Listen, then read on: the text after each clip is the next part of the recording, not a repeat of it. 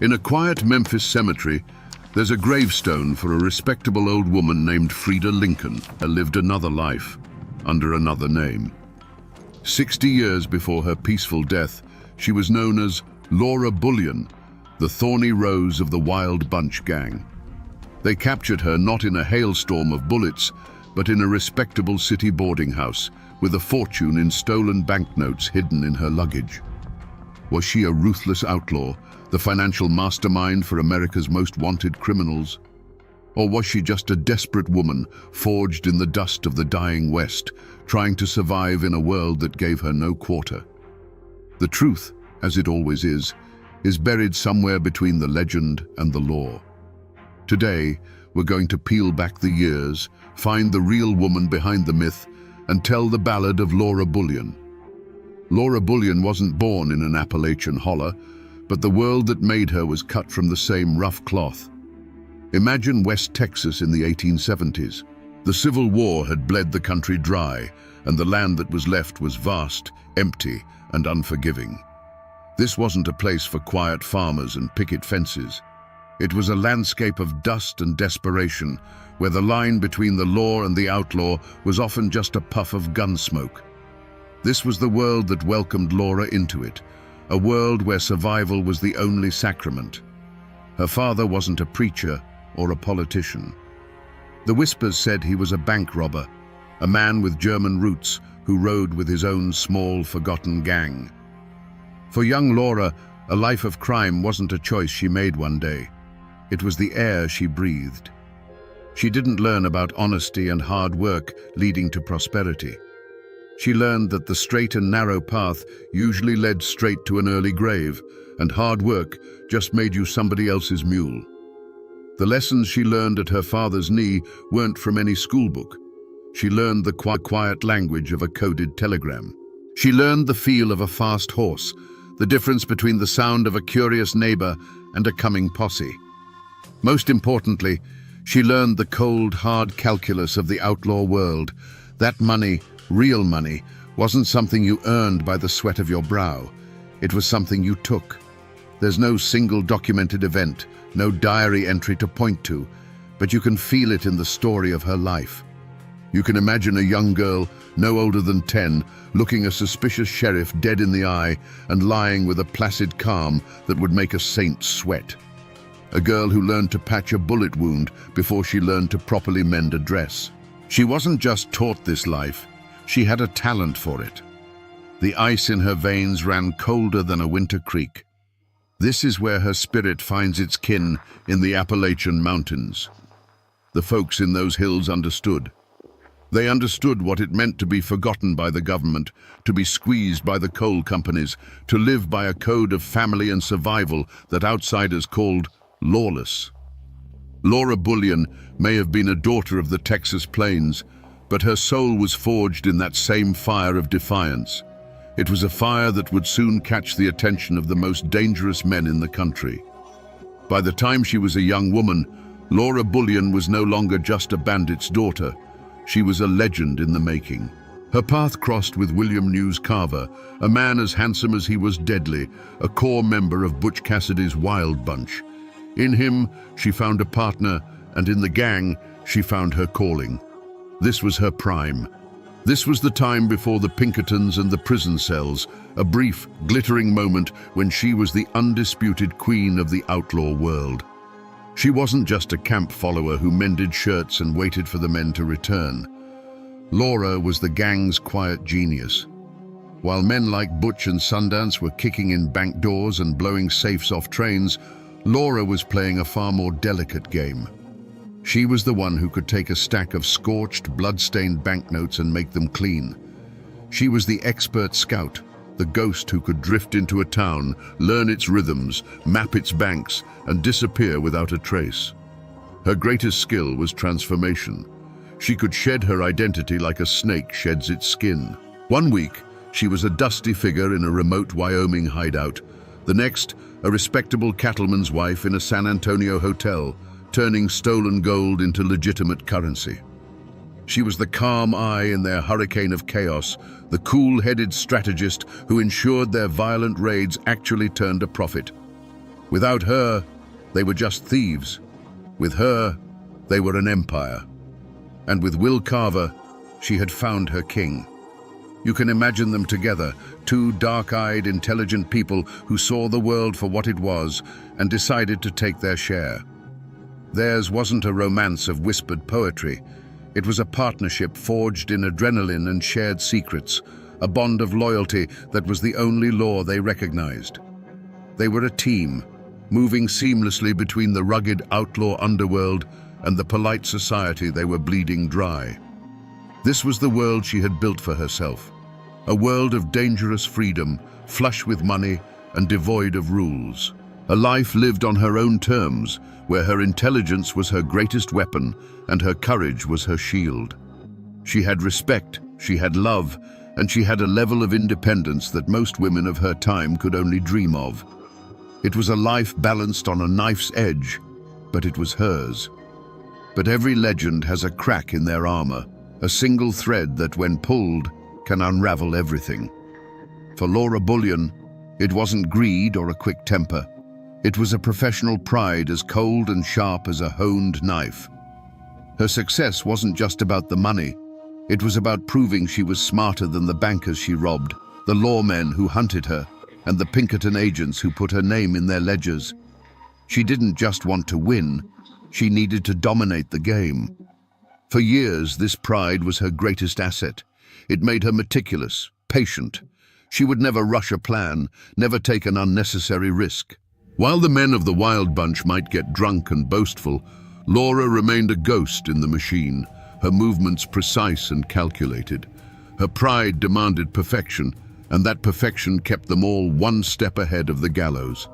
It was her signature, this flawless execution. But things changed. Will Carver was killed in a shootout, a bloody end to her first great partnership. Her new man was Ben Kilpatrick, the tall Texan. Kilpatrick was a formidable outlaw, a giant of a man, but he lacked Carver's cool finesse. He was a hammer where Carver had been a scalpel. And in her relationship with him, Laura's pride began to shift. It morphed from a cautious professionalism into a dangerous overconfidence. Perhaps she believed she was smart enough for the both of them, that her intelligence could shield his recklessness. This is where the armor cracked. After the Great Northern train robbery, they were sitting on a fortune in stolen banknotes. The old Laura, the one whose pride was rooted in caution, would have known those notes were poison. She would have burned them or buried them. But the new Laura, the one who had outsmarted the law for years, saw a challenge. Passing those notes wasn't just a necessity, it was the ultimate proof of her superiority. It was a direct taunt to the entire system of law and order. Her pride had become hubris. She began to believe she was untouchable, that her will alone was enough to bend reality. She convinced herself that she could walk into a city like St. Louis and through sheer audacity make those hot banknotes spendable. This fatal pride, the very thing that had fueled her rise, was now blinding her to the simple, deadly truth of a telegraph wire and a circulated serial number. The boom of dynamite on July 3rd, 1901 didn't just split open a train car. It split Laura Bullion's life in two. Near Wagner, Montana, Ben Kilpatrick and the remnants of the Wild Bunch pulled off their last great score, stopping the Great Northern Express. They escaped with a fortune, over $40,000 in fresh, unsigned banknotes.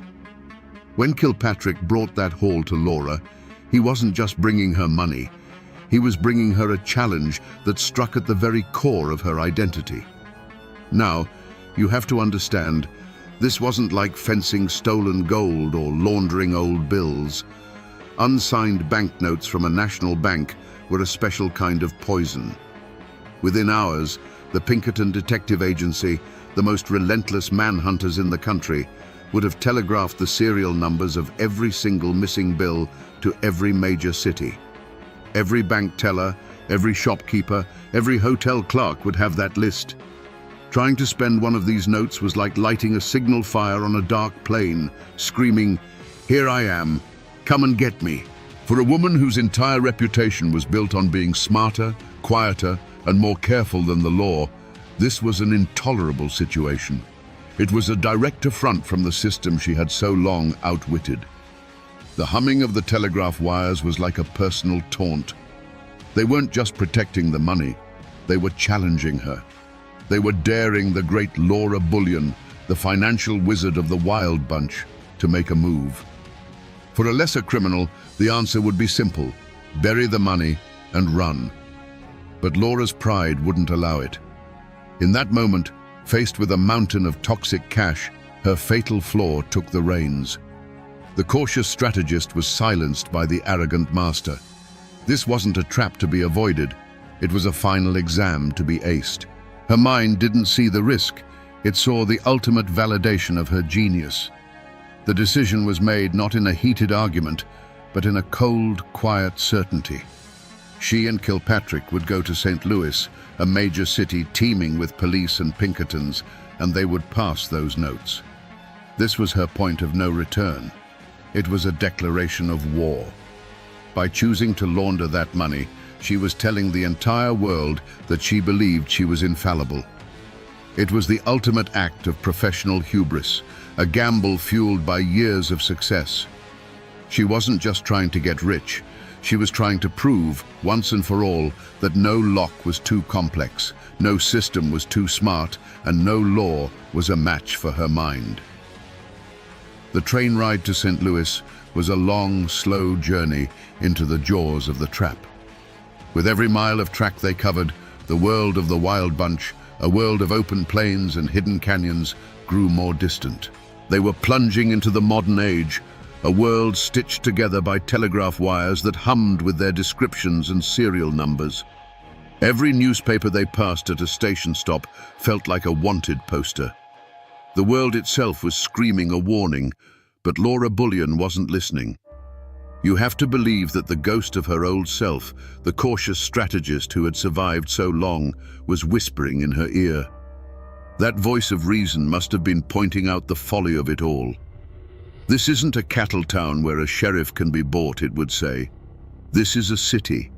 They have police departments, detective bureaus, and telegraph offices on every corner. The game has changed, Laura.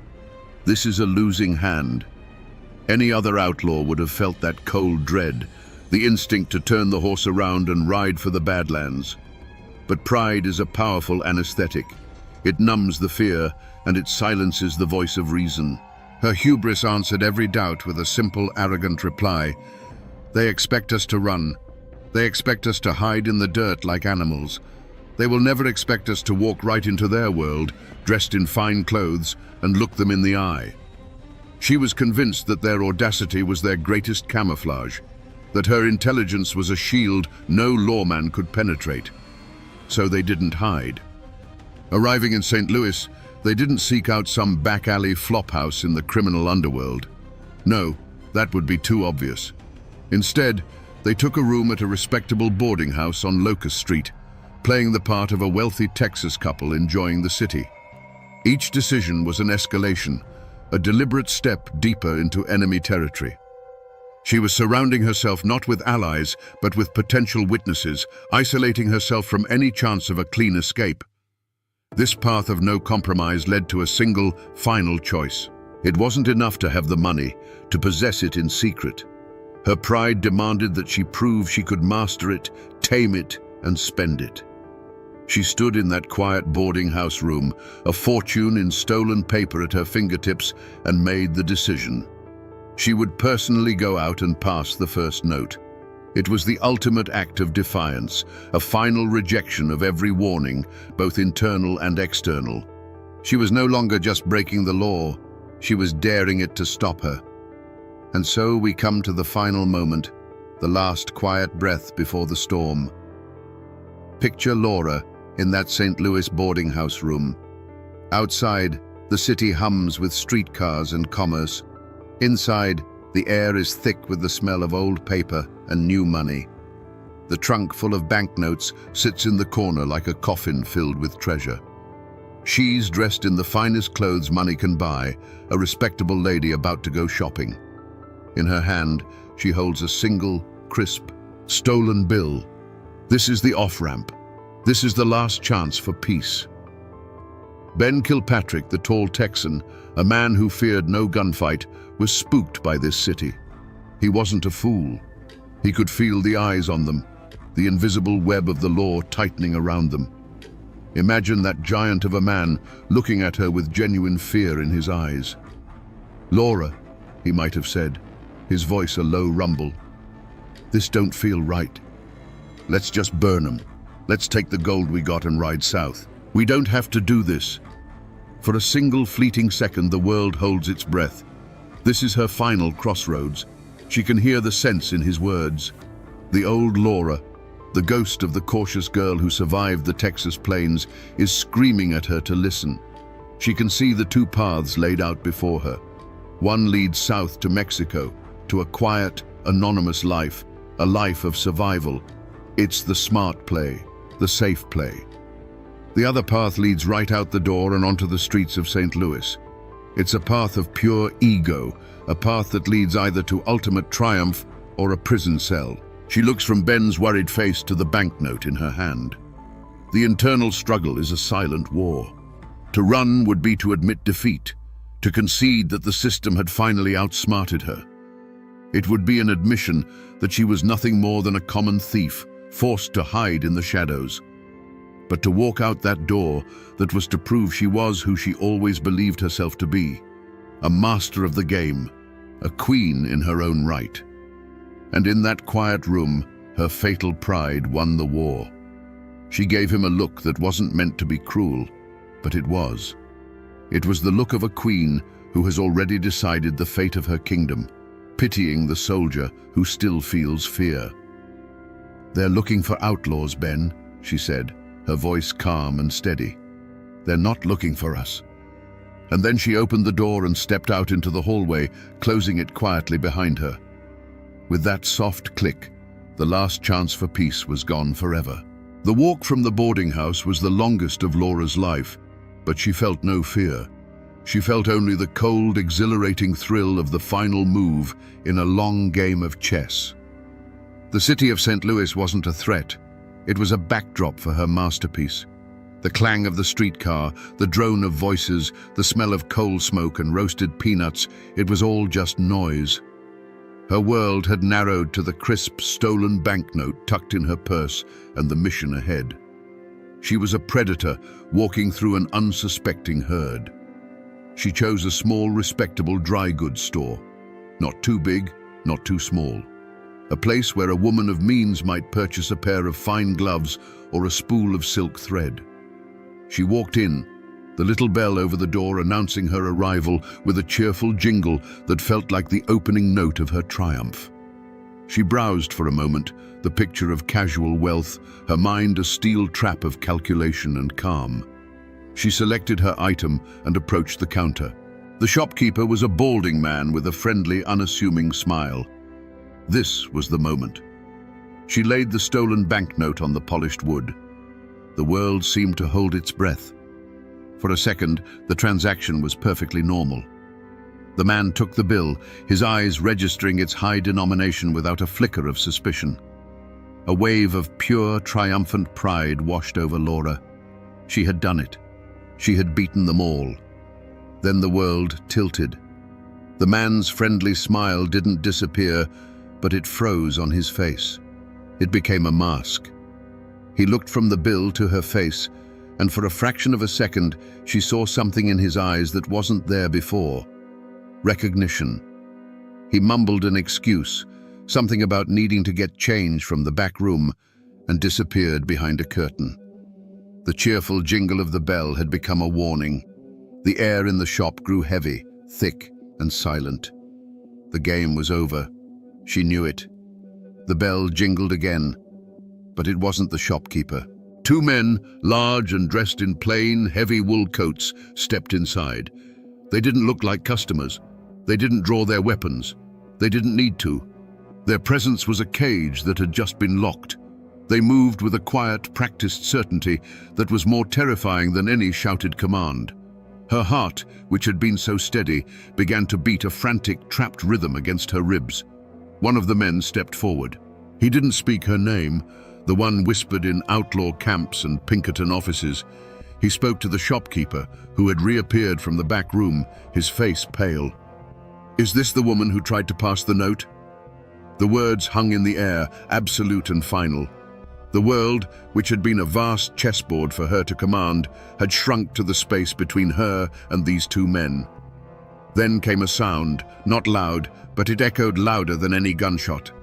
It was the quiet, metallic click of a pair of handcuffs being opened, then another as they closed around her wrists. The cold steel felt like a brand, a permanent declaration of her defeat. The argument she had been having with the entire world, her silent insistence that she was smarter and untouchable, was suddenly, permanently over. The thorny rose had finally been plucked. As the cold steel of the handcuffs locked around her wrists, there was no explosion of violence, no desperate struggle. There was only a cold, quiet finality. The intoxicating pride that had carried her out the boarding house door, that had felt like an impenetrable shield, simply vanished. In its place was a vast, hollow emptiness. The world, which had seemed so sharp and clear moments before, was now a dull, grey blur.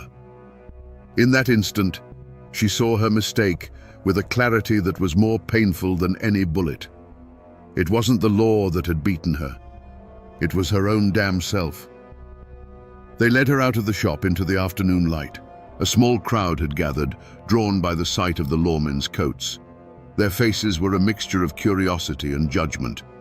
But Laura Bullion did not look away. She held her head high, her back ramrod straight, and walked to the waiting police wagon. Her face was a mask of stone. This was her last performance. She would not give them the satisfaction of seeing her break. She would not let them see the terror and regret that was now a frozen lump in her chest. Her silence was the only weapon she had left. At the police station, the questions were inevitable. The lawmen weren't fools. They knew a score this big wasn't a solo job. They knew about the Wild Bunch, and they knew about Ben Kilpatrick. They laid it out for her in the dim light of an interrogation room. "Where is he, Laura?"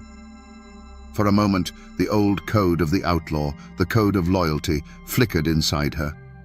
But it was just an ember. The fire was out. The game was over. Protecting him now was pointless. It would only delay the inevitable by a few hours. For Laura, this was the last move on a board where she had already been checkmated. It was no longer a question of honor, but of cold, hard logic. The strategist in her, the part that had been silenced by hubris, made one final pragmatic calculation. With a voice devoid of emotion, a voice that sounded like a stranger's, she gave them the address on Locust Street.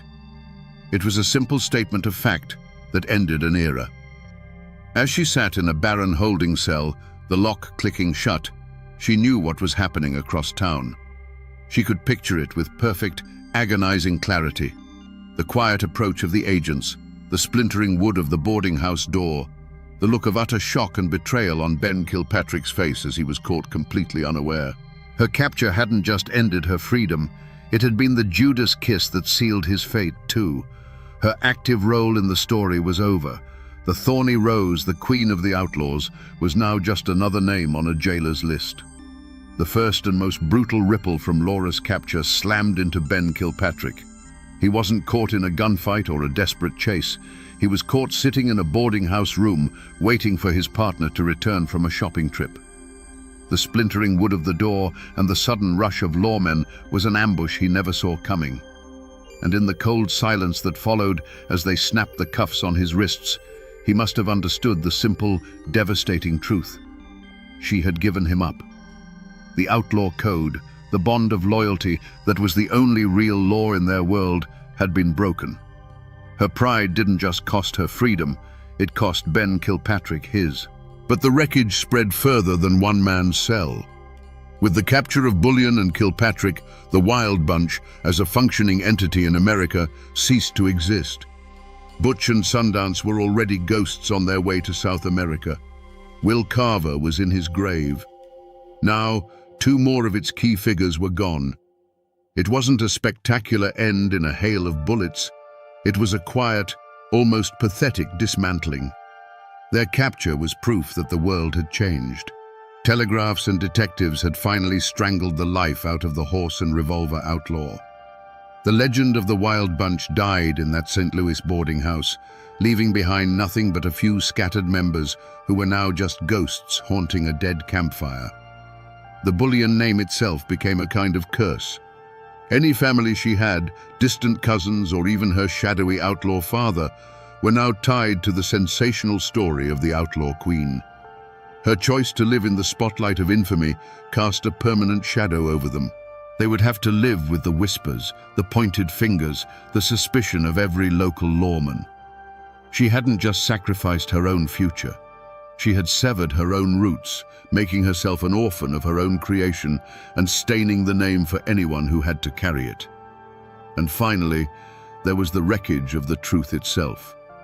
The newspapers had a field day. They didn't tell the story of a complex, intelligent woman who made a fatal error in judgment. They told the story of a gunslinging queen, a caricature of a woman driven by greed and a lust for violence.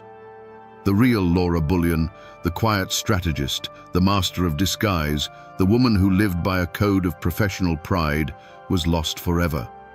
She was replaced by a cheap headline. The tragedy wasn't just that her life of crime came to an end, but that the real story of who she was and why she did it was buried under a mountain of newsprint. When Laura Bullion stood trial, it wasn't just a woman facing a judge. It was a clash of two separate Americas. You can just imagine her, a creature of dust and wind, standing perfectly still in a polished St. Louis courtroom. Her world was one where justice was decided by a fast horse and a firm trigger finger. This new world was a sterile place of paper and ink, of lawyers in stiff collars speaking a language of statutes and precedents she neither knew nor respected. She faced the machinery of the modern legal system, and she did not flinch. The prosecution's case was a simple, brutal piece of clockwork. They had the stolen banknotes, they had the testimony of the shopkeeper, they had the arresting officers, and most damning of all, they had Ben Kilpatrick, captured because of the information she provided.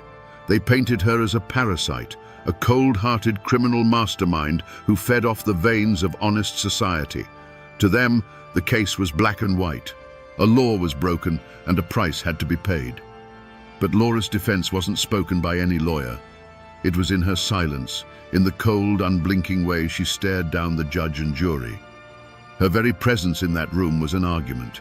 She was a product of the outlaw code, a belief that the real criminals weren't the people who robbed the trains, but the railroad barons and bankers who had already stolen the country from the common man.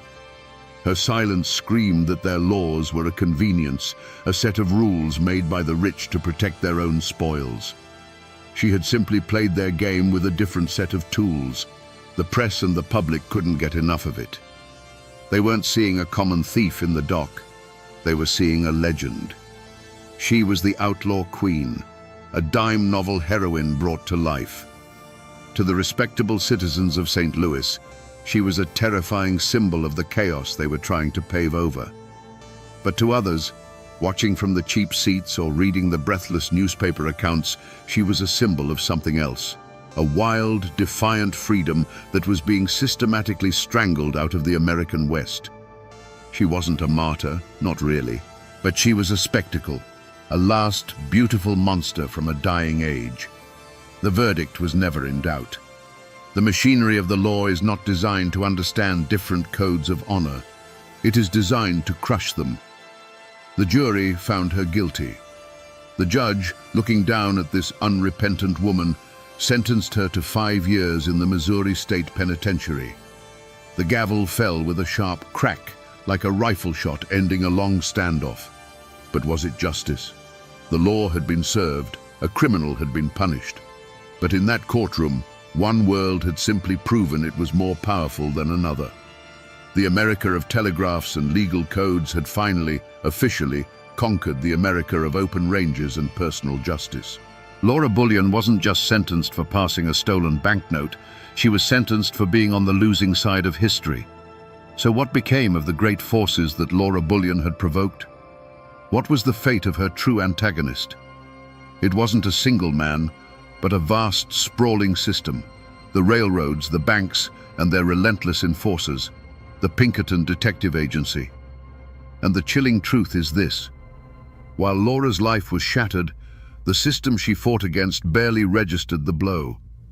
The Great Northern Railroad didn't miss a single scheduled run. The National Bank of Montana, having had its stolen banknotes taken out of circulation, simply printed more.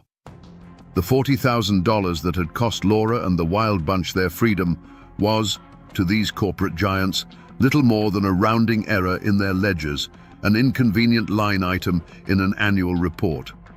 They were not wounded, they were annoyed. Their power didn't diminish, it grew. The very forces of industrial America that she had tried to bleed continued their march, paving over the Wild West she represented without even looking back. And the Pinkertons? They didn't celebrate a grand victory over a worthy foe. For them, Laura Bullion was not a legend or an outlaw queen. She was a case file. Her capture was a professional success, a testament to their modern methods of information sharing and relentless pursuit. They closed the file, collected their fee, and moved on to the next train robber, the next union organizer, the next threat to their clients' profits. Her personal tragedy was just a statistic that proved their system worked. This is the ultimate bitter irony of Laura Bullion's story. It was never a fair fight. She wasn't a rebel fighting a tyrant. She was a woman with a revolver and a sharp mind standing in the path of a locomotive. The outcome was never in doubt. Her antagonists, faceless, impersonal, and impossibly powerful, didn't need to seek revenge or meet some form of cosmic justice. Their victory was simply to continue existing, to keep growing while she was locked away, forgotten. It wasn't a story of good versus evil. It was the story of an individual versus an institution, and the institution always wins. In 1905, after serving 3.5 years, a woman walked out of the Missouri State Penitentiary. She was 30 years old, but the fire in her eyes had been banked to a cold ember. The world she walked back into was not the one she had left. The whine of the telegraph wire had replaced the howl of the coyote. Automobiles were starting to appear on city streets. The Wild West, her Wild West, was not just dying, it was dead and buried. The ghosts of the Wild Bunch, her only real family, were scattered to the four winds. Butch and Sundance had vanished into South America, destined for a bloody end in a Bolivian village. Ben Kilpatrick was still languishing in prison, and when he finally got out, his old instincts would lead him straight to another train robbery and a grisly death by an ice mallet. The community she had once ruled hadn't rebuilt. It had been systematically exterminated. There was nothing left to go back to. Laura Bullion understood this with a cold, absolute clarity. Her name was now a permanent fixture in the ledgers of the law. To continue as Laura Bullion was to live as a hunted animal, a relic waiting to be put in a cage for good. So she made the most audacious choice of her life. It wasn't to rob a bank or a train, it was to commit the perfect murder, the murder of her own identity. Laura Bullion died sometime in 1905. In her place, a new woman was born, Frieda Lincoln. She moved to Memphis, Tennessee, deliberately choosing a quiet southern city far from the dust of her past. There, the outlaw queen, the financial genius of the Wild Bunch, became an interior designer and a seamstress. She lived a life of deliberate, crushing anonymity. She joined a church. Her neighbors knew her as a respectable, if quiet, widow. No one in her new life ever suspected that the polite woman who helped them pick out curtains had once counted scorched money for the most wanted men in America. Her past became a ghost that only she could see. Her legacy wasn't a family to carry on her name, but a silence she had to maintain every single day for over 50 years. The outlaw community hadn't buried the memory of its glory days. She had buried her own, digging a grave for it so deep that no one would ever find it. She survived, but she did it by becoming a ghost in her own life. And yet, if you go looking for Laura Bullion today, you won't find much. There is no crumbling cabin bearing her name, no remote canyon called Bullion's hideout. For 60 years, she worked tirelessly to erase every physical trace of herself from the American landscape. And she succeeded. The only tangible piece of her that remains is that quiet gravestone in Memphis, a final, perfect disguise in stone, bearing the name Frida Lincoln. But the ghost of a name is harder to kill than a person. Laura Bullion's story didn't die. It mutated. It escaped the prison of fact and became a legend. Her name is still whispered by historians of the Old West, a fascinating footnote in the saga of the Wild Bunch. She has become an archetype, the outlaw queen. In this legend, she's often stripped of her true, quiet genius, her skill with numbers and disguises, and is instead reimagined as a pistol-packing hellcat, riding alongside the men with guns blazing. It's a more exciting story, perhaps, but it's a paler version of the truth. Her life has become a different kind of cautionary tale, one not told to scare children, but one that fascinates adults. It's a story about the awesome, terrifying power of self-reinvention. It asks the question, can you ever truly bury your past? Can a life of such thunderous rebellion ever find peace in the quiet hum of anonymity? For 56 years, she proved that it could. But her death and the rediscovery of her true identity proved that the past is never truly dead. It just waits. So while the woman is gone, her spirit does haunt the landscape of our history. She haunts the gaps in the story, the spaces where women were ignored or forgotten. She is the ghost that forces us to look closer at the old photographs of the West, to look past the famous men with their guns and mustaches, and to wonder about the silent, watchful women in the background. Her story is a crack in the glossy, romantic myth of the Old West, a reminder that behind every famous outlaw, there might have been a woman who was smarter, quieter, and far more dangerous than the history books ever let on. So in the end, we come back to the question we asked at the start. Was Laura Bullion a hero or a villain? The truth is, she was neither. She was something far more rare. She was a brilliant mind born into a world that had no place for her ambition. She was a queen in a kingdom of dust and gunpowder, a kingdom that was already sinking into the sea of the modern world. To call her a hero is to ignore the wreckage she left behind. But to call her a simple villain is to ignore the courage and genius it took to live the life she did. Ultimately, this isn't just a story about robberies and getaways. It's a story about pride. It's a chilling lesson in how a person's greatest strength can curdle into their most profound weakness. Laura's meticulous, arrogant pride was the engine that drove her success, allowing her to outwit and outmaneuver the entire system. But that same pride blinded her to the fact that the system was bigger than she was, and it made her believe she was infallible. She was a master strategist, brought down not by a Pinkerton's bullet, but by a fatal move of her own making. She survived, yes, but only by killing the most vibrant part of herself. She traded a life of thunderous rebellion for one of silent, lonely penance. The story of her two lives, one as an outlaw queen, the other as a quiet seamstress, is the story of a woman who was at war not just with the world, but with her own nature. And that, my friends, is the Ballad of the Thorny Rose, a woman who proved you can escape the law, but you can never truly escape yourself. Imagine the deepest, darkest night in the Ozark Hills, where the silence is shattered not by a scream, but by the thunder of hooves. Riders emerge from the mist, but they are not men.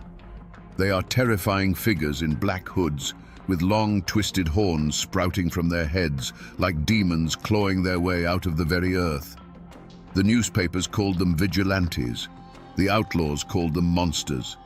But their neighbors called them something else, the bald knobbers. But here is the bone-chilling question history has tried to bury. What happens when the men who promised to save you from the darkness become the darkness itself?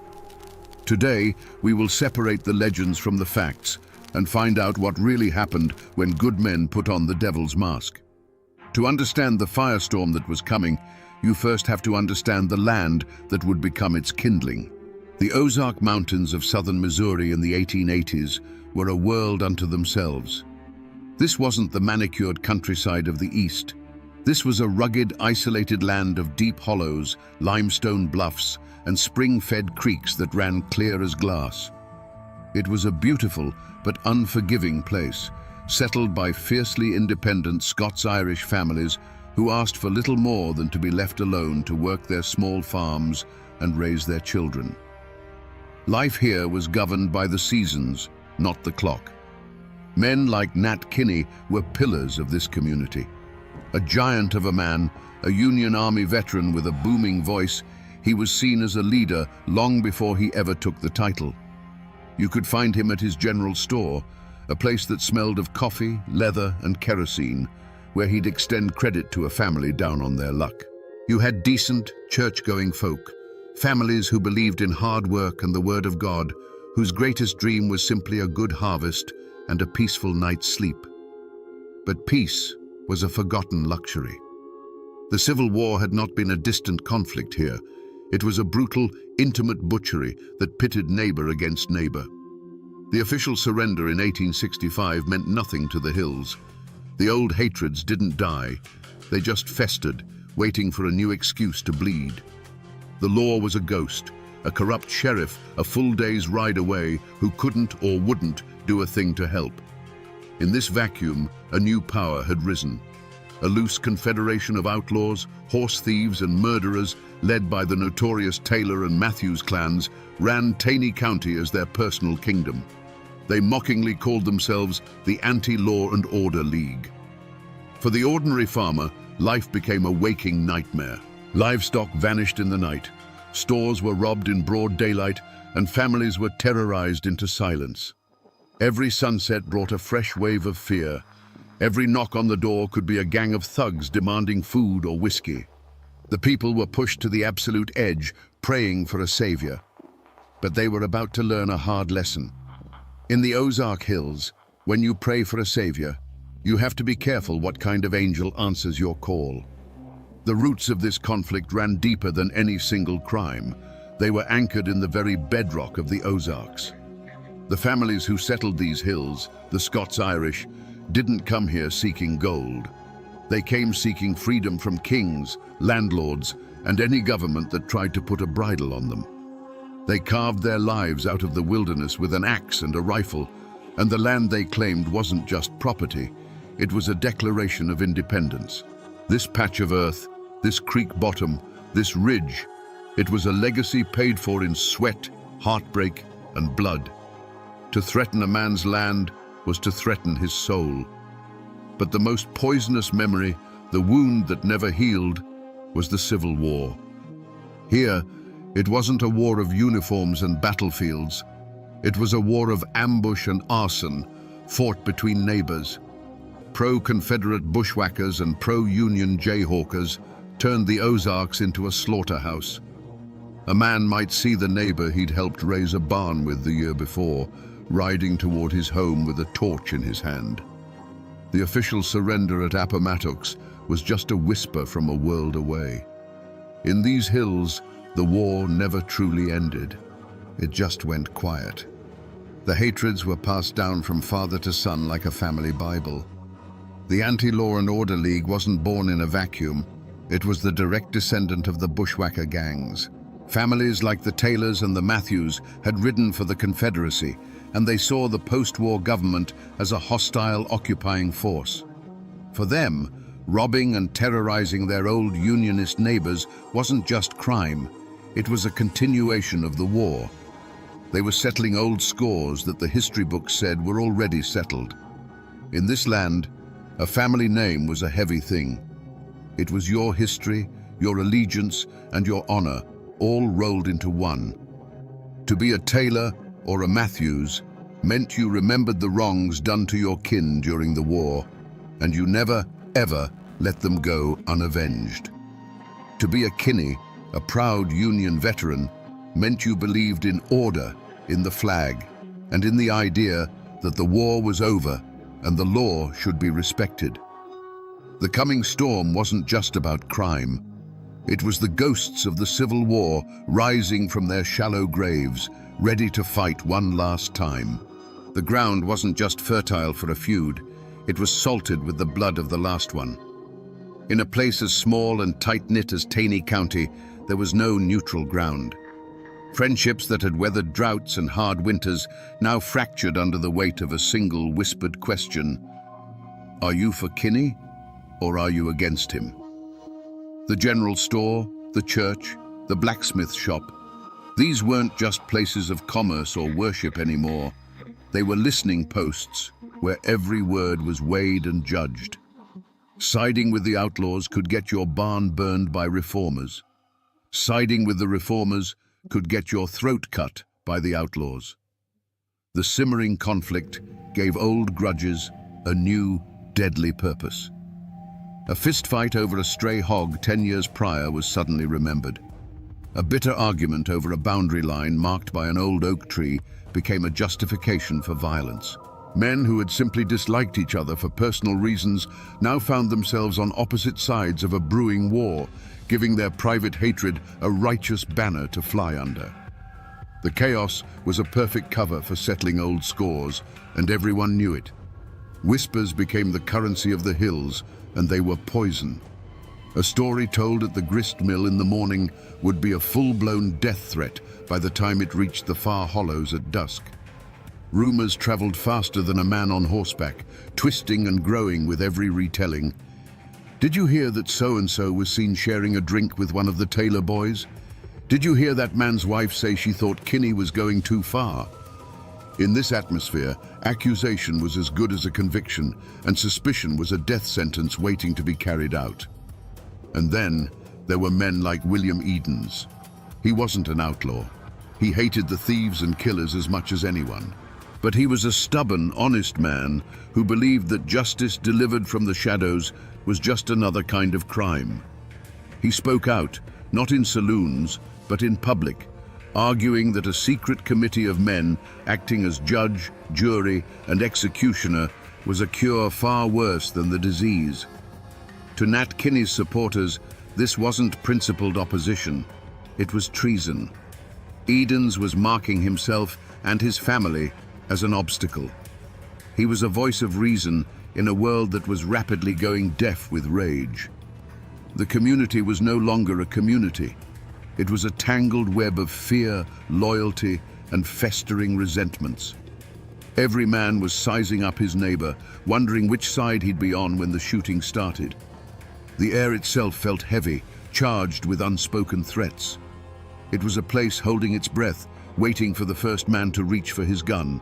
In the hollows, where old beliefs clung like moss to the north side of an oak, people felt the change in the air. The old folks would tell you the land itself was sick. They said the panthers cried with a human voice at night, a sound that meant blood was about to be spilled. A strange, unseasonable fog would roll in before dusk and refuse to burn off by morning, shrouding the hills in a ghostly silence. Women spoke in hushed tones of unsettling dreams, dreams of faceless riders and burning homes, of a darkness that had a shape and a name they couldn't quite speak. These weren't just superstitions, they were the collective dread of a community beginning to fracture under an unbearable pressure. The true omen, however, wasn't in the sky or the woods. It was in the eyes of Nat Kinney. The man who once offered easy credit and a kind word was gone. In his place was a figure of pure, righteous fury. His voice, once used for friendly greetings, now boomed with the fire of an Old Testament prophet calling down damnation. He was the human catalyst, the gathering storm cloud. When he sent word, man by man, for a secret meeting at the schoolhouse on that treeless hill, that bald knob, it wasn't an invitation. It was a summons. It was the moment the vague, simmering anger of the people began to sharpen into a weapon. On that cold night in 1885, as a dozen men slipped away from their cabins, their wives felt a knot of dread tighten in their stomachs. They saw their husbands clean their rifles, not with the calm focus of a man going hunting, but with the grim determination of a man going to war. They didn't know the specifics of the meeting, but they understood its nature. This wasn't about building a new fence or organizing a church social. This was about blood. They were trying to cast out the devil, but they couldn't shake the terrible feeling that to do so, their husbands were about to invite a whole new kind of demon into their homes. The shadow of what was to come was already falling across their doorsteps. Inside that cold schoolhouse, by the flickering light of a single lantern, Nat Kinney's voice was a clap of thunder. He laid out the nightmare they were all living, the stolen livestock, the terrorized families, the mockery of the law. He told them that if the government had forsaken them, then they would have to become their own government. If the law wouldn't protect them, they would become the law. That night, they swore a blood oath of secrecy and allegiance. They were no longer just a dozen angry farmers. They were an army. They were the bald knobbers. And an army needs an enemy to fight. They didn't start with the hardened outlaws. Their first target was chosen carefully, a notorious wife-beater, a man despised by the community, but untouchable by the law. One moonless night, the silence of a lonely hollow was shattered by galloping hooves. The man was dragged from his bed, not by his neighbors, but by a circle of horned, silent demons. They tied him to a tree and whipped him raw with a hickory switch. They didn't speak a single word. When they were done, they melted back into the darkness, leaving him bleeding and terrified. It was a message, brutal and clear. There was a new power in the hills, a power that saw everything. The reaction was immediate. Decent folk, who had lived in fear for so long, breathed a collective sigh of relief. The whispers were no longer of fear, but of gratitude. Justice had been done. This success was like a drug to the bald knobbers. It emboldened them, swelling their ranks and hardening their resolve. They moved from punishing social outcasts to targeting the outlaws themselves. They burned down the corrupt saloons and gambling dens that served as the gang's headquarters, a direct assault on their power. The true point of no return came a few weeks later. A crude notice was nailed to the door of a known horse thief's cabin. It didn't have a signature, only a crude drawing of a horned mask. It gave the man and his associates 24 hours to leave Taney County. There was no negotiation, no trial. It was an ultimatum: leave or be found hanging from an oak tree. This was no longer about punishing a single sin. This was a declaration of war. The bald knobbers had taken it upon themselves to cleanse the entire county by force. The first drops of blood, drawn by a hickory switch, had been a test. Now, having found their power, they were promising a flood. The outlaws, for the first time, were scared. And a scared man with a gun is the most dangerous thing in the Ozark Hills. The war had begun. Power born from rage is a fire that eventually consumes the hand that wields it. The bald knobbers, once hailed as saviors, had begun to believe their own legend. Their enemy was no longer just the outlaw, it was anyone who questioned their methods. William Edens, the outspoken farmer who dared to call their shadow justice a crime, became the focus of their festering anger. On a cold night in 1887, they decided his voice would be silenced forever. This time, there were no ghostly horns, no pretense of demonic judgment. A large group of men, their faces bare in the moonlight, surrounded the small, isolated cabin. The pretense was over. This wasn't a warning, it was an execution. Inside, the Edens family and their house guest, Charlie Green, were asleep, unaware that their world was about to end. The first sound was not a knock, but a chorus of angry shouts from all sides, a predator's cry that left no room for escape. Then, the night exploded. It wasn't a single shot, but a deafening, continuous roar as dozens of rifles opened fire at once. The thin wooden walls of the cabin offered no protection. They might as well have been made of paper. The air filled with the shriek of splintering wood and the high-pitched shattering of the window panes. Inside, it was a hurricane of lead and splinters. The lantern on the table danced crazily from the impacts before its glass chimney burst, plunging the room into a terrifying darkness pierced only by the muzzle flashes from the tree line. Through the eyes of Edens' wife, it was a nightmare of incomprehensible chaos. She felt a searing pain in her own body as she fell. She heard a sharp final gasp from her husband, followed by the heavy, dull thud of his body collapsing onto the floorboards he had laid with his own hands. From the corner where their guest, Charlie Green, had been sleeping, there was a second thud, and then a profound silence. The attackers kept firing long after any movement inside had ceased, their fury needing to exhaust itself into the unresisting wood. And then, just as suddenly as it began, the shooting stopped. The silence that rushed back in was heavier, more terrifying than the noise. The only sound was the wind whistling through the new, ragged holes in the walls. The sharp, acrid smell of gunpowder hung in the air, thick enough to taste. It was the smell of murder. When the first rays of dawn finally crept into the shattered cabin, they illuminated a scene of utter devastation. The moonlight streamed through dozens of fresh holes in the walls, creating a horrifying constellation of death. There were no masks, no warnings, no hickory switches. This wasn't vigilante justice. This was a cold-blooded massacre.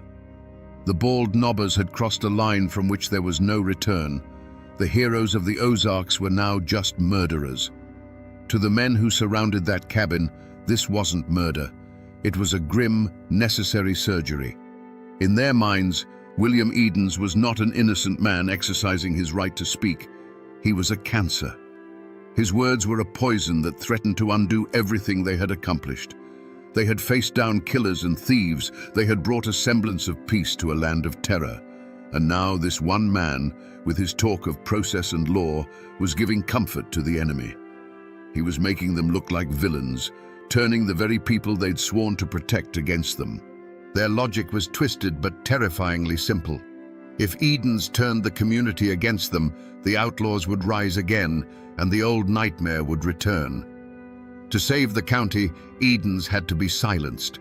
The transformation from savior to killer had been gradual, almost imperceptible. It began the first time a man used his horned mask to settle a personal score. It grew each time they took a fine that felt more like extortion. The righteous fire had slowly burned down into the cold, hard ash of self-preservation. The switch flipped the moment they realized that Edens' arguments were working. The fear of losing control, of being exposed, arrested, and hanged by the very law they had replaced, became a paranoia that consumed them. The mission was no longer about saving Tiny County. It was about saving the bald knobbers from their own destruction. That is why they didn't wear their masks that night. This wasn't a symbolic act of justice. It was a personal, brutal act of elimination. But what did they feel as they walked away from that bullet-riddled cabin, leaving the smell of gunpowder and death hanging in the night air? There was no triumph. There was no righteous satisfaction.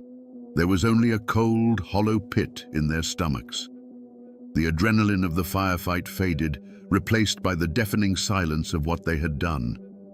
They had just slaughtered a man in his bed, in front of his wife. They had become the very monsters they once hunted, night-riding killers who brought terror to the innocent. On the dark ride home, a few might have tried to justify it with hollow bravado, muttering it had to be done. But in the quiet of their own homes, alone with their thoughts, the truth would be waiting. The image of that splintered door, the sound of the glass shattering, the memory of the final heavy silence from inside the cabin. They hadn't felt like judges or executioners. They had felt like butchers. And in that chilling private moment of self-awareness, they finally understood. The horned mask wasn't something they wore anymore. It was something they had become. The silence that followed the gunfire was a living thing, a heavy blanket of horror that smothered the hollow. Inside the cabin, the cold night air began to creep through the dozens of new holes in the walls, carrying with it the sharp, metallic smell of gunpowder and fresh blood. For what felt like an eternity, the only movement was the moonlight shifting across the floor, illuminating the two still forms and the splintered wreckage of a once peaceful home. But there was a survivor. Gravely wounded, drifting in and out of consciousness, was William Edens's wife. The pain was a fire in her body, but a colder, fiercer fire burned in her mind, the need to bear witness. She could not let them get away with this. She couldn't scream. Her lungs wouldn't obey. So she began to crawl, dragging her wounded body across the floor, past the body of her husband, out the shattered door, and into the freezing mud of the yard. Every foot was an agony, a testament to a will that refused to be extinguished by a volley of bullets. Her destination was the nearest neighbor, a lifetime away in the darkness. When the first neighbors arrived at dawn, summoned by the wounded woman's desperate gasps, they were met with a scene that would be forever seared into their minds. This wasn't the work of outlaws. This was something different, something more terrifying. The sight of William Edens, a good and honest man, lying dead on his own floor, turned the community's stomach. The awe and respect many had held for the bald nobbers curdled into pure, unadulterated horror. They hadn't just killed a man, they had murdered a neighbor in his bed. The news of the Edens massacre was a lit match dropped on a dry tinderbox. It traveled faster than any posse, a wave of shock and revulsion that swept through the Ozark Hills. The story was told in hushed, horrified tones at every crossroads and general store. They hadn't worn masks. They had shot the house to pieces. Mrs. Edens had survived. The killers' identities, long whispered in secret, were now spoken openly, names attached to an unforgivable crime. This was too blatant, too savage for even the corrupt local authorities to ignore.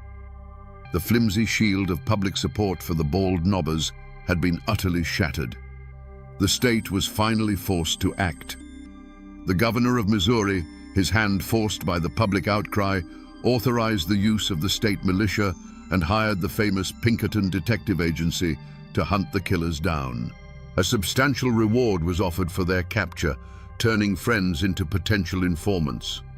The hunt was on, not just by a local sheriff, but by the full, vengeful power of the law they had so arrogantly replaced. The hunters had officially become the hunted. The murder of William Edens was not a stone dropped in a pond. It was an earthquake that split Taney County right down the middle. There was no more gray area, no room for neutrality. The invisible lines of allegiance that had been forming for months were now drawn in blood. You were either for the bald nobbers, believing they were the only thing standing between order and chaos, or you were against them, believing they had become a murderous tyranny. The question was whispered over fence posts, argued in hushed tones in the back of the general store, and sometimes settled with fists in the dusty street. Families who had shared pews for generations now glared at each other over the tops of their hymnals, the preacher's words about forgiveness ringing hollow and meaningless. The community, once a source of strength, was now a web of suspicion. Every shadow could hold a spy, and every friendly greeting could be a test. A conspiracy of silence fell over the hills, but it wasn't the silence of ignorance. Everyone knew who pulled the triggers that night. The killers were their neighbors, their cousins, the men they'd helped raise barns with. But to speak that knowledge aloud was to paint a target on your own family's door. Fear was a gag in the mouth of justice. In response to this new terror, an opposition finally took shape. They called themselves the Anti-Bald Nobbers. This wasn't a formal army, but a desperate coalition of the outlaws' families, old enemies of Kinney, and decent men who were simply horrified by the Edens massacre. The hills erupted into a full-scale guerrilla war. A bald nobber's barn would mysteriously catch fire in the night. An anti-bald nobber would be ambushed on a lonely road. Shootouts became common, turning the quiet mountain trails into killing grounds. Amid the terror, there were quiet acts of breathtaking courage. A neighbor, knowing the risk, would leave a basket of food on the porch of the surviving Edens family under the cover of darkness. Another, his conscience finally outweighing his fear, would slip away to meet with the Pinkerton detectives, his whispered testimony the first crack in the wall of silence. But for every act of courage, there was an act of cowardice. Men who knew the truth would provide false alibis for the killers, choosing the bonds of kinship or the safety of their own skin over the rule of law. The community was eating itself alive, and the war for the soul of the Ozarks had begun in earnest. The law that had been a ghost in Taney County for a generation finally arrived, and it arrived as an army. The state militia, disciplined and impersonal, marched into the hills, their blue uniforms a stark contrast to the greens and browns of the Ozarks. Alongside them came the Pinkerton detectives, quiet, observant men in city clothes who missed nothing. They weren't swayed by old loyalties, and they weren't intimidated by local reputations. They brought with them the cold, methodical logic of the ledger book and the arrest warrant. An unlikely and dangerous posse was formed. It was a volatile mix of state troopers, professional detectives, and the raw, vengeful fury of the anti-bald nobbers. For the lawmen, these local guides were a necessary evil, men who knew the secret paths and hidden hollows. For the anti-bald nobbers, this was their chance for revenge, now sanctioned by the state. They hunted their own kin, leading the militia to the doorsteps of men they had known their entire lives. The chase that followed was a brutal ordeal against the land itself. The wanted men were not fools. They were sons of these mountains. They knew every cave, every rock outcropping, every spring that could hide a man. They could melt into the dense woods like smoke. For the pursuing militia, many of them flatlanders, the Ozarks became a green hell of steep ridges, sudden drop-offs, and thorny thickets that tore at their uniforms and their resolve. Days turned into weeks of grueling patrols, of false leads and near misses. The mountains, which had been the bald nobbers' fortress, were now their last, desperate sanctuary. But the real weapon that brought them down wasn't the rifle, it was the whisper. The governor's reward money was a powerful temptation, but it was the presence of the militia that truly broke the spell of fear. For the first time, people who knew the truth felt safe enough to speak it. A farmer, his conscience gnawing at him, would secretly meet a detective and trade a name for a promise of protection. A woman, tired of the bloodshed, would leave an anonymous note detailing a hiding spot. One by one, the cracks in the wall of silence began to spread. The end came not in one epic firefight, but in a series of swift, merciless raids. Acting on the new intelligence, the militia would surround a cabin in the pre-dawn darkness, their rifles appearing like a thorny crown around the house. Some men were taken from their beds, blinking in confusion as the cold steel of handcuffs snapped onto their wrists. Others tried to fight, their defiance ending in a brief, desperate exchange of gunfire. A few, run to ground in a remote cave, simply gave up, their faces gaunt with hunger and the knowledge that the game was over.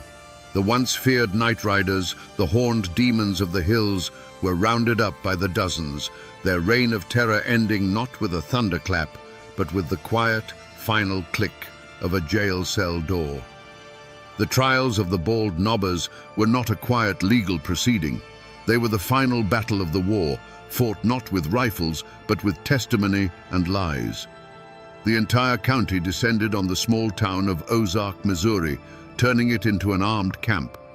State militia with bayonets fixed stood guard on the courthouse steps and at the doors, their stoic presence a thin wall against the seething tension in the streets. Inside, the courtroom was packed to the rafters, a stifling, airless space filled with the families of the accused, the families of the victims, and curious onlookers, all watching each other with a mixture of hatred and fear. The air was thicker than summer molasses, heavy with the unspoken threat that the violence outside could erupt within these walls at any moment. This was a clash of two worlds. In the dock sat the accused, hardened hillmen, their weathered faces looking utterly out of place against the polished wood of the court.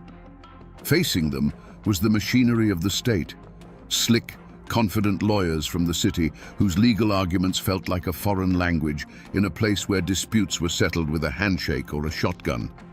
Witnesses were called to the stand, their hands trembling as they swore on the Bible. You could see the terror in their eyes. As they spoke, their gaze would drift to the gallery, where the kin of the accused sat in stony silence, a silent but powerful reminder that after the judge and jury were gone, the mountains and their long memories would remain. Witness intimidation didn't require a single word, only a steady, unblinking stare. The defendants themselves showed no remorse. Led by Dave Walker and his son, they carried themselves not with the shame of murderers, but with the defiant pride of captured soldiers. They rarely looked at the judge or the jury. Their eyes were fixed on their own people in the crowd, a silent exchange of loyalty that defied the authority of the court. In their minds, they were being tried by a foreign power for an act of war, for executing a traitor who threatened their cause. They did not recognize this law, and they would not bow to it, even with the shadow of the gallows falling over them. The great captain, Nat Kinney himself, was not among them in the dock for this final judgment. He had a solid alibi for the night of the Eden's murder and was acquitted in a separate trial, a legal technicality that felt like a dagger in the heart of true justice. The mastermind, the voice that had summoned the demons in the first place, would walk free. The state needed convictions, and it focused its full weight on the men whose triggers had been pulled that night. The jury, a group of terrified local men, deliberated under immense pressure, knowing their decision could make them heroes to one half of the county and targets to the other. Finally, they filed back in, their faces grim. The foreman stood, his voice shaking slightly as he read the verdict. Guilty. 4 men, Dave Walker, his son Bill, John Matthews, and Tubal Matthews, were sentenced to be hanged by the neck until dead. A collective gasp sucked the air from the room, followed by a single piercing sob from the Walker family pew. The condemned men did not flinch. They simply stood, their faces like granite, and were led away. The law of men had spoken. The gallows would have its due. But as the crowd shuffled out into the tense evening air, the question hung unspoken between them.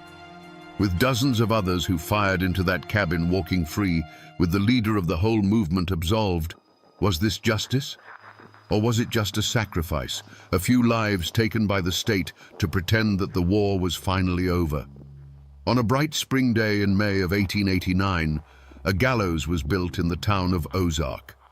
A crowd gathered, not to cheer, but to watch in grim silence as Dave Walker, his son Bill, John Matthews, and Tubal Matthews were led to the platform. The trapdoors fell, the ropes snapped taut, and the law of men had its final, brutal word. But for the Ozark Hills, this was not an ending. It was simply the beginning of a long and bitter reckoning. The great captain, Nat Kinney, had walked out of the courtroom a free man, but the Ozark Code of Justice he had unleashed had a long memory.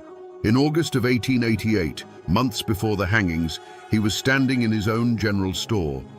His sworn enemy, Billy Miles, walked in, raised a shotgun, and fired. There was no fiery speech, no final plea, just the deafening roar of a shotgun and the thud of the giant falling behind his own counter. The man who had sought to bring his own law to the mountains died by that same law. For the dozens of other bald knobbers who were acquitted or never charged, there was no gallows, but there was a different kind of sentence. They returned to their farms to find themselves living in a prison without walls. They faced the silence of a neighbor turning his back in the street, the sudden chill in a once friendly general store. Their names were now a poison in the well of their reputation.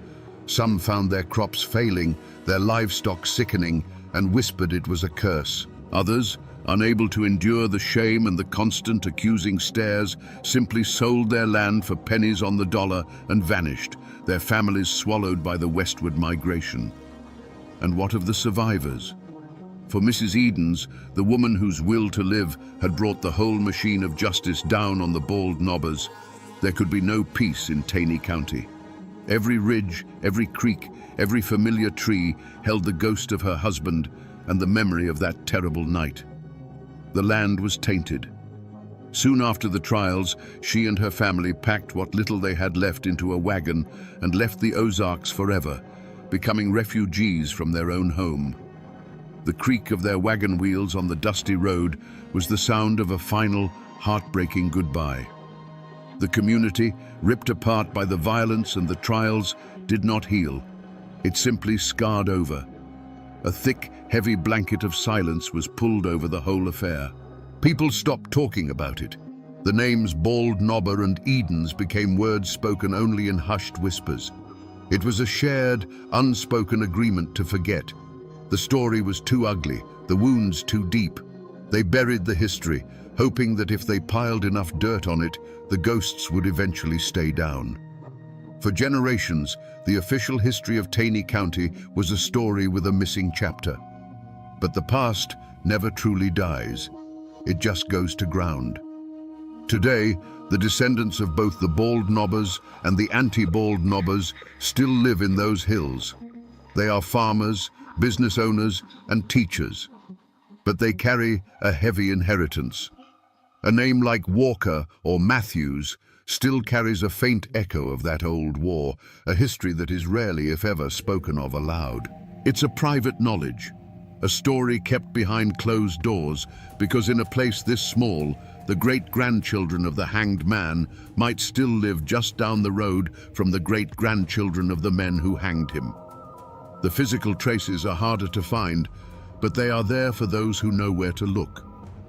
The old schoolhouse on the Bald Knob is long gone, reclaimed by the woods. But the hill itself remains, a quiet, windswept place that feels different from the land around it. In the old cemeteries, you can still find the tombstones. There's the grave of Nat Kinney, the murdered captain, and not far away, the final resting places of the men who were hanged. The simple, weathered stones, with just a name and a date, give no hint of the firestorm that consumed their lives. The mountains have quietly swallowed the evidence, leaving only the ghosts. But the story refused to stay buried. In 1907, an author named Harold Bell Wright published a novel called The Shepherd of the Hills. The book was a sensation, one of the most widely read American novels of its time. In its pages, the raw, bloody truth of the Bald Knobbers was sanded down, romanticized, and transformed into a mythic tale of heroic mountain men fighting for justice. Wright turned the complex and brutal vigilantes into archetypes of the American frontier spirit. He gave the world a legend it could stomach, and in doing so, he cemented the name Bald Knobbers in the nation's memory forever. And then came the final, strangest chapter of their legacy. As tourism came to the Ozarks and the town of Branson began its transformation, the story was sanitized one last time. In the mid-20th century, a family of entertainers started a country music show. Looking for a memorable local name, they chose one that would echo through the hills, the Bald Knobbers Jamboree. Today, tourists clap along to fiddles and laugh at comedians, their family-friendly fun promoted by cartoon figures of men in horned masks. The terrifying night-riding demons of the 1880s have become a brand. The ghost was repackaged and sold, its bloody history washed clean for the sake of entertainment. But if you drive away from the bright lights of the Branson Strip, back into the deep, dark hollows on a moonless night, and turn off your engine, you can still feel it. A silence so deep it feels ancient. And in that silence, you can almost hear the whisper of the wind through the oak trees. People may have forgotten, the novel may have romanticized, and the show may have sanitized. But the mountains remember everything. So we return to the question we asked in the beginning, in the cold, misty dark of the Ozark Hollows. What happens when the men who promise to save you from the darkness become the darkness itself? The story of the Bald Knobbers gives us a chilling and timeless answer. It tells us that the line between a savior and a tyrant is terrifyingly thin, a line drawn not in the dirt, but inside the human heart. It shows us that justice, when stripped of process and mercy, is no longer justice. It is merely vengeance with a righteous name. This is more than just a forgotten tale from the Missouri hills. It is a profoundly American tragedy, a cautionary tale written in blood. It is a story about the indomitable frontier spirit, that fierce, independent streak that demands order in a chaotic world. But it is also a warning about the terrible danger of that same spirit when it becomes convinced of its own infallibility, when good men decide that their rage is the only law that matters. The law may be slow, it may be flawed, and it may sometimes fail us. But the bald knobbers stand as a grim, horned monument to the fact that the alternative is a far more terrifying monster. Their story is a lesson that was paid for with lives, with a community torn apart, and with ghosts that still linger in the deep woods. A lesson that the masks we wear to fight monsters have a way of sticking to our skin, and that the abyss, when stared into for too long, always stares back. And now, my friends, you know the rest of the story.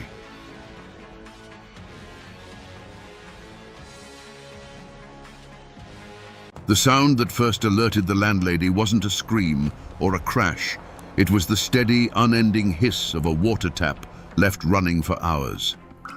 Inside the bathroom of a modest New Jersey boarding house, a scene of quiet horror waited. A young woman, just 24 years old, lay submerged in the cold water of the tub, her head beneath the faucet. On a nearby chair, her clothes were folded with an almost chilling precision. A note sat on a small table, its shaky handwriting telling a story of despair and a life given up. To the world, it was a clear-cut tragedy.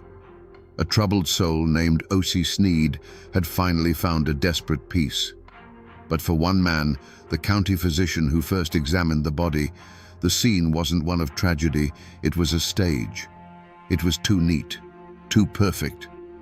And that raises the bone-chilling question we're here to answer today. If O.C. Sneed didn't write that note, who did? And if she didn't take her own life, who held her head beneath the water until it was over? Otelia Gilmer Sneed, known to all as Ose, was a ghost long before she died. She was the very picture of turn-of-the-century Southern beauty, delicate, with eyes that held a deep and searching sadness. For a brief, fleeting moment, she had a life of her own. She married a man she loved and gave birth to a daughter, a small flicker of warmth in what had been a cold and controlled existence.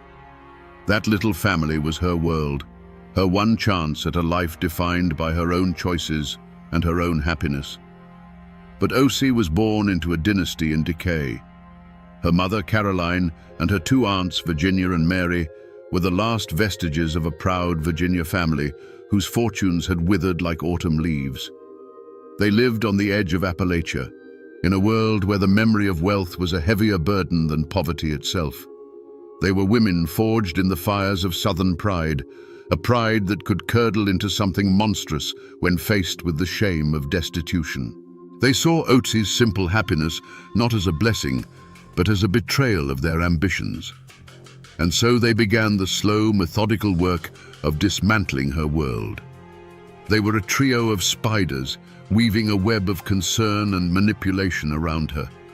They convinced O.C. that her husband was unworthy, that motherhood was too great a strain for her delicate health. They pried her away from her husband, and then, most cruelly, from her own child. They moved her from city to city, a traveling invalid with no anchor and no friends, only her three ever-present caretakers. The true poison they fed her wasn't in a bottle, it was in their whispers. They told her she was sick, and so she was. They told her she was a burden, and so she became one. They told her she was fragile, and her spirit became as brittle as spun glass. They isolated her from anyone who might offer a kind word or a dissenting opinion, until their voices were the only ones she could hear. This was the world that was lost, not just the life of a 24-year-old woman, but the life she was never allowed to live. She was a prisoner in a gilded cage of family duty, a beautiful, gentle soul who was systematically broken down by the very women who should have protected her. The tragedy wasn't just what happened in that bathtub. It was the slow, deliberate murder of her spirit that had been going on for years. To the first officers on the scene, it looked like an open and shut case, a sad but simple story written in the objects left behind. The laudanum bottle, nearly empty, the drinking glass, and the note, the final desperate period on a life sentence of sorrow. The scene was a still life of despair, carefully arranged and presented. But it was that very care, that meticulous neatness, that began to unravel the whole story. Suicide is an act of chaos, a final violent tearing of the soul. This was something else entirely. It was clean. It was orderly.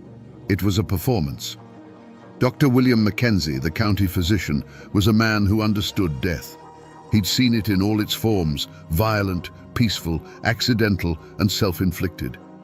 And as he stood in that cold, damp bathroom, his professional instincts were screaming that this was wrong. He noted the position of Osie's body, the lack of any real disarray. He looked at the neatly folded clothes on the chair. Who folds their clothes before drowning themselves? It was a small detail, but it was a crack in the story, a tiny fissure through which a horrifying truth would begin to seep. The true wilderness in this case wasn't a forest of trees, but a wilderness of lies. The clues weren't tracks in the mud, but inconsistencies in human behavior. The two elderly aunts, Virginia and Mary, were putting on a symphony of sorrow that somehow rang false. Their wails seemed rehearsed, their grief too theatrical for the quiet, grim reality of the room. Dr. Mackenzie watched them, and the cold knot of suspicion in his gut tightened.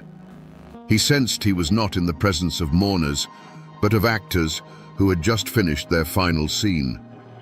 The bathroom offered no easy answers. Instead, it presented a series of unsettling questions. Why was the scene so pristine? Why did the women's grief feel so hollow? And most importantly, as doctor, Mackenzie looked at the shaky, uncertain script of the suicide note. He couldn't shake the feeling that Osie Sneed was not the author of her own death. The room was silent now, the water turned off, but for the doctor, the air was thick with whispers of a crime too monstrous to yet be named. In any story like this, the first shadow of suspicion always falls on the husband. And Osie Sneed had a husband, a man she had once loved, the father of her child, a man who had been systematically and surgically cut out of her life by her family. He was the outsider, the one person who stood to gain nothing from her death, but everything from her life. Yet in the twisted logic of a murder investigation, this made him the perfect first suspect. The story the family told was a compelling one. They painted a picture of a rough, unsuitable man, someone who wasn't worthy of their Virginian aristocracy. They had, in their telling, rescued Otzi from a disastrous marriage. They were protecting her, but the lawmen had to wonder, what does a man do when his wife and child are stolen from him? Does he walk away? Or does a deep and poisonous bitterness begin to take root in his soul? The motive was as old as the mountains themselves, a heart turned to stone by jealousy and rejection. The whispers would have started immediately. He couldn't have her, so he made sure no one else could either. Perhaps he had been trying to get her back, and in a final desperate confrontation, his rage had boiled over. It was a simple, brutal explanation that made a certain kind of sense. He was the spurned lover, the classic villain in a tale of love gone wrong. Investigators would have looked into him, searching for any sign of instability, any threat he might have made. Every letter he sent, every desperate plea to see his own daughter would now be re-examined through a sinister lens. Was it the plea of a loving father, or the obsession of a stalker? The family's wall of silence would have ensured that every memory of him was tainted, every action twisted into something menacing. He was the easy answer, the convenient scapegoat whose presence allowed everyone to avoid looking at the far more unthinkable possibility waiting in the shadows. But the husband was a ghost, a convenient shadow to chase while the real danger sat knitting in the parlor. The most chilling twists in any story come not from an enemy at the gate, but from a traitor at the table. And in Otzi Sneed's life, the table was surrounded by her own blood. No one would ever suspect the very women who had sworn to protect her. Her mother, Caroline, her quiet aunt, Mary, and the undeniable center of their dark little universe, her other aunt, Virginia Wardlaw. Virginia was a woman carved from granite. A former headmistress of a prestigious school, she carried herself with an imperious authority that bent others to her will. She wasn't just the matriarch of the family, she was its absolute monarch. To be in her presence was to feel a quiet, terrifying gravity, a force that pulled you into her orbit and held you there. She was a woman of formidable intelligence, but her mind had turned inward, consumed by a single, poisonous obsession. The secret motive wasn't a crime of passion. It was the cold, chilling arithmetic of greed. The family's pride was all they had left, and it was a poor substitute for the wealth they'd lost. Osi, in their eyes, was not a daughter or a niece. She was an asset, a walking, breathing vessel to be converted into cash. Over months, they had taken out more than a dozen life insurance policies on her, a web of future payments totaling over $32,000. In 1909, that wasn't just a fortune, it was a resurrection. It was the price of their beautiful, fragile Osi, and a price they were more than willing to pay. Suddenly, every act of care they had shown her was cast in a sinister new light. Separating her from her husband wasn't protection, it was isolating the asset. Moving her from town to town wasn't for her health, it was to keep her away from prying eyes. Their constant whispers that she was sick and tired of living weren't words of comfort. They were psychological warfare, preparing the ground for the suicide they were planning. Their grief, which had seemed so theatrical to the doctor, was now revealed for what it was: the final, triumphant act of a play they had been writing for years. But there was a third player in this tragedy, a silent partner whose motives were not born of passion or family pride, but of cold, impersonal commerce. This threat didn't come from the shadowed hollows of Virginia, but from the gleaming office buildings of the North.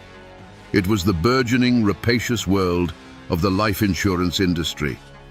In the early 1900s, this was a new and powerful game in America, a system that allowed you to place a wager on a human life and, for the right price, profit from its end. This was not a single man in a city suit, but an army of them. Eager agents, hungry for commissions, who saw these three refined Southern ladies not as potential killers, but as a respectable source of income. They likely never questioned why this family was so keen on insuring their frail, sickly niece. They never raised an eyebrow as one policy was stacked upon another, and then another, until O.C. Sneed's life was worth a king's ransom. Why would they? The premiums were being paid, and that's all that mattered. This external force provided the ultimate impersonal motive. To the insurance companies, O.C. was not a woman with hopes and a lost child. She was Policy 74B, a name on a ledger, a set of actuarial tables, a risk to be calculated. The system itself, in its relentless pursuit of profit, created the very weapon the family needed. It transformed O.C. from a human being into a financial instrument, an investment waiting to mature. This corporate entity created a climate of deadly opportunity. It gave Virginia Wardlaw the tools and the incentive to turn her dark thoughts into a workable plan.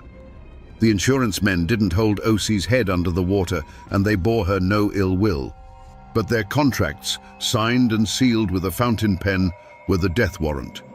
They were the faceless, unknowing accomplices who built the gallows, handed over the rope, and then turned a blind eye, content to simply count their money. The law, my friends, tends to move in straight lines, and the straightest line of suspicion pointed directly at O.C.'s estranged husband. In the days following the discovery, the telegram wires began to hum with his name. Here was a man with a clear, understandable motive: the rage of a spurned husband and a father denied his child.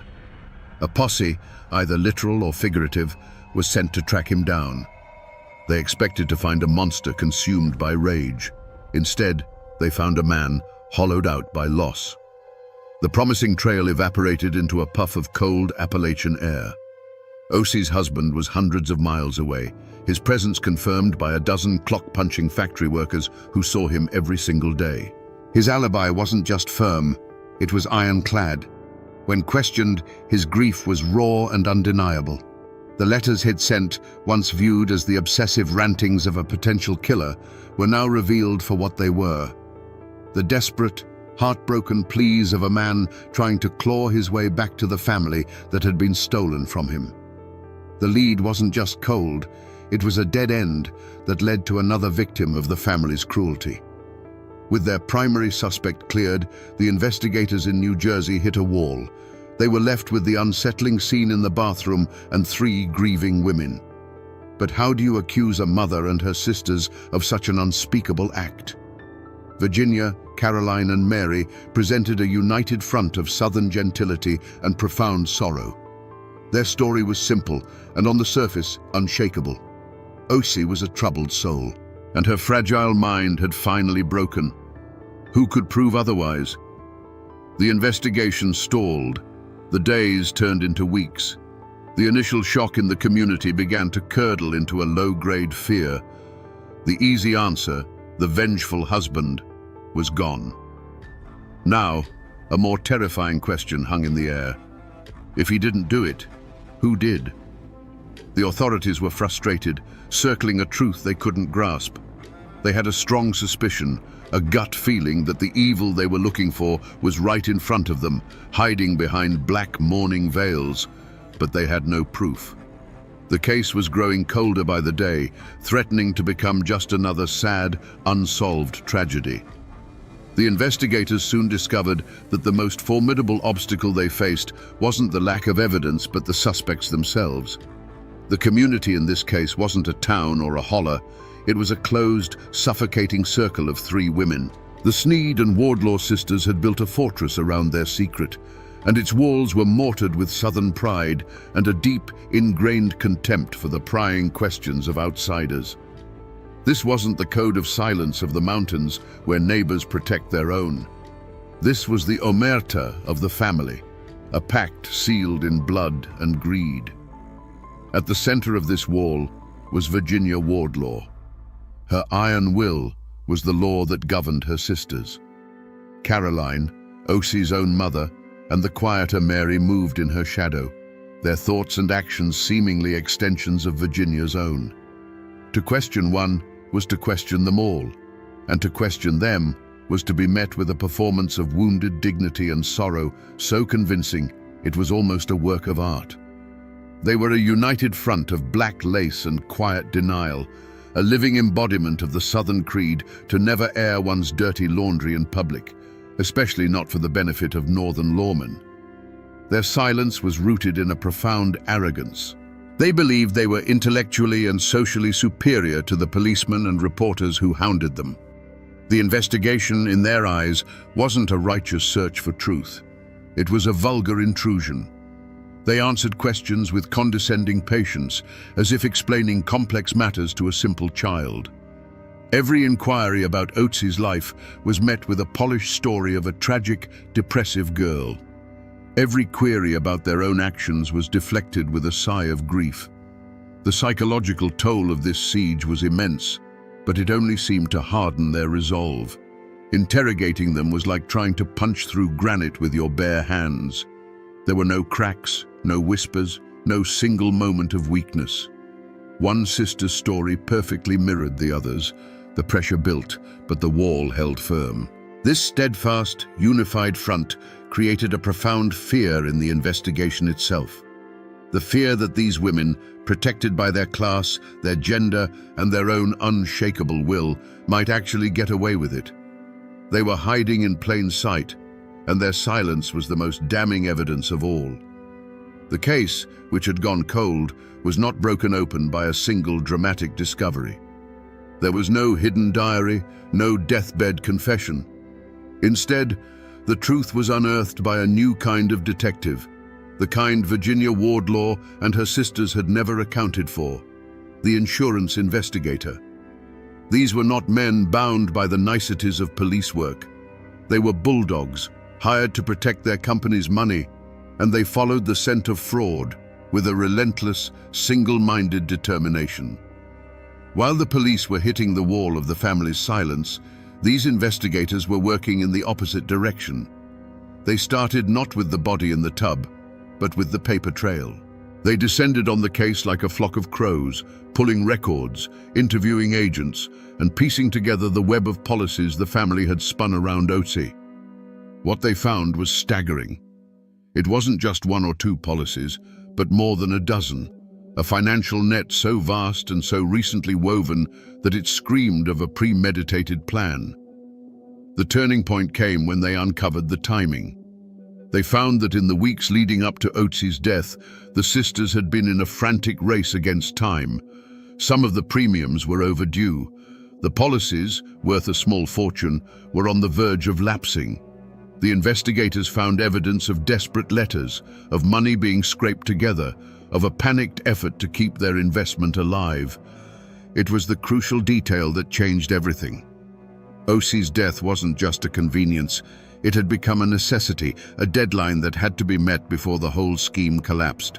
But the final forgotten clue was found not in a ledger, but on a druggist's shelf. An investigator, working on a hunch, canvassed the pharmacies in the towns the women had passed through. And he found him, a small-town druggist who remembered a strange purchase. A tall, stern-looking woman, a woman who matched Virginia Wardlaw's description perfectly, had come in just days before the death. She'd bought a bottle of chloroform, claiming it was for a sick cat. Suddenly, the official story of a laudanum suicide crumbled to dust. A new, far more horrifying picture began to form. A picture of a young woman not just drowned, but first subdued, rendered helpless before being placed in her own watery grave. The truth was no longer a suspicion. It had a name and it smelled of chloroform.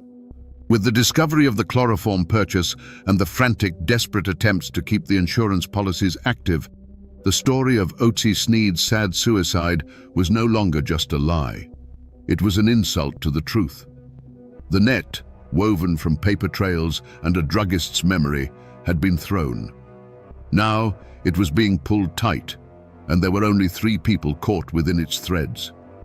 The investigators were no longer asking if a crime had been committed. They were looking at the 3 women in black and asking a much more terrifying question: which one of you held her down?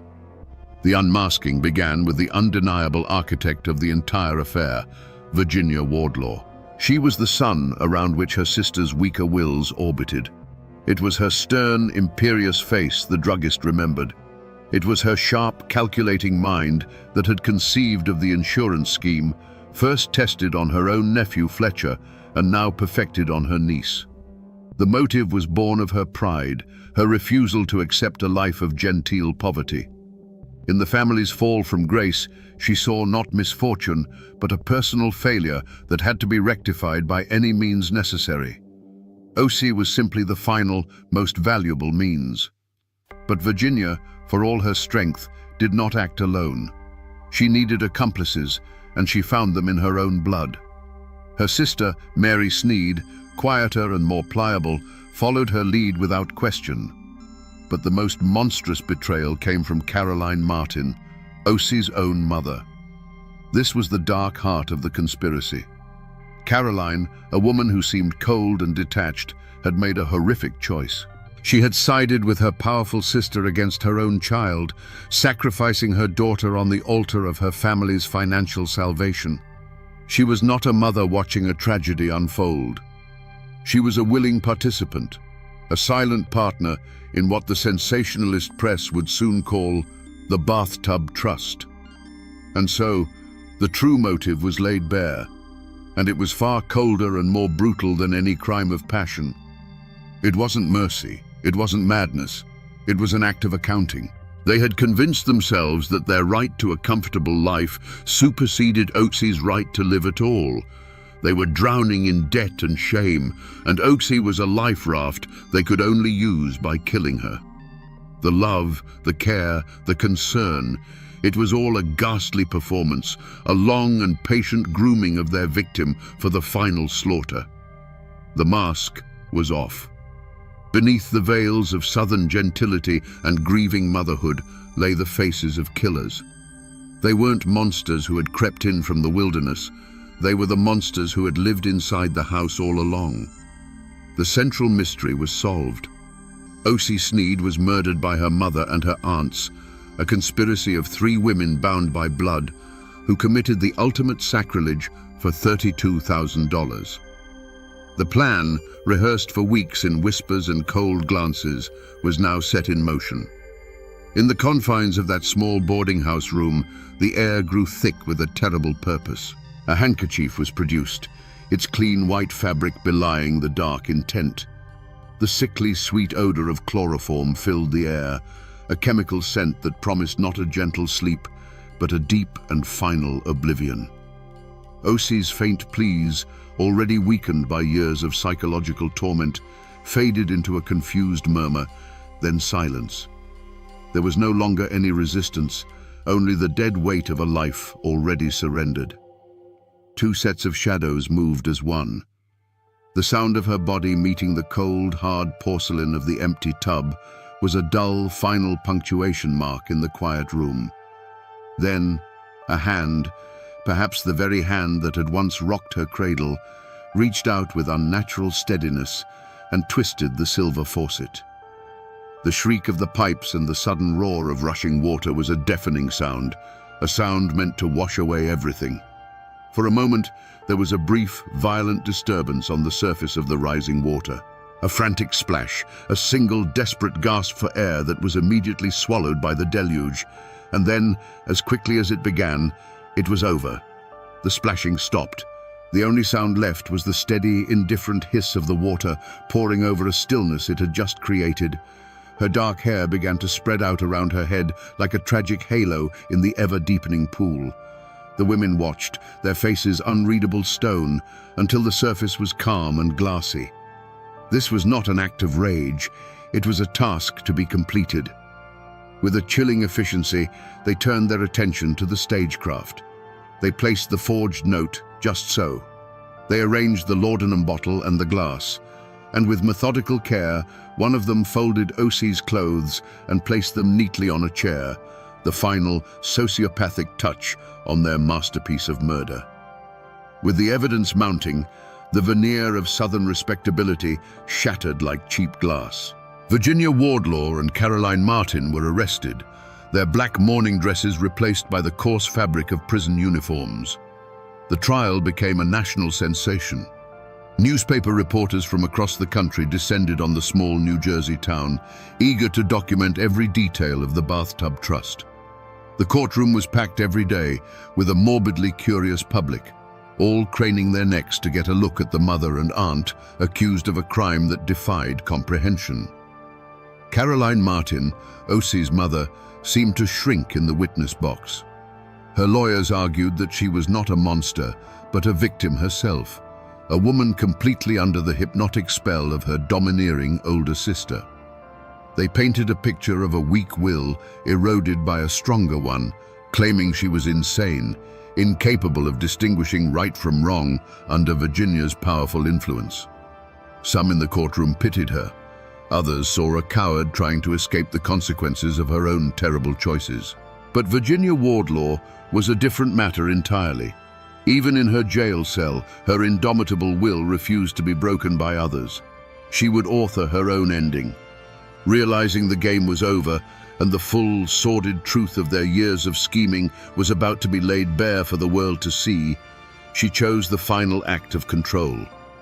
With a small, sharp pen, the same kind of instrument she might have once used to grade school papers, she wrote out a full confession. It was a masterpiece of manipulation, taking sole blame, exonerating her sisters, and framing the murder as a mercy killing for a girl who was tired of living. Then, with a surgeon's precision, she severed an artery in her arm and bled to death on the cold stone floor of her cell. Virginia's suicide note was her last, defiant move on the chessboard, and it worked. It cast enough doubt to save her sisters from the gallows. Caroline Martin was found guilty, but her plea of insanity was accepted. She was sentenced not to prison, but to 7 years in the New Jersey State Hospital for the Insane. Mary Sneed, the quiet third sister, was also declared insane and institutionalized. Justice, in the end, was a murky affair. The mastermind was dead by her own hand, and her accomplices were hidden away from the world in asylums, leaving a verdict that felt profoundly unfinished, a story that still echoes with the injustice of it all. The ripples from that cold New Jersey bathtub spread far and wide, altering the course of every life the water had touched. For Osie's husband and her young daughter, the verdict was not a victory, but the beginning of a long, quiet haunting. He was a man vindicated, cleared of all suspicion, but his reputation in some circles remained unfairly stained. He was left to raise a daughter who would never know her mother, a child whose inheritance was not money, but a legacy of horror, a bedtime story too terrible to ever tell. They disappeared from the public record, seeking the anonymity that had been stolen from them, forever defined by a tragedy they had no part in creating. The families of the guilty were likewise shattered. The proud Wardlaw and Sneed names, once synonymous with Virginian aristocracy, were now whispered with a shudder, forever linked to a monstrous crime. Descendants for generations to come would carry the weight of what their forebears had done. They bore a silent shame, a darkness in their family tree that could never be pruned away. They lived with the knowledge that the blood of both a victim and her killers flowed through their own veins. And what of the women in the asylum? For Caroline Martin, the mother who sold her daughter's life, the state hospital became her tomb. She died there just a few years later, in 1913, her claims of insanity perhaps becoming a self-fulfilling prophecy in the grim reality of institutional life. Did she ever feel remorse? Did she see her daughter's face in the long, lonely nights? The asylum walls kept her secrets. Mary Sneed, the quiet accomplice, faded even deeper into obscurity, a footnote in her sister's grand, evil design, living out her days in the shadow of a crime that had consumed them all. The fortune they had killed for was eaten up by legal fees and clawed back by the insurance companies. In the end, their great scheme earned them nothing but death, madness, and infamy. If you travel to the old cemeteries of Lynchburg, Virginia, you can still find the stones that mark the end of this story. There, under the shade of ancient magnolias, lies the grave of Osie Sneed. And not far away, you will find the final resting places of her mother and her aunts. They are all there together, a family united in death as they were in life, a silent, chilling tableau of victim and killers sharing the same sacred ground. The physical evidence of this tragedy has not vanished. It is carved in granite, a permanent record for anyone who knows where to look. But the story doesn't just live in stone, it breathes in the folklore of the region.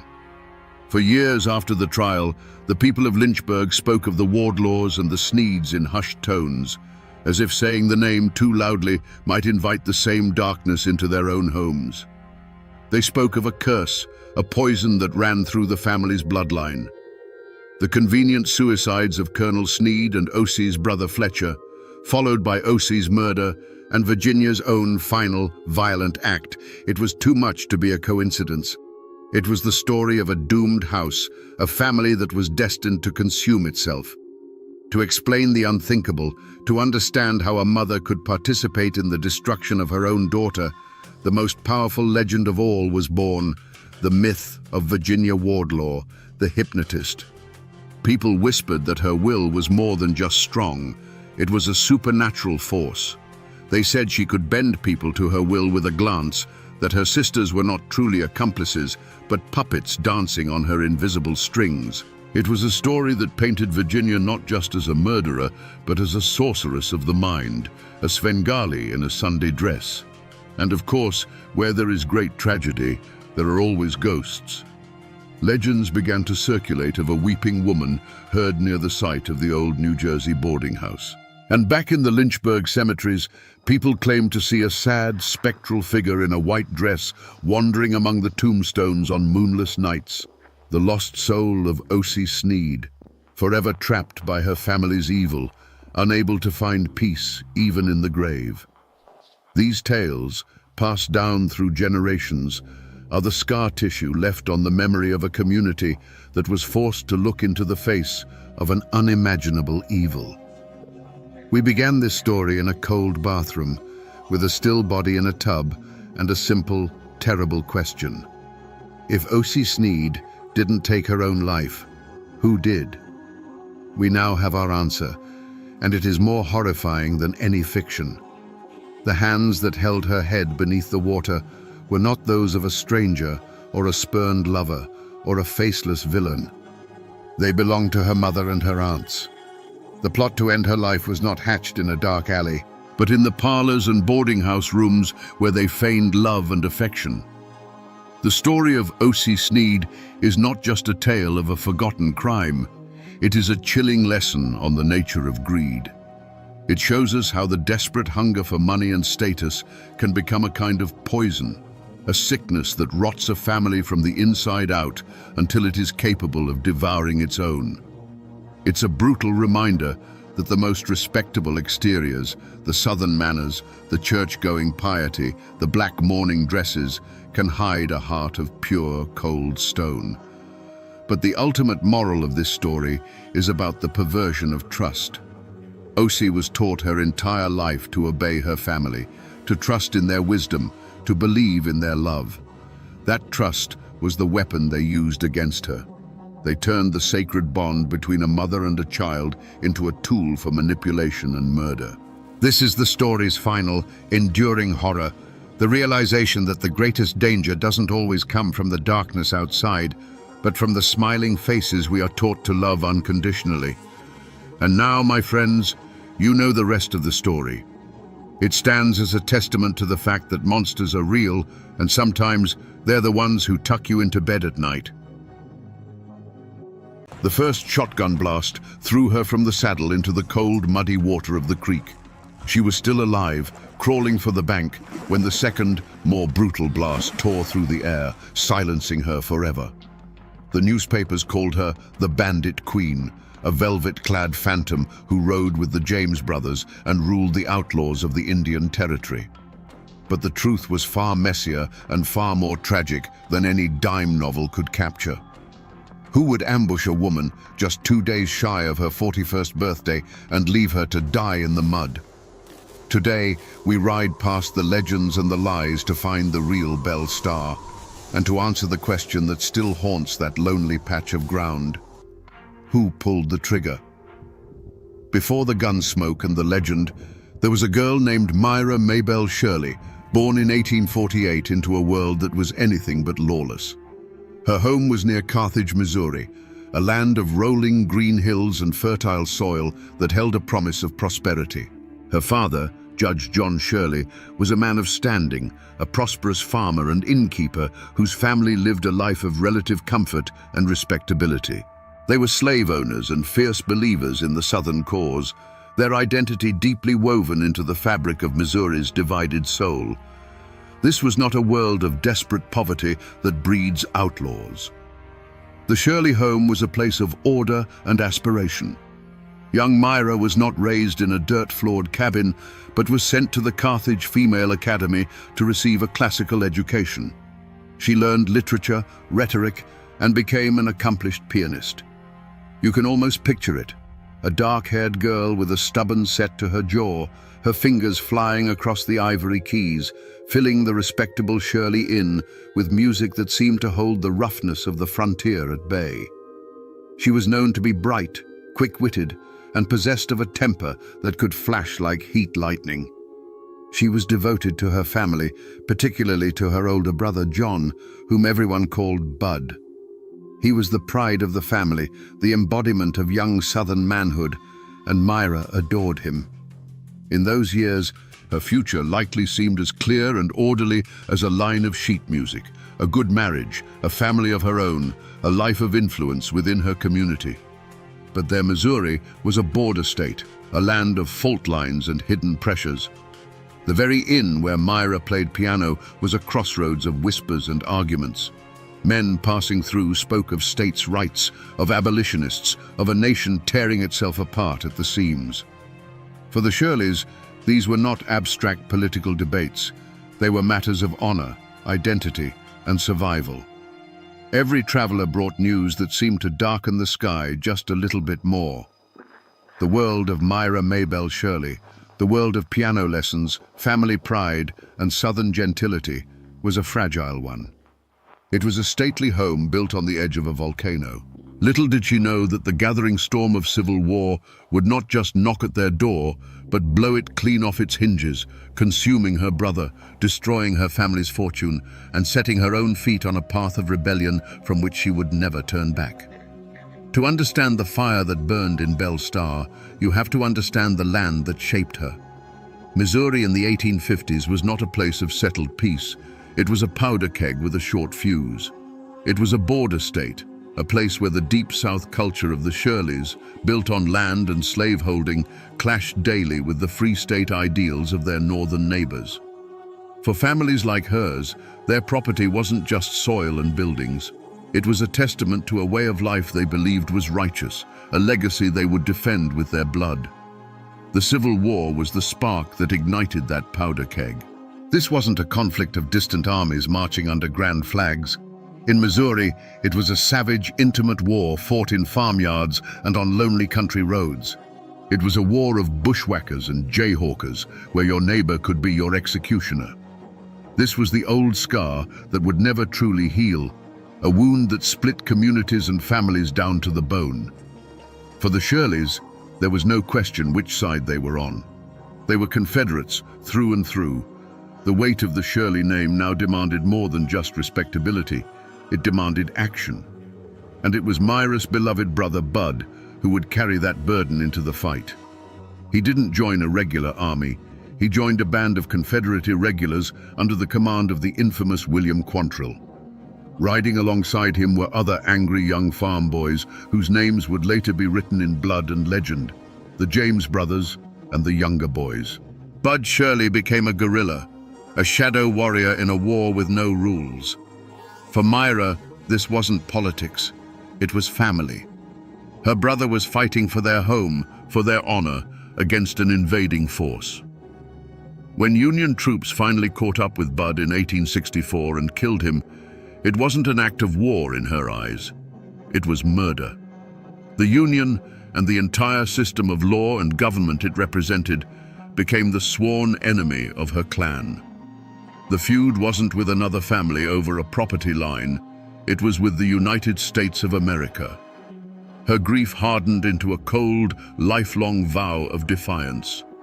The seeds of the Bandit Queen were planted right there in the blood-soaked soil of Missouri. Long before the war ended, the Shirley Inn had become more than just a resting place for travelers. It was a safe house, a quiet harbor for the Confederacy's most daring and dangerous guerrilla fighters. You have to understand, men like Jesse James and Cole Younger weren't just abstract legends passing through. They were Bud's friends. They were boys Myra knew, young men who sat in her family's parlor, listening to her play the piano while their Colts rested heavy on their hips. Her music was the only moment of peace in their world of ambush and reprisal, and this shared experience forged a bond of loyalty that ran deeper than any law. When the war was lost and the Shirleys were forced to relocate to Syene, Texas, they carried those old loyalties and grudges with them like family heirlooms. They were surrounded by other displaced Southern families, all of them nursing the bitter wound of defeat. In this world, the new Reconstruction-era lawmen weren't seen as protectors. They were seen as occupiers, the enforcers of a victor's justice. A man's worth was judged not by his adherence to this new law, but by his loyalty to the old cause. Whispers travel like wildfire in a place like that, and they clung to Myra Maybelle Shirley. Her association with the Younger clan was common knowledge, and the rumors of a youthful romance with the handsome Cole Younger followed her everywhere. It didn't matter if it was true. What mattered was the perception. She was marked, seen as part of that defiant, dangerous world. She wasn't just Judge Shirley's educated daughter anymore. She was the girl who kept company with outlaws, a woman who understood their codes and shared their enemies. This web of associations poisoned the air, turning small disagreements into matters of life and death. When Myra fell for Jim Reed, it was no surprise that he was one of their own, another former bushwhacker, a man who knew the taste of battle and had no love for the authorities. Her family objected, seeing in Reed the violence and uncertainty that had already cost them a son. But Myra's defiance was absolute. Marrying him was an act of choosing her side once and for all. The ground was now perfectly fertile for conflict. The community was a tinderbox of Civil War resentments. Myra's own reputation was already stained with the smoke of rebellion, and she had bound her fate to a man who saw the law as an obstacle to be overcome, not a shield to hide behind. The stage was set, the players were in place, and the air was thick with the certainty that trouble wasn't just coming. It was already there, waiting for its moment. The dream of a quiet life died hard under the relentless Texas sun. For a time, Jim Reed tried to beat his past into a plowshare, to work the stubborn soil and be the farmer Myra's family had wanted. But the land held no promise for him, and the quiet life felt more like a cage than a sanctuary. There was a restlessness in him, a hunger for the old thrill, the easy money, and the simple, brutal clarity of a fight. Myra, sharp as she was, saw it in his eyes. She saw the farmer fading and the ghost of the bushwhacker growing stronger with each passing day. The human omen arrived not as a single stranger, but as a clan. They were the Stars, a notorious Cherokee family who lived by their own laws in the wild Indian territory. When they came to visit Jim, it was like a change in the weather. They were men who moved with a different rhythm, their eyes constantly scanning the horizon, their hands never straying far from their belts. They spoke in low tones about fast horses, fat cattle that belonged to other men, and lawmen who could be outrun or outgunned. In their presence, Myra could see the change in her husband. The slump of the weary farmer left his shoulders, replaced by the coiled readiness of a predator. Their whispers and laughter late into the night sounded like a prophecy of doom to her. This wasn't the rebellion of a Southerner against the Union anymore. This was the siren song of pure outlawry, and Jim was listening with his entire soul. She must have felt a cold dread settle deep in her gut. This was the moment of decision, the fork in the road she could see as plainly as a line in the dust. She had chosen a dangerous man, hoping she could tame him, but now his world was coming to claim him back. Every clink of a whiskey bottle, every quiet cleaning of a revolver was a sign. It was the feeling of standing on a cliff edge, knowing that the man she loved was about to take a step and drag her over it with him. The time for farming was over. The quiet life in Texas didn't just fade away, it was executed. The news didn't arrive as a whisper on the wind, but as a formal warrant carrying the name of Jim Reed. And the charge wasn't for rustling a few head of cattle or running whiskey, it was for murder.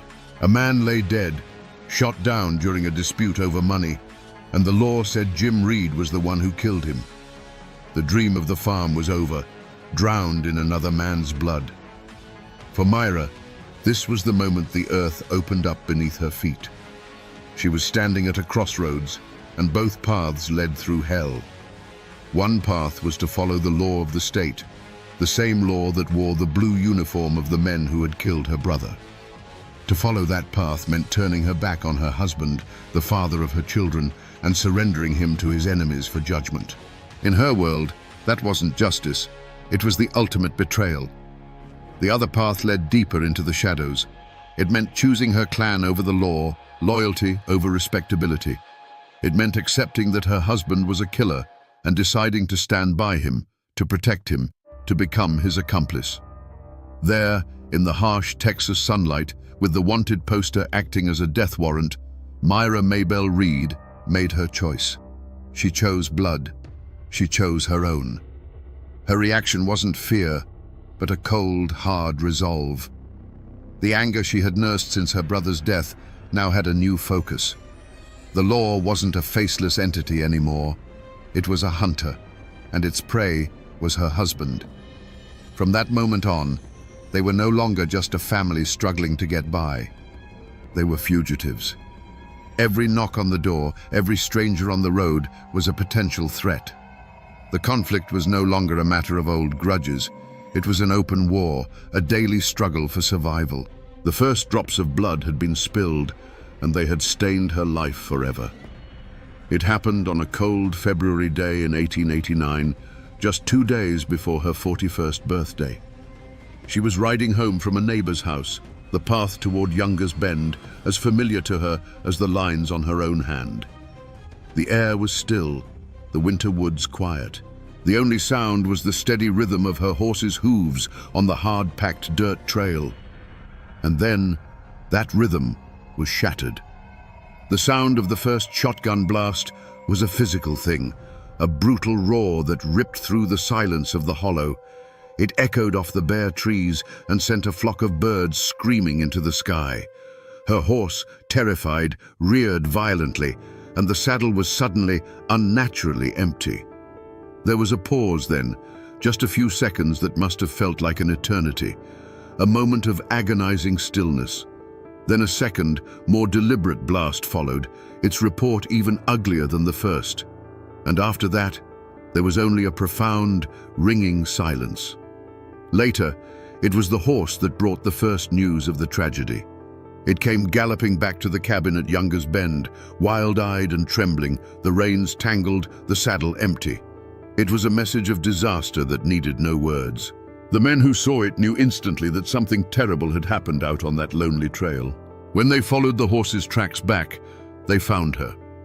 She was lying at the edge of the muddy creek crossing shed, ridden through 1,000 times. The cold, grey water swirled around her, indifferent to the scene. There were no witnesses, only the churned-up mud and the chilling quiet of the woods where an assassin had hidden, waited, and vanished. Her riding habit was stained with the dark, wet earth of the creek bank. The legendary bandit queen, the woman whose name was whispered in fear and admiration from Texas to Arkansas, the friend of the James boys and the wife of Sam Starr, had not gone down in a blaze of glory. There was no grand shootout, no final defiant stand. The air still smelled of spent gunpowder. The only other evidence was the profound and terrible stillness where a life had just been. It was an execution, carried out from the shadows, a cowardly end to a life that had been anything but cowardly. The violence wasn't in the details of the wounds, it was in the deafening silence that was left behind. We will never know for certain who hid in that cold brush, but we can try to crawl inside the mind of a man who would. Let's imagine it was the prime suspect, Edgar Watson, a man with a murder warrant hanging over his head like a noose. In his mind, this wasn't an act of pure evil. It was a simple, brutal calculation. Belle Starr had become a threat to his very existence. She had discovered his secret, the crime he had run so far to escape, and she was about to turn him out. That meant the law would come sniffing around, and his life as a free man would be over. In this twisted logic, Belle wasn't a person anymore. She was a problem, a loose end that needed to be tied off permanently. He saw her not as the legendary bandit queen, but as the one person standing between him and survival. Killing her wasn't an act of passion. It was a business decision, as cold and pragmatic as shooting a lame horse. He was a cornered animal, and in his world, you did whatever it took to break out of the trap. Honor, friendship, decency, those were luxuries a man like him couldn't afford. The switch flipped the moment he realized she would not be bluffed or bought, the moment he looked into her eyes and saw that she was going to act. That was the point of transformation. His anger and fear cooled into a single, sharp point of purpose. The planning would have been methodical. He knew her routines, her paths. He would have chosen the creek crossing deliberately, a place where she would have to slow her horse, where the terrain gave him perfect cover, where the sound of the shot would be muffled by the hollow. He wasn't a raging monster. He was a patient predator setting a trap. And after the second blast tore the air, what did he feel? Not remorse, not triumph. Most likely he felt a profound and chilling sense of relief. The threat was gone. The problem was solved.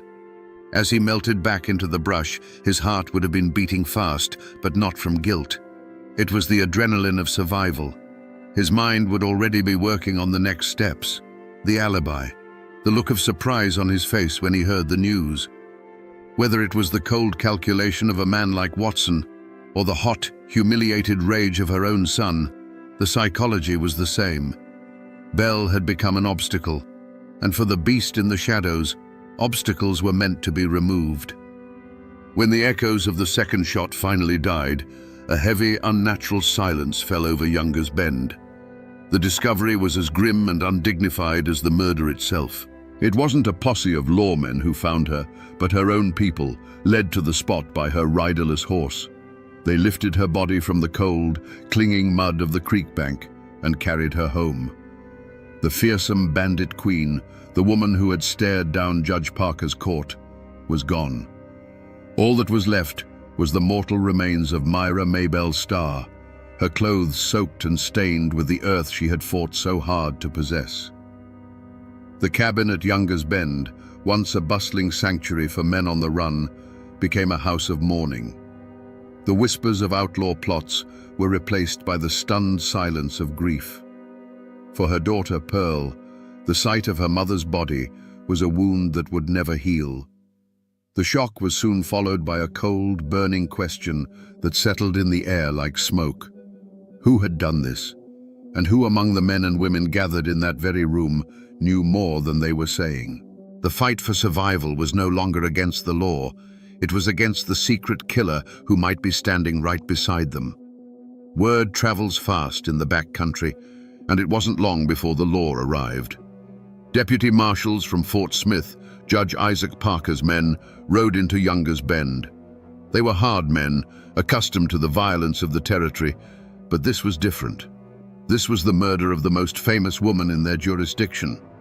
They weren't just investigating a crime, they were stepping into the heart of a legend, a place built on a foundation of secrets and lies, where every neighbor had a grudge and every friend had a hidden motive.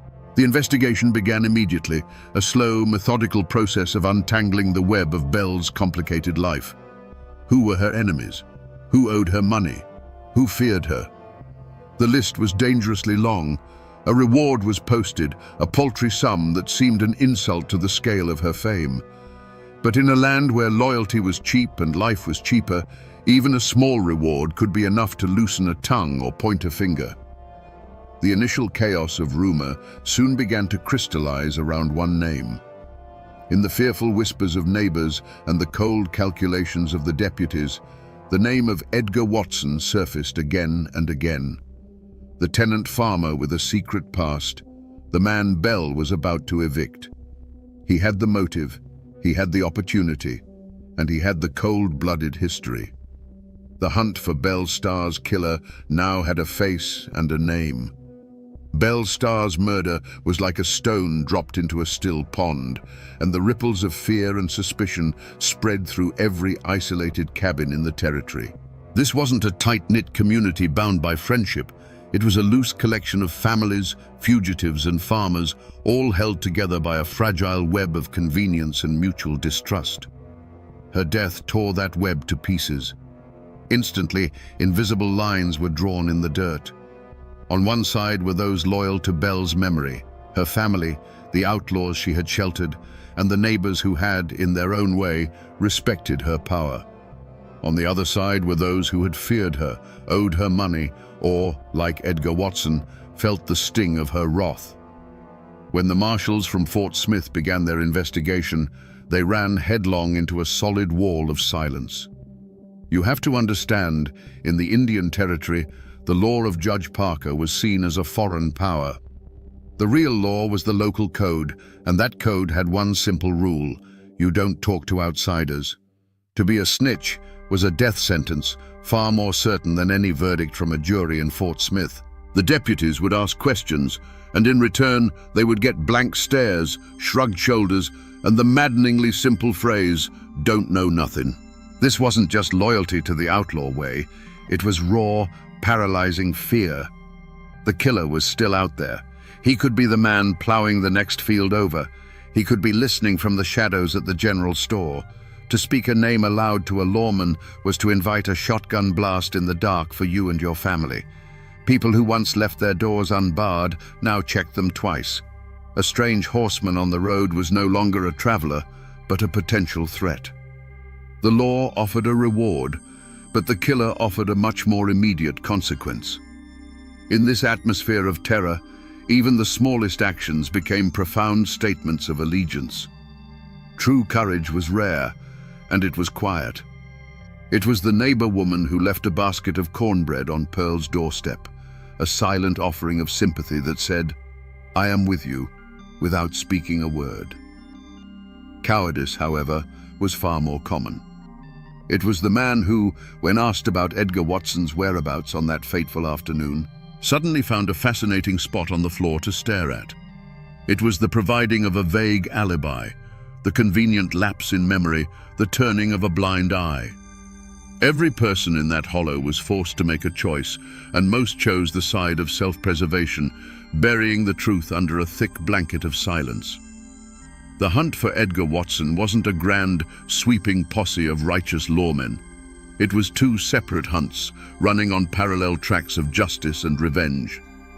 On one track were the U.S. deputy marshals, methodical and official, working for Judge Parker's court. On the other, far more dangerous track, was an unofficial posse, a ghost-like band led by Belle's new husband, Jim July Starr, and likely composed of men who had called Younger's Bend a safe haven. The lawmen wanted Watson in handcuffs. Jim July and his riders wanted him in a shallow grave. The Indian Territory in winter is a merciless landscape.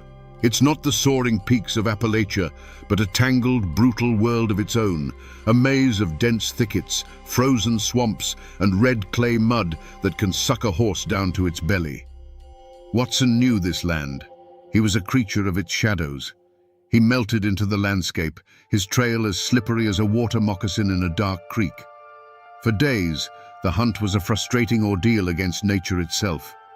The marshals followed procedure, while Jim July's men followed instinct, their eyes reading the land for broken twigs and disturbed leaves that the official lawmen missed. Watson was a phantom. A farmer would report seeing a man matching his description near the Poto River, but by the time the posse arrived, he was gone, leaving nothing but a cold campfire. They were always one step behind, chasing a ghost through a wilderness that seemed designed to protect its own. The territory itself was his greatest ally. It was a place where a man on the run could find a sympathetic ear, a hot meal, and a fresh horse from someone who held their own grudge against the law at Fort Smith. Watson wasn't just one man against a posse. He was a fugitive plugged into the lawless network that thrived in those hills. The chase stretched on, the days turning into a week. The pursuers grew weary, their supplies dwindling, their frustration mounting. They were hunting in a land of whispers and lies, where the very air seemed to conspire against them. It felt less like a manhunt and more like an exorcism, trying to drive a malevolent spirit out of a haunted land. Every cold night spent by a fire was a reminder that their quarry was out there, just as cold, just as determined, and driven by the most powerful engine of all, the will to survive. The end came not with a roar, but with a quiet click. It wasn't in a desperate firefight on a windswept ridge. The U.S. Marshals, relentless in their pursuit, finally cornered him. Perhaps it was a tip from someone who decided the reward money was worth more than the risk, or perhaps Watson simply made a mistake. They found him holed up, exhausted, hungry, and out of options. There was no final, defiant stand. Faced with the unwavering steel of the law, Edgar Watson surrendered. The hunt in the shadows was over, but the fight for what passed for justice in that wild country was only just beginning. The air in the Fort Smith federal courtroom was thick enough to taste, a stale mix of sweat, wet wool, and cheap tobacco. This was the domain of the hanging judge, Isaac Parker, a place where the law of the United States finally sank its teeth into the wild frontier of the Indian Territory. The trial of Edgar Watson for the murder of Belle Starr was a sensation. The public gallery was packed to the rafters with a curious and volatile mix. Sober-faced townsfolk, hard-eyed riders from the territory who watched everything with unnerving stillness, and a pack of slick reporters from the eastern papers, pencils flying, hungry for every sordid detail. Edgar Watson sat beside his lawyer, a picture of calm defiance. He wasn't a cornered, terrified animal anymore. He was clean-shaven and wore a borrowed suit, and he surveyed the courtroom with an almost imperceptible smirk. He knew the rules of this game better than any lawyer. His innocence or guilt would not be decided by facts, but by fear. He understood the code of the hills, and he was betting his life on it. The prosecution laid out its case, a carefully constructed web of circumstantial evidence. They had the motive. Bell was about to evict him, exposing him as a wanted murderer from Florida. They had the opportunity. He had no solid alibi for the time of the killing. What they didn't have was a single, credible witness. One by one, Bell's neighbors were called to the stand, and one by one, the wall of silence went up. Men who had spoken freely of their suspicions to the marshals now suffered from a crippling loss of memory. Their eyes would shift, their voices would drop to a mumble, their answers becoming a litany of, "I can't rightly say," and it was too dark to see. You can just imagine the prosecutor's mounting frustration as he watched his case dissolve under the silent, powerful gaze Watson directed at each person who took the stand. The most powerful person in that room wasn't the judge. It was the defendant. He held the lives and fears of the witnesses in his hands, and everyone knew it. They were 100 miles from their isolated cabins, but the threat felt as close as the man in the witness box. The jury was out for less than an hour. The law required them to convict beyond a reasonable doubt, and with only whispers and motive, there was doubt everywhere. The foreman stood, cleared his throat, and refused to look at Watson as he read the verdict. Not guilty. A wave of murmurs and gasps swept the room. Edgar Watson simply nodded, as if he had known the outcome all along.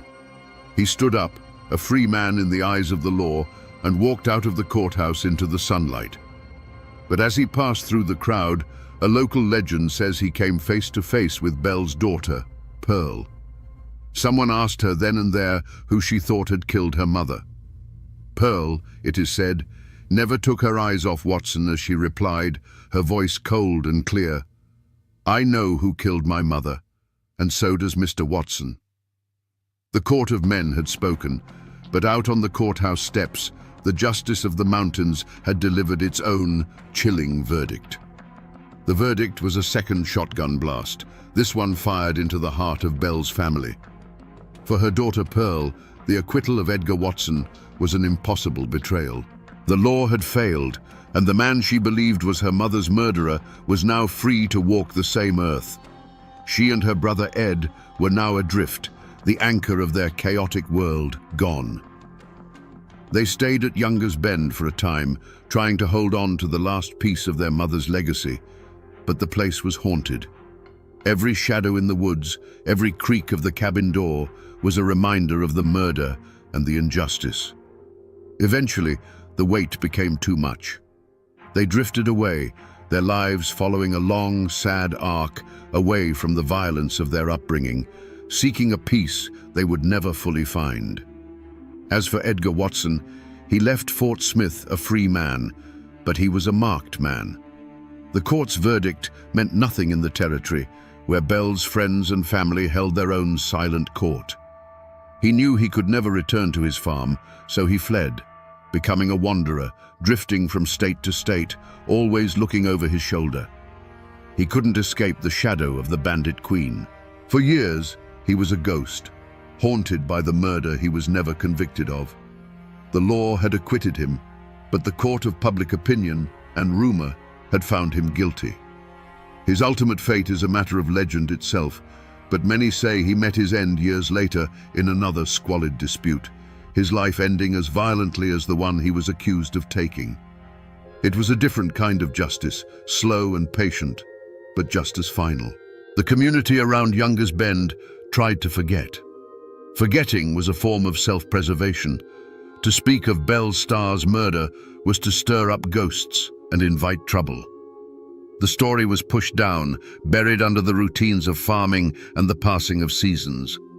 The notorious cabin at Younger's Bend, the outlaw sanctuary, slowly fell into disrepair, its timbers rotting, its stories fading into the landscape.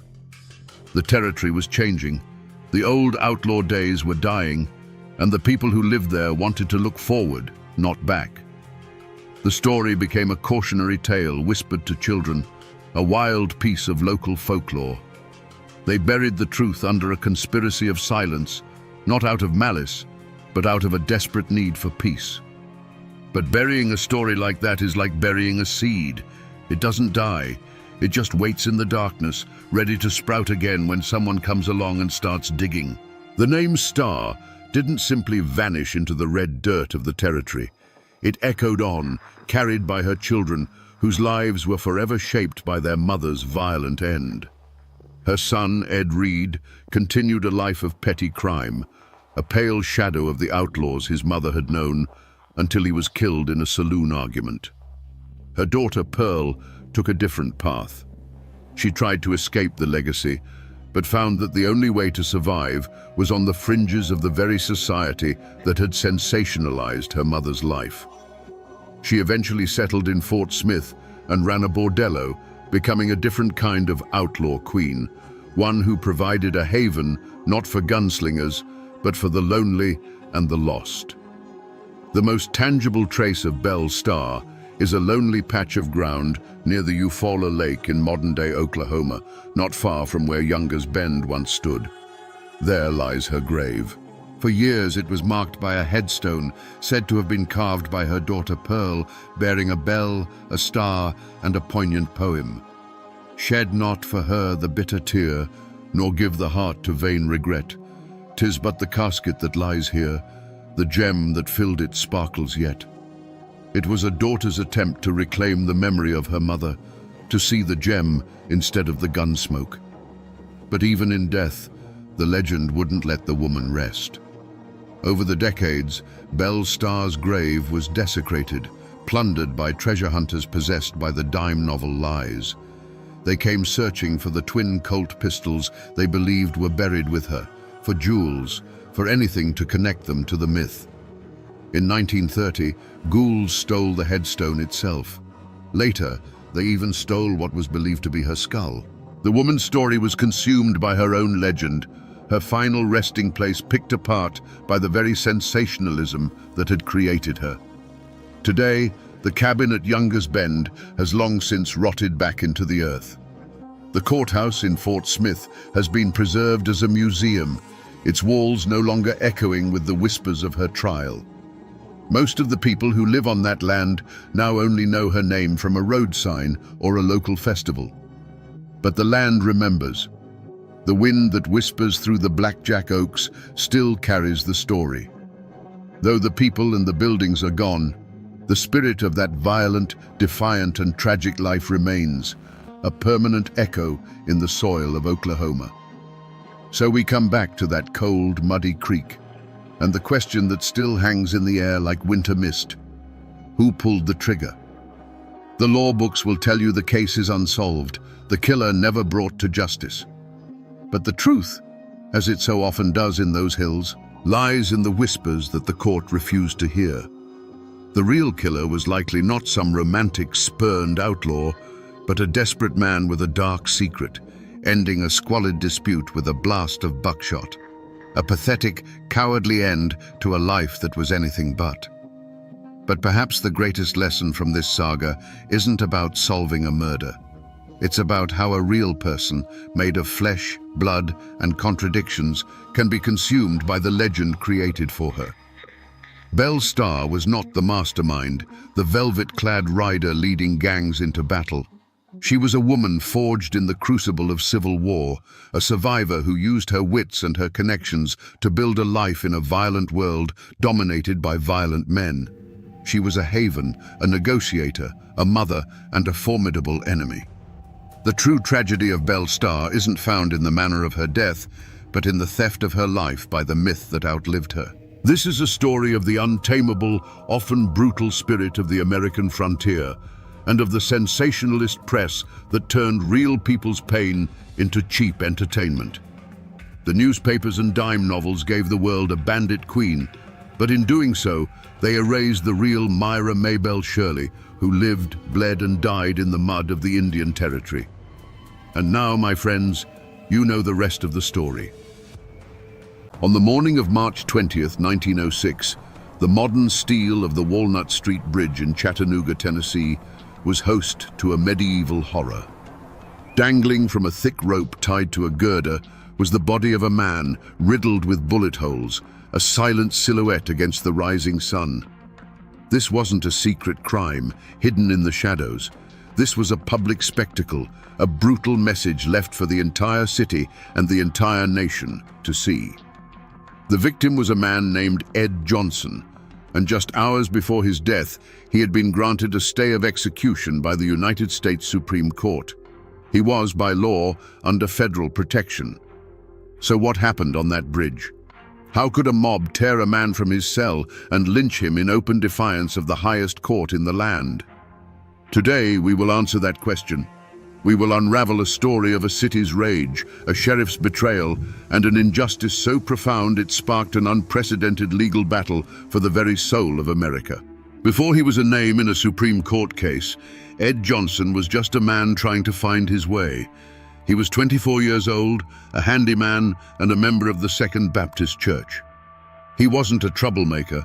By all accounts, he was quiet, unassuming, and known for his steady work. In the segregated world of 1906 Chattanooga, a city trying to brand itself as a progressive hub of the New South, men like Ed Johnson lived a precarious existence. They were the backbone of the city's labor force, yet they were afforded none of its protections and lived under the constant unspoken threat of a racial hierarchy enforced by both law and tradition. His world was one of separate entrances, separate water fountains, and a carefully maintained social distance. He had hopes and fears like any other man, but his were filtered through the lens of Jim Crow.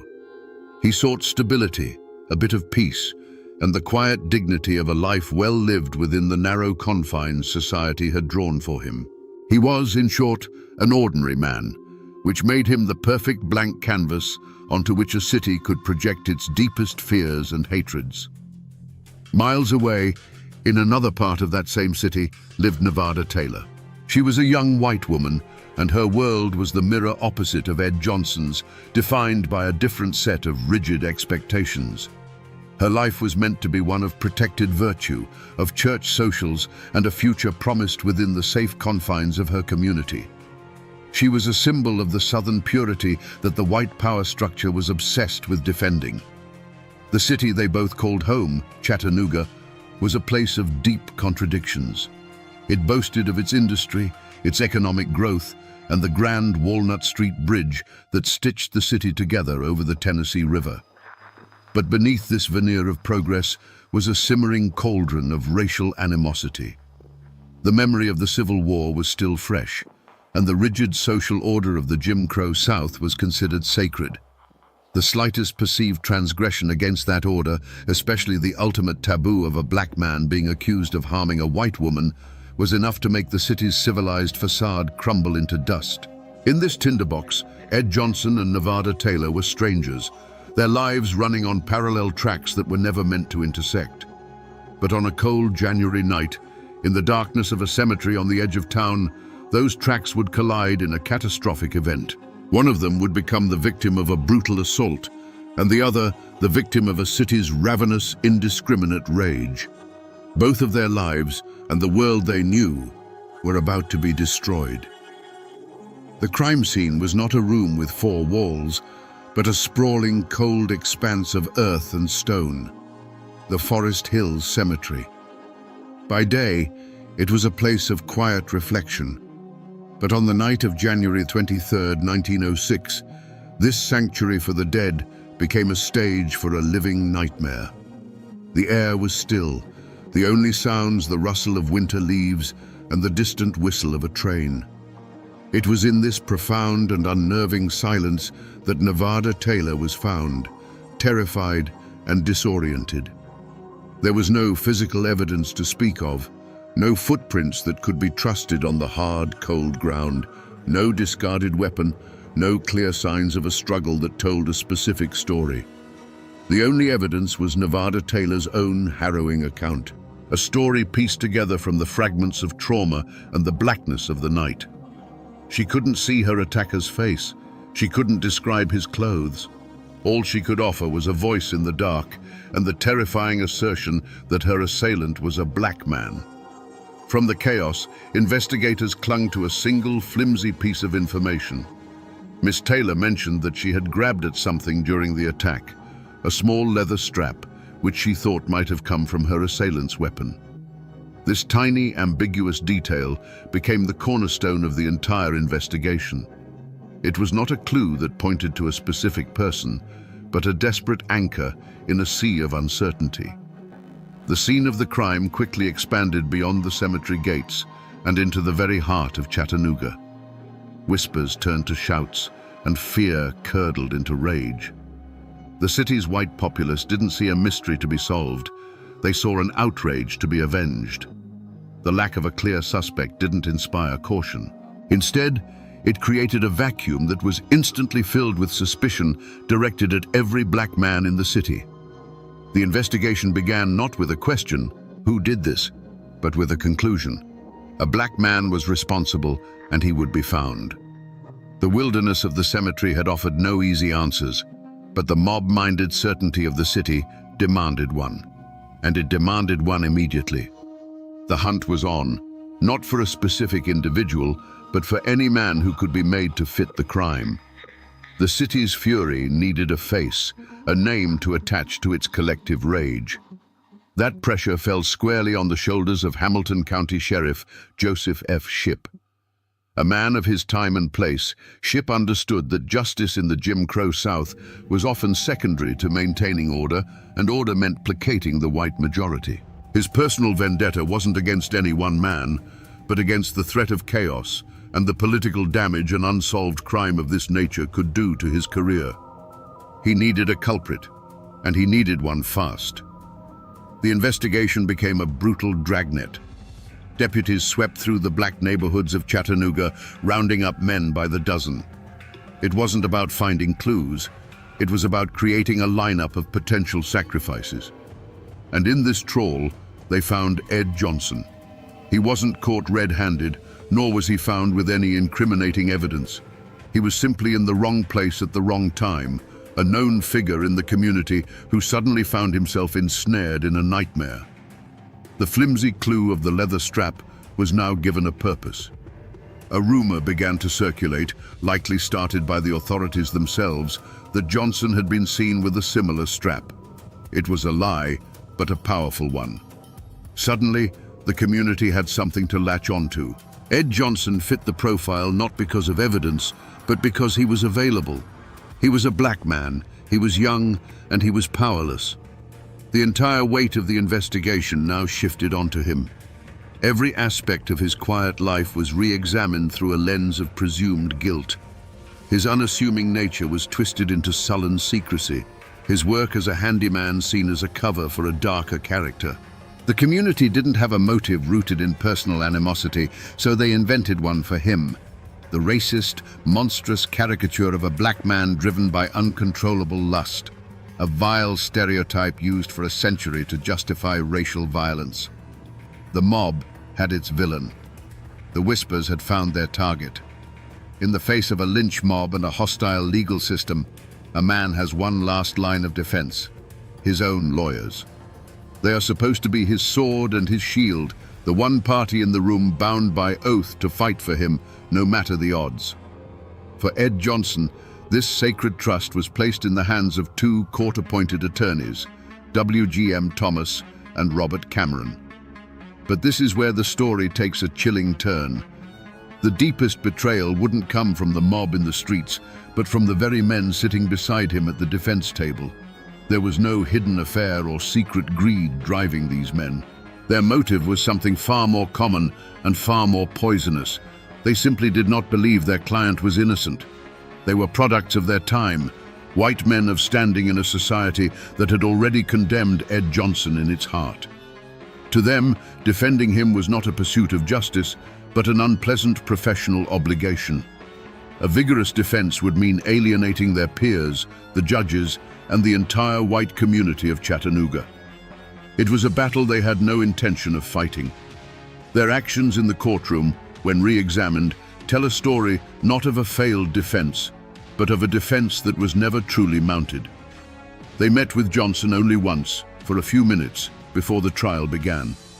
They called no witnesses to the stand to testify to his character or to help establish an alibi. They offered only a timid, half-hearted cross-examination of the prosecution's witnesses. The trial was a sham, and his own lawyers were willing participants in the charade. The final, damning proof of their betrayal came after the inevitable guilty verdict was handed down.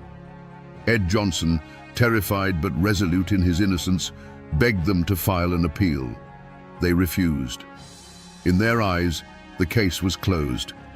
They had performed their duty as they saw it, and now they were washing their hands of the condemned man. This wasn't just legal malpractice, it was an act of profound abandonment. Ed Johnson's supposed guardians had delivered him, bound and gagged, to his executioners. He was utterly and completely alone. Just when Ed Johnson's fate seemed sealed, a new and unexpected force entered the fray.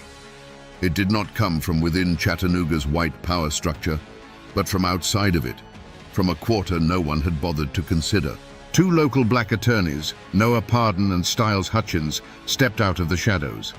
This was not just a legal maneuver, it was an act of almost unimaginable courage.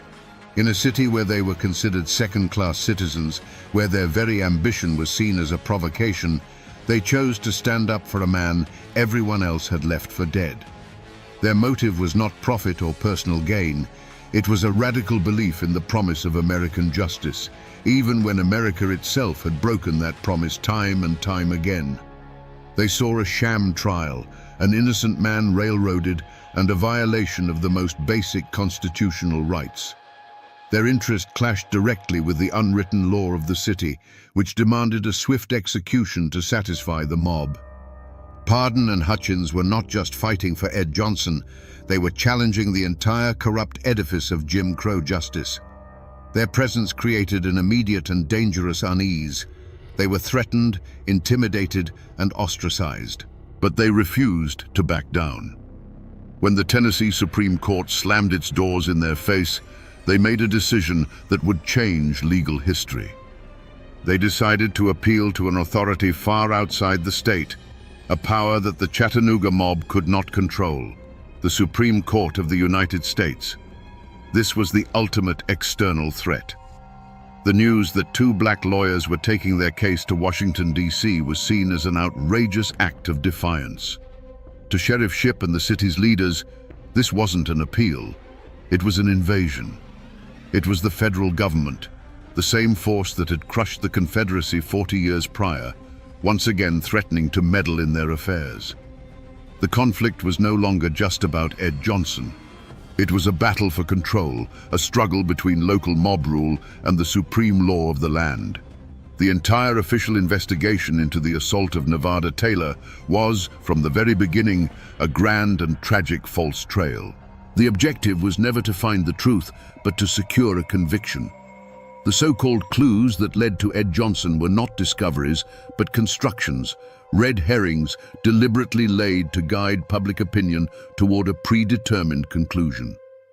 The central piece of evidence, the small leather strap, was the most potent of these fictions. Investigators treated it like a smoking gun, a direct link to Johnson, despite the fact that no one could ever definitively prove it belonged to him or that it was even connected to the crime. The trail led from this flimsy object to the Hamilton County Jail, where the most crucial piece of misdirection was staged. The identification of Ed Johnson by Nevada Taylor was not a moment of clarity, but of manufactured certainty. She was brought into a dim room where Johnson was the only suspect presented.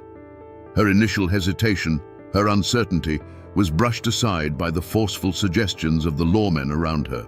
Under immense pressure, she gave them the identification they wanted. This shaky, coerced statement, which should have been a dead end, was instead treated as an irrefutable fact.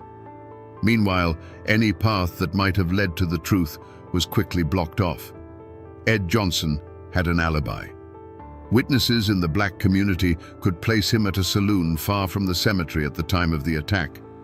But these leads, the only ones that actually pointed toward his innocence, were never pursued. The authorities simply weren't interested. Every testament to Johnson's good character, every inconsistency in the timeline, was ignored. These promising trails didn't evaporate. They were deliberately buried under the weight of the official narrative. This created a strange and dangerous kind of frustration.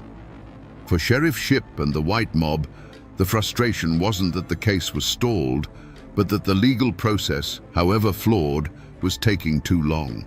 They had their man, their simple answer, and the appeals filed by Pardon and Hutchins were seen as infuriating obstacles. For the black community, the feeling was one of growing terror. They were watching a legal system actively lead itself down a false path, and they knew that at the end of this trail lay not justice, but a hangman's noose for an innocent man. In Chattanooga, the truth was not buried by a lack of evidence, but by two formidable walls of silence. The first was a wall built by the white community, not of quiet whispers, but of a deafening, unified roar.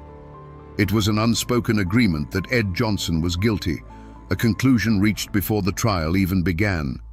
This wasn't just about one crime, it was about defending a fragile social order.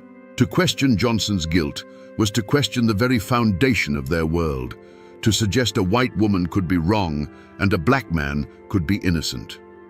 Any white person who harbored doubts learned quickly to keep them to themselves, lest they be branded a sympathizer, a traitor to their own. The second wall was built by the black community, and it was a wall of pure, unadulterated terror. People knew Ed Johnson. They knew his character. Some even knew where he was on that fateful night. But the code of the Jim Crow South was brutally simple. You saw nothing, you heard nothing, and you knew nothing that contradicted the white mob.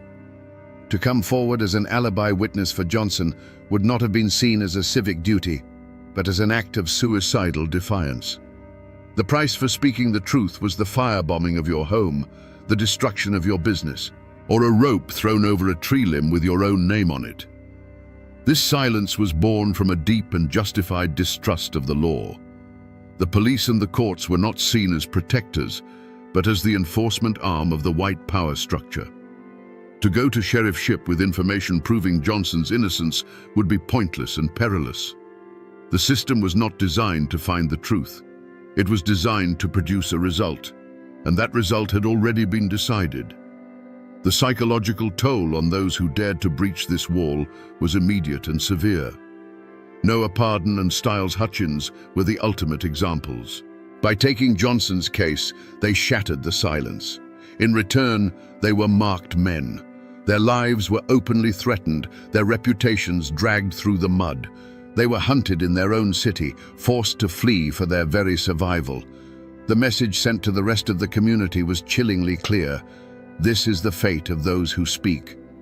After that, the silence became absolute. With the Tennessee courts turning a deaf ear and the execution date looming, all hope seemed to be lost. The legal road had run out, and the gallows were being prepared. But in the small office of Noah Pardon and Styles Hutchins, a discovery was made that would change the course of American legal history. The forgotten clue they unearthed wasn't a misplaced letter or a hidden diary. It was a fundamental principle that the state of Tennessee had chosen to ignore. It was the United States Constitution. Their argument was as simple as it was revolutionary. They contended that Ed Johnson had not received a trial by a jury of his peers, but had been condemned by a jury of intimidated hostages. A courtroom surrounded by an armed, bloodthirsty mob, they argued, is not a court of law. It is a stage for a legal lynching. This was not a failure of evidence, but a failure of the entire process, a gross violation of Johnson's right to due process under the 14th Amendment. This was their forgotten clue. The trial itself was the crime. With this powerful argument, they did the unthinkable. They bypassed the entire state judicial system and took their appeal directly to the highest court in the land. It was a desperate, audacious gamble, two lone black lawyers from the South petitioning the 9 most powerful jurists in America. And then, the impossible happened. The Supreme Court listened.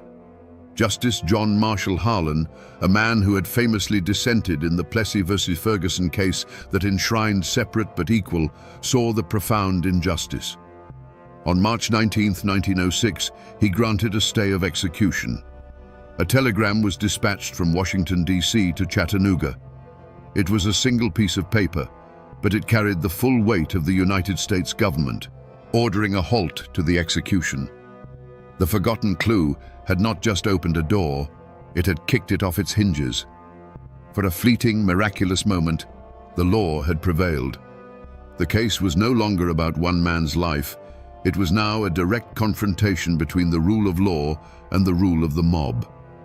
The telegram from the Supreme Court should have been a shield, an impenetrable barrier of federal authority protecting Ed Johnson.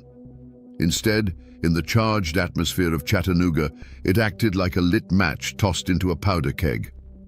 The news spread through the city not as a call for lawful patience, but as an intolerable insult.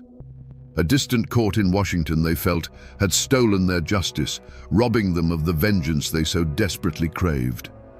The city began to simmer, and then to boil. The central mystery was no longer who attacked Nevada Taylor, but who would dare to defy the United States Supreme Court. The answer was not some shadowy figure hiding in the back alleys. The mastermind of the lynching, the man who held the keys to both the jail and to the mob's fury, was Hamilton County Sheriff Joseph F. Shipp. His unmasking came not from a forgotten clue, but from his own deliberate, chilling actions on the night of March 19th. His motive was a toxic cocktail of wounded pride, political calculation, and pure racist ideology. The Supreme Court's stay of execution was a direct and public humiliation. It was a declaration that he, the sheriff, had overseen a failed and unconstitutional trial. In his mind, his authority, his honor, and the honor of his community had been trampled by an interfering federal power. Faced with a choice between his oath to uphold the law of the land and his allegiance to the unwritten code of the mob, Sheriff Shipp made his decision. He would side with the mob. The unmasking is found in the sequence of his orders that night. First, he sent the vast majority of his deputies home, leaving the county jail, which held a man now at the center of a national firestorm, almost completely unguarded. Then, he personally disarmed the one remaining jailer, a man named Nicholson, leaving him with only a single, useless key. He had effectively laid out a welcome mat for the violence he knew was coming. The mob that gathered that night was not a spontaneous eruption of chaos. It was an organized force, its leaders emboldened by the silent, implicit permission of the sheriff. They marched on the jail, not with the uncertainty of a riot, but with the confidence of men who knew they would face no resistance. When the sledgehammers began to ring against the jailhouse doors, the sound was not just breaking steel, but the shattering of the rule of law. The true culprits were unmasked, a furious mob acting as the fist, and the county sheriff, the man sworn to stop them, acting as the calculating, treacherous mind. The night air of Chattanooga filled with the rhythmic, brutal clang of steel on steel as the mob's sledgehammers beat against the jailhouse doors. Inside, a terrified Ed Johnson listened as his last line of defense was systematically battered into submission. When the doors finally gave way, a river of angry shouts and menacing faces flooded the corridor. Rough hands seized him, dragging him from the relative safety of his cell out into the cold March street. They marched him through the city, a grim procession lit by flickering torches and street lamps. The mob was a beast with 100 heads, and it was parading its victim towards the altar of its rage, the Walnut Street Bridge. The modern steel structure, a symbol of Chattanooga's progress, became a stage for its most medieval impulse. The dark, swirling waters of the Tennessee River flowed silently below, an indifferent witness to the horror about to unfold. On the bridge, under the vast, starless sky, a thick rope was thrown over a steel girder. In this final, terrifying moment, Ed Johnson was granted a chance to speak. His voice, clear and steady, cut through the jeers of the crowd. He did not beg for his life. He proclaimed his truth. "I am an innocent man," he declared to the faces surrounding him. "I am not guilty of this crime. I have said it all the time and I say it now. God bless you all. I am ready to go." Then he was pushed into the void. The rope snapped taut, but the fall did not bring a swift end. As his body twisted in the air, a leader of the mob raised a pistol. A single sharp crack echoed across the river, and Johnson's body went limp. It was followed by another and another. From the bridge above, a fusillade of gunfire erupted. The night was filled with muzzle flashes, each bright spark followed by the sound of a shot. Over 50 in all, each one a punctuation mark in a statement of pure defiance. And then, as suddenly as it began, it was over. A ringing silence descended upon the bridge, broken only by the whisper of the wind through the steel girders and the distant bark of a dog. Ed Johnson's body hung motionless, a haunting pendulum suspended between the city and the dark river below. The mob, its terrible work done, quietly began to disperse, leaving their gruesome message hanging in the night for all the world to see. News of the lynching in Chattanooga was not just news of a murder, it was news of a rebellion. The mob, aided by the sheriff, had not just killed a man, they had openly defied a direct order from the United States Supreme Court. The insult was so profound, so audacious, that it shook the halls of power in Washington. President Theodore Roosevelt himself condemned it as a hideous crime. The Supreme Court, its authority fundamentally challenged, decided to do something it had never done before and has never done since. It resolved to hold its own criminal trial. The atmosphere was unlike any other in American history. The case of United States versus Shipp was not held in a Tennessee courthouse filled with angry locals, but before the 9 justices of the Supreme Court. The defendants, Sheriff Shipp and several leaders of the mob, were summoned to the nation's capital. They walked into the proceedings not with the demeanor of contrite men, but with a quiet, stubborn defiance. Back home, they were heroes who had upheld the Southern Code. In Washington, they were seen as insurrectionists. They were not on trial for murder. The federal court had no jurisdiction for that, but for something just as fundamental, contempt of court, for spitting in the face of the highest law in the land. Shipp and his men maintained their innocence, claiming they were simply overwhelmed by a spontaneous and uncontrollable mob. They presented themselves as hapless peacekeepers, not willing conspirators. But the evidence, painstakingly gathered by federal investigators, told a different story. A story of deputies sent home, of a jail left intentionally unguarded, of a sheriff who had promised the mob they would not be stopped. The verdict, when it finally came down in 1909, was a thunderclap. The Supreme Court of the United States found Sheriff Joseph F. Shipp and 5 of his associates guilty. It was a seismic moment, the first time the federal government had successfully prosecuted the participants of a lynch mob. But then came the sentence. For orchestrating the murder of a man under federal protection and for defying the highest court in the land, Sheriff Shipp was sentenced to serve just 60 days in a federal jail. Justice, it seemed, had been both served and denied in the very same breath. The verdict established a monumental precedent. The rule of law could and would reach down to challenge mob violence, but the punishment was so laughably light that it felt like a slap on the wrist. Shipp served his time and returned to Chattanooga not as a disgraced criminal, but as a celebrated martyr, his reputation enhanced by his brief and comfortable imprisonment. The verdict was a landmark victory for the principle of law, but a bitterly hollow one for the cause of true justice. The lives of everyone touched by the tragedy of Ed Johnson were permanently fractured, their futures sent spinning in new and often tragic directions. For the two men who fought for him, Noah Pardon and Styles Hutchins, the price of their courage was exile. They were hounded from the city they sought to better, their legal practices destroyed, and their lives under constant threat. They became fugitives from the very mob they had tried to defeat in a courtroom, forced to rebuild their lives in the anonymity of the North, their names whispered in Chattanooga's black community with a mixture of reverence and fear. They had won a moral victory, but suffered a devastating personal defeat. The opposite was true for Sheriff Joseph Shipp.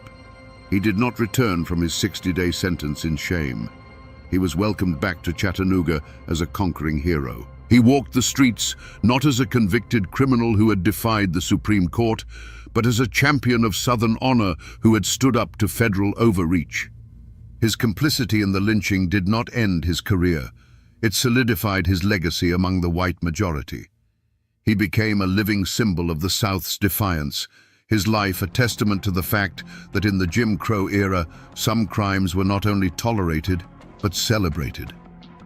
Nevada Taylor, the young woman whose assault was the catalyst for the entire nightmare, retreated into a life of quiet obscurity. The trauma of that night in the cemetery was compounded by the horror of what was done in her name. She never spoke publicly of the events again, living out her days in the long shadow of a crime she survived and a murder she inadvertently caused. Her life, like Johnson's, was irrevocably defined by that one terrible night. For the black community of Chattanooga, the lynching of Ed Johnson became a ghost story told for generations, a brutal lesson in the consequences of defiance. It cast a pall of fear that lingered for decades, reinforcing the city's rigid racial hierarchy with the haunting image of a body hanging from the Walnut Street Bridge. But a seed of resolve was also planted. The fight for Ed Johnson's name did not die with him.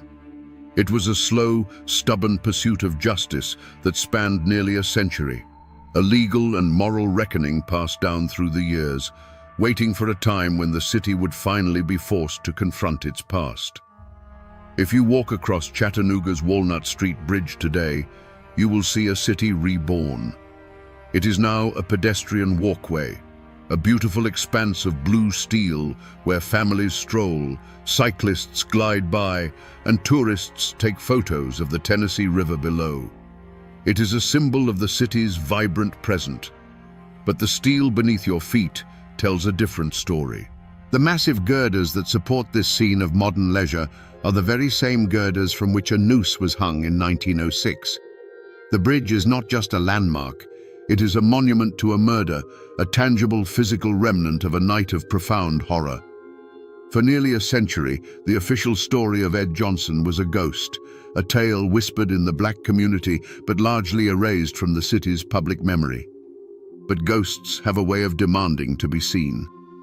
In the year 2000, 94 years after his death, the Hamilton County Court officially overturned Ed Johnson's conviction, a stunning and long overdue admission of the injustice that had been done. The echo of his last words, "I am an innocent man," had finally found its way back into a courtroom and been affirmed as truth. Today, not far from the foot of that very bridge, a new monument stands. It is the Ed Johnson Memorial, a solemn and powerful space dedicated to his memory and to the courage of Noah Pardon and Styles Hutchins. It is a deliberate act of reclamation, a place where the story is no longer whispered but told in bronze and stone for all to see. It stands as a counter-narrative to the silence, a permanent testament to a history that the city is finally beginning to confront. The mountains that cradle Chattanooga have seen empires rise and fall, and the river has carried 1,000 secrets to the sea. They were the silent witnesses to the crime, the trial, and the lynching. For decades, the world tried to forget what happened on that bridge, to pave over the past with progress. But the steel remembers, the river remembers. And now, thanks to the tireless pursuit of justice, the city is finally being forced to remember too, ensuring that the echo of Ed Johnson's story will never again fade into silence. So we return to the question that hung in the air with Ed Johnson's body. How could this happen in open defiance of the nation's highest court? The answer, we now know, is as simple as it is terrifying. The law is not a fortress of stone. It is a fragile agreement, utterly dependent on the integrity of those sworn to uphold it. On that night in Chattanooga, the man with the badge decided the mob's will was more important than the court's word, and in that moment, the law ceased to exist. But this story is more than just a chronicle of a failure of justice. It is a profound lesson in the slow, stubborn, and often painful pursuit of it. It teaches us that the arc of the moral universe may bend toward justice, as the saying goes, but it does not bend on its own. It must be pulled, inch by painful inch, by the hands of courageous and often forgotten people. Men like Noah Pardon and Styles Hutchins, who risked everything for a man they knew was innocent, pulled on that arc. Their fight seemed lost in 1906, but it started a conversation that refused to die, a quiet echo that grew louder with each passing generation. The story of Ed Johnson is a reminder that history is never truly in the past.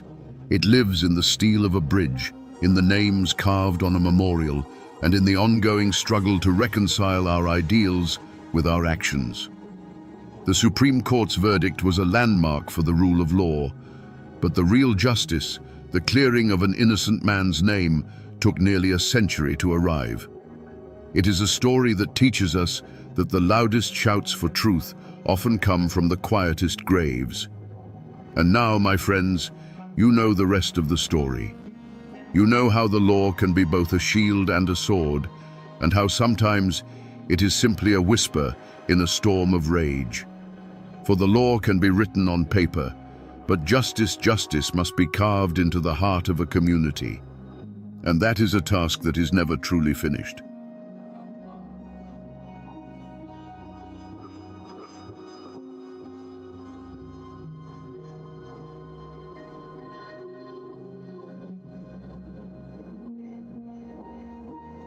They said bullets curved around him in the air. They whispered that he could melt into the mountain fog like a ghost, that he'd made a deal with the devil himself in some dark and lonely hollow. For years, the name Jacko Fraser was enough to make a child stop crying and a grown man bolt his door at night. The law called him a murderer. But the people who lived and died in these hills had another name for him: the White Devil. But how does a man become a monster? How does flesh and blood turn into a legend that haunts a landscape for 100 years? Today, we hunt for the truth behind the ghost story. To understand a man like Jacko Fraser, you first have to understand the world that made him. Imagine the Cumberland Mountains in the late 1800s on the jagged border of Virginia and Kentucky. This was a land forgotten by God and the government, a place of stunning beauty and breathtaking cruelty. The mists that clung to the hollows hid deep secrets, and the ancient hills had seen more than their share of blood and tears. The Civil War had ripped through these communities, leaving behind not just poverty, but a generation of men who had been taught that the fastest way to solve a problem was with a rifle. They came home to find their farms in ruins and their futures uncertain. The law, in this part of the world, was a distant rumor. A county sheriff might hold authority in the dusty courthouse square, but out in the winding creeks and isolated cabins, his power faded to nothing. Here, a different law held sway: the law of the clan. Family was everything. Your name was your flag. Your cousins were your army. An insult to one was an insult to all, and debts of honor were paid in blood. This was the era of the great feuds, like the Hatfields and McCoys, where violence was not just an outburst of anger, but a structured part of life, a grim inheritance passed down from father to son. This fierce loyalty was born of isolation. The dense forests and impassable ridges didn't just separate families from the outside world, they separated them from each other. Every farmstead was its own small kingdom, every cabin a fortress. Strangers were viewed with suspicion, and a man representing the government was seen as the biggest stranger of all. People here learned to rely on themselves, their kin, and their own judgment. But self-reliance couldn't always put food on the table. This was a world of grinding poverty. Families survived on what they could scratch from the rocky soil, what they could hunt in the deep woods, and what they could distill in a hidden still under the light of the moon. For a man with a quick trigger finger and no conscience, the desperation hanging in the air smelled like opportunity. It was into this boiling cauldron of pride, poverty, and clan justice that Jacko Fraser was born. The world he saw was not a place of laws and morals, but a battlefield for survival. The mountains were poised on a knife's edge, holding a fragile, violent peace. But that peace was about to be shattered, not by an invading army, but by a monster it had created in its own image. Long before the massacre that made him a legend, Jacko Fraser's name was already a poison whispered on the mountain wind. He didn't exist in a vacuum. His terror was fed by a network of lesser evils and silent supporters. Men like Henley Cox, his most notorious accomplice, were drawn to him like moths to a flame, lesser predators orbiting a greater one. And there were others, the small-time crooks who bought his stolen goods, the informants who'd trade a neighbor's whereabouts for a silver dollar or just to settle an old score. The Mullins clan, on the other hand, were the opposite of everything Jacko stood for. They were a large, well-respected family, a cornerstone of the community, which made them the perfect target for a man who wanted to prove that no one and nothing was safe. The deepest wounds in these mountains were often the oldest. Jacko himself was said to be a veteran of the Confederacy, a man who had seen the world burn and decided he liked the heat. He didn't come back from the war looking for peace. He came back carrying the war inside him, a personal battle against a world he felt had failed him. His grudge wasn't over a single plot of land or a stolen horse. His grudge was with humanity itself. He saw society as a sham, and he aimed to tear its mask off with violence. Of course, smaller, more personal grudges festered in every hollow. A card game that ended in a bitter accusation, a dispute over a property line that had been argued for generations, a family that got a little too prosperous for a neighbor's liking. These were the hidden fault lines running beneath the community. Jacko was a master at exploiting them. He understood the dark currents of envy and resentment that flowed beneath the surface of daily life, and he knew how to use them to his advantage, turning the quiet suspicions between neighbors into open fear. And so, the rumors began to spread, moving from cabin to cabin like a sickness in the air. At first, they were just unsettling stories. A peddler who was supposed to be heading through Pound Gap simply vanished. A farmer found his best mule gone, his tack shed emptied. A lone traveler would arrive at the next settlement pale and shaken, telling a story of being robbed on the trail by a man with eyes as cold and pale as a winter sky. None of these were big enough to bring the law down from the state capital, but they were carefully stacked, one on top of the other, building a foundation of dread. Every story, filtered through a dozen mouths around a dozen hearths, grew darker and more menacing. The whispers turned into a constant, low hum of anxiety that settled over the mountains. People began to look at the shadows a little longer. The sound of a horse at night was no longer a comfort, but a cause for alarm. The community was being slowly poisoned, not just by Jacko's deeds, but by the fear of what he might do next. The stage was being set for an act of violence so brutal it would turn whispered rumors into terrified screams. The year was 1892. For the Mullins clan, it was a day of prosperity. Several members of the family, including Ira Mullins, his wife, and other kinsmen, had made the long journey by wagon to the nearest town. They were returning home, their carts laden with goods, and more importantly, their pockets heavy with cash from a successful day of trading. We're talking several $100s, a staggering fortune in those mountains, enough money to set a family up for a year, or to make a desperate man do the unthinkable. Imagine the scene. A narrow mountain path, barely wide enough for their wagons, snaking its way through the dense, dark woods of Pound Gap.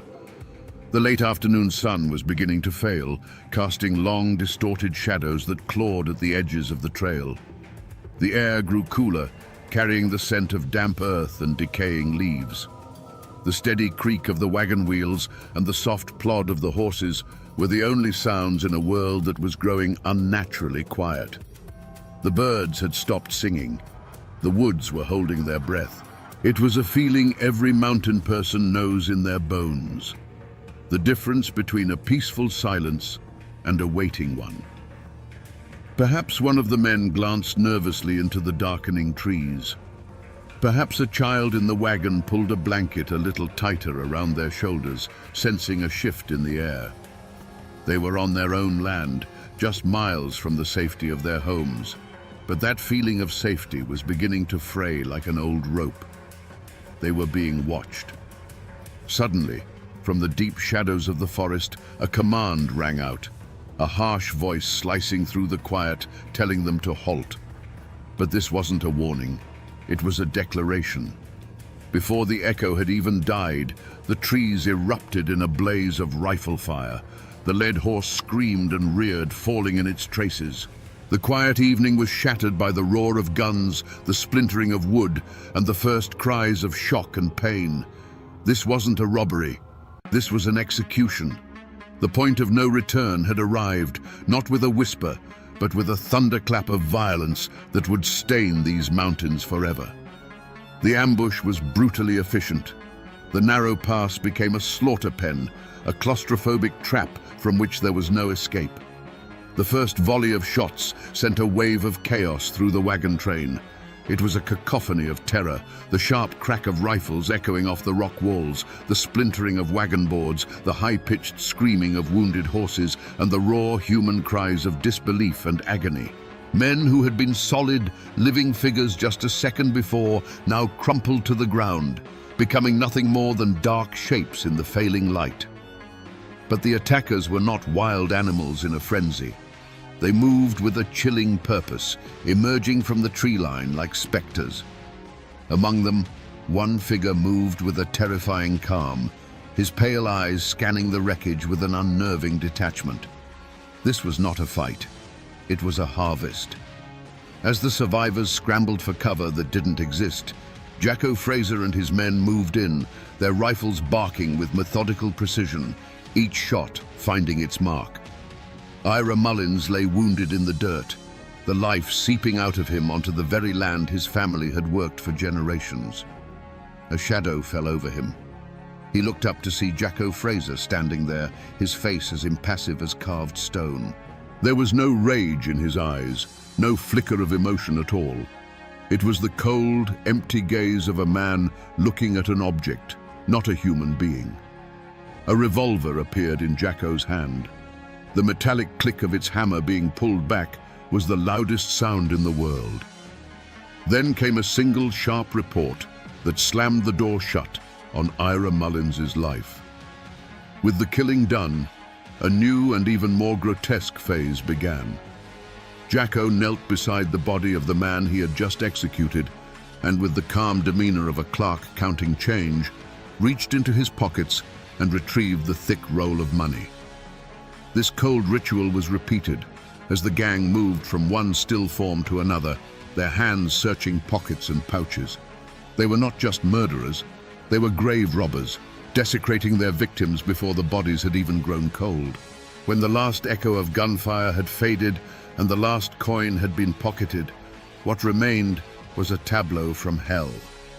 A wagon lay on its side, its contents, flour, cloth, tools, spilled across the dirt road like the entrails of a dying beast. The horses lay tangled in their harnesses, their great bodies still and silent. The air, thick with the smell of gunpowder and blood, hung heavy and motionless. It was the silence that was the worst part, a profound, deafening silence where just moments before there had been life, laughter, and hope. And as quickly as they had appeared, they were gone. Jacko and his men didn't flee in a panic. They simply stepped back into the deep woods, swallowed by the same shadows that had birthed them. It was as if the mountain itself had opened up, unleashed its demons, and then closed again, leaving behind no evidence of their passage, only the wreckage of a family and a silence that screamed. This was more than a robbery. It was more than murder. It was a statement written in blood on a lonely mountain trail. It was a declaration that there were no safe places, that the bonds of family and community were no shield against a man with a frozen heart. On that day, in the twilight of Pound Gap, John Fraser the outlaw died, and Jacko, the White Devil, was well and truly born. The silence that followed the massacre was deeper than any grave. For a time, the only witnesses were the ancient trees and the cold, unblinking stars. It was a kinsman sent out from the Mullins homestead when the wagons failed to return, who stumbled into the nightmare. He found the scene not by sound, but by its terrible stillness. The dark, hulking shape of the overturned wagon, the pale glimmer of spilled flour on the ground looking like a dusting of snow, and then the bodies, scattered among the wreckage like fallen leaves, their stillness an affront to nature itself. The cry that broke from that man's throat was a sound of pure horror, an animal howl of grief that finally shattered the unholy calm. When the news reached the Mullins family, it was like a physical blow, a shock that left them gasping for air. But in the Appalachian heart, grief is a fast-burning fire that quickly turns to iron resolve. The women's wails of sorrow echoed through the hollows, a heartbreaking chorus for the dead. But the men's faces were a different kind of terrible. Their grief was silent, their eyes hard and cold, their hands resting on the stocks of the rifles that were never far from reach. They tenderly carried their dead home, but in their hearts, they were already carrying a vow of vengeance. News in the mountains travels not on wires, but on the wind, passed from cabin to cabin in hushed, urgent whispers. The story of the Pound Gap massacre spread like a plague of fear. It confirmed every dark suspicion, every campfire ghost story. The name Jacko Fraser was no longer just a name. It was a curse, the living embodiment of every settler's deepest fear, the fear of what lurked in the untamed wilderness just beyond the light of their lanterns. Doors were bolted earlier. Men took their rifles with them to plow the fields. The comfortable darkness of the mountains, once a familiar blanket, now felt like a shroud, filled with unseen, malevolent eyes. The sheer brutality of the attack was too much to be ignored, even by the distant and often indifferent hand of the law. The murders weren't just a crime, they were an insurrection against the very idea of society. The authorities in both Virginia and Kentucky, pressured by the influential families and a terrified populace, were finally prodded awake. A substantial reward was offered for the capture of Jacko Fraser and his gang, a fortune that could make a poor man rich for life. The notice was nailed to the courthouse doors and the sides of general stores, turning the ghost into a wanted man with a price on his head. The bodies of the Mullins family were laid to rest in the cold mountain earth, but their story refused to be buried. The massacre became a line drawn in the dirt. On one side was the world of families, faith, and hard work. On the other was Jacko Fraser. He was no longer just an outlaw. He was the White Devil, a figure of folklore born from a real-world atrocity. The hunt was now not just a matter of law, but a crusade. The question was, how do you hunt a man who is already a ghost? The bounty posters were barely dry before the hunt began. This was not going to be a simple posse of local farmers. The states of Virginia and Kentucky marshaled their forces, calling in the best they had. They hired professional detectives from the famed Baldwin Felts agency, outsiders with city methods and a reputation for ruthlessness. But the man chosen to lead the hunt was a legend in his own right, Marshal Big Ed Hall. He was a man cast from the same mountain rock as Jacko, who knew every secret trail and hidden hollow. He was Jacko's opposite, a man of the mountains who had chosen the badge over the outlaw's gun. And alongside the lawmen and hired guns rode men with faces like stone. They were the kin of the murdered Mullins family. They weren't there for the reward money. They were there to settle a family score, and their justice wasn't written in any law book. Hunting Jacko Fraser in the Cumberland Mountains was like trying to catch a whisper in the wind. He was in his element, a predator on his home ground. The very landscape that the posse found so punishing was his greatest ally. The mountains that had cradled him now conspired to hide him. For weeks, they combed the ridges and ravines, a grueling ordeal of cold nights and false trails. The posse would find the embers of a campfire still warm, or a footprint in the mud of a creek bed, only to have the trail vanish into thin air. It was as if Jacko could simply dissolve into the mist. The mountains that had once been a home to the posse members had now become a deadly labyrinth, and in its center lurked a monster who knew every turn. The posse grew weary, their resolve frayed by frustration and the constant, unnerving feeling of being watched. They knew Jacko was out there, seeing them long before they saw him. Every rustle in the undergrowth could be an ambush, every shadowy rock formation a sniper's nest. But in the end, it wasn't a tracker's skill or a detective's logic that cornered the White Devil. It was human weakness. A name was whispered to the lawmen, an informant, tempted by the life-changing reward or simply terrified into submission, gave up Jacko's hiding place. The mountain's code of silence had finally been broken by the one thing stronger than loyalty: fear. The tip-off led them to a lonely, isolated cabin near the Kentucky border. They surrounded it in the dead of night, a ring of steel closing in under a moonless sky. As the first gray light of dawn touched the peaks, Big Ed Hall gave the signal.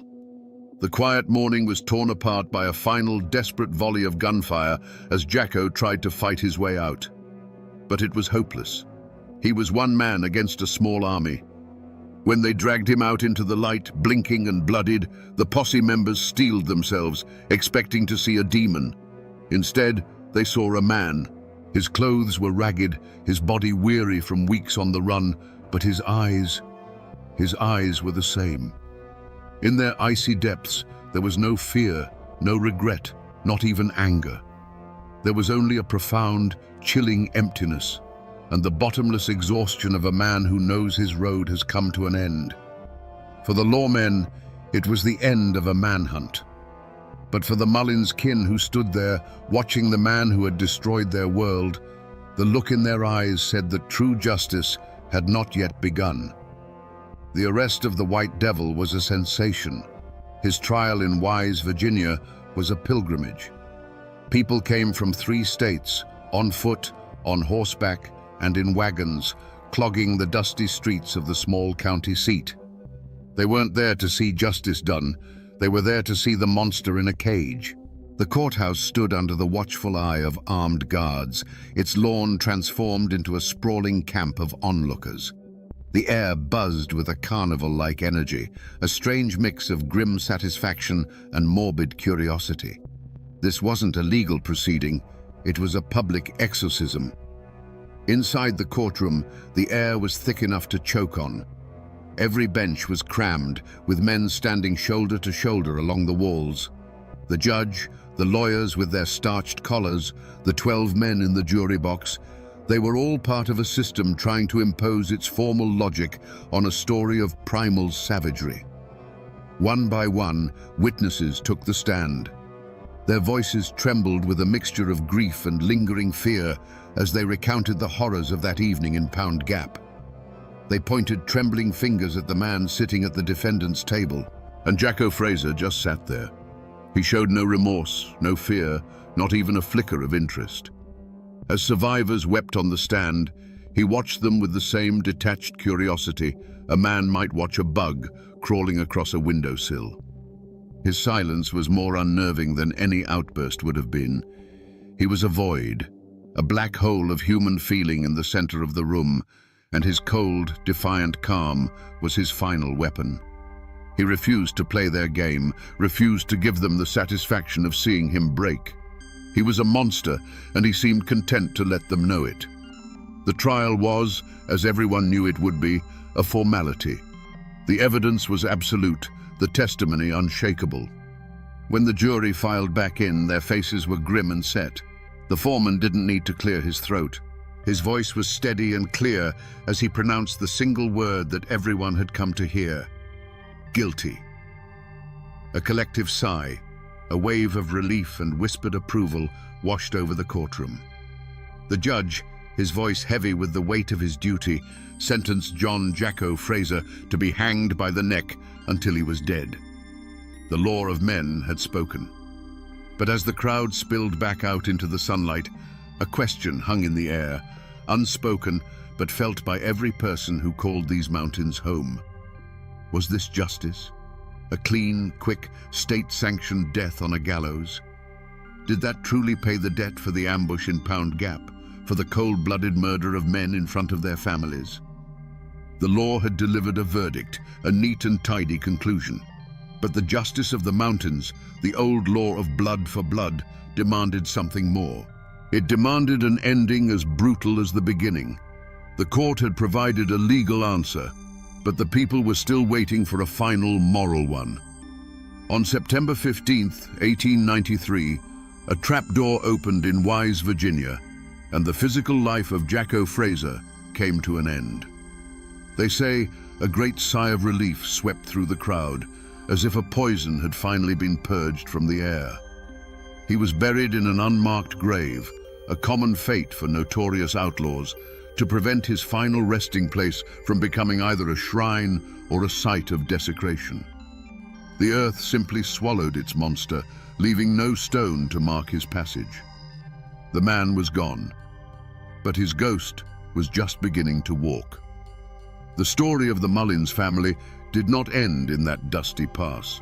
They buried their dead, mourned their losses, and did what mountain people have always done: they endured.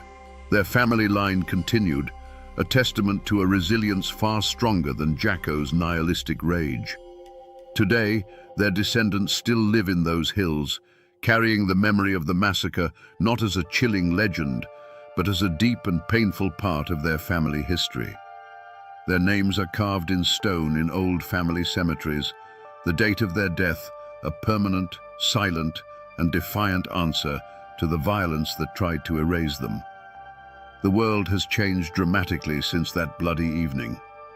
A modern highway, US Route 23, now carves a smooth paved path through Pound Gap. You can drive through the very spot where the ambush happened at 70 miles an hour, listening to the radio, your mind a million miles away. But if you pull over to the side of the road, cut the engine and listen, the modern world falls away. The woods are just as deep, the shadows just as long.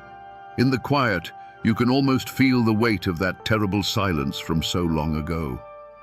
The old courthouse in Wise still stands, a brick-and-mortar witness that has held the story within its walls for over a century. And of course, there is the legend of the treasure. Like all famous outlaws, Jacko was rumored to have stashed his ill-gotten fortune, thousands of dollars in gold and silver coin, somewhere in the labyrinthine caves and crevices of the Cumberland Mountains. For decades after his death, treasure hunters, armed with old maps and older rumors, dug into the hillsides, chasing the ghost's promise of cursed gold. The treasure was never found, of course, but the hunt itself became a part of the story, keeping the White Devil's name alive, a whisper of greed and danger that echoed through the generations. Most people have forgotten the facts of the case. The official records are yellowed and brittle, gathering dust in courthouse archives. But the mountains have a long memory. The name Jacko Fraser still surfaces from time to in these parts, a dark ballad told around a late-night fire. He is no longer a man of flesh and blood, but a piece of the landscape itself, a warning, a folktale, a permanent shadow that time has not been able to erase. So we return to the question we asked at the very beginning.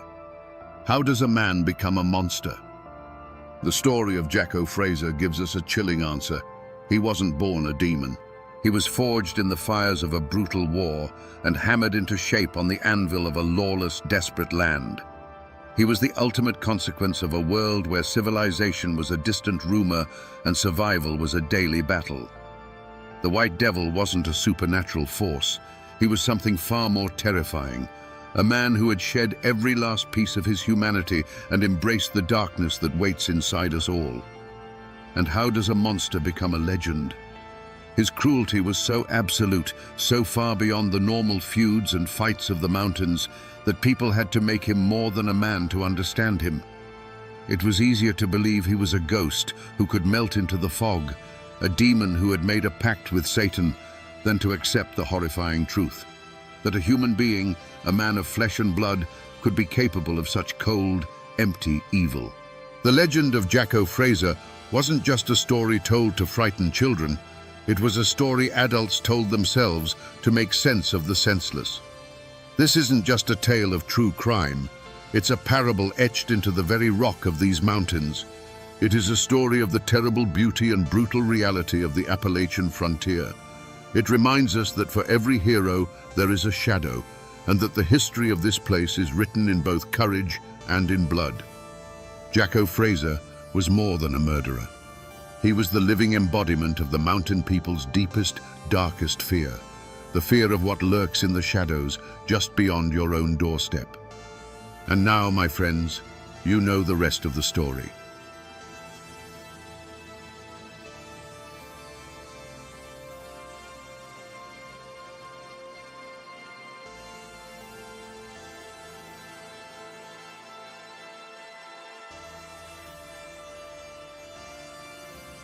They say the age of witch trials in America ended in Salem. But over a century later, in a dark hollow of the Tennessee mountains, one final ember of that medieval fear refused to die. The name whispered on the frontier was Mary Peyton. She wasn't burned at the stake or hanged from a gallows, but what happened to her marks one of the last times an American court would formally hear an accusation of witchcraft. Who was this woman? And what could she have done to make her neighbors, people of the Bible and the long rifle, believe she could sour their milk, sicken their children, and consort with the devil himself? Tonight, we trace the story of a forgotten name to understand how a community's fear can be a more terrible sentence than any judge's verdict. To understand Mary Peyton, you have to understand the soil she grew from. She was born into a world perched on the knife's edge between raw survival and unshakable faith. Her people were likely Scotch-Irish, a famously stubborn and clannish folk who had fled persecution in the old world only to find a different kind of hardship in the new. They brought with them their Presbyterian God, their distrust of authority, and a mind filled with tales of bogles, fetches, and the good folk, beings that Christianity had never fully managed to stamp out.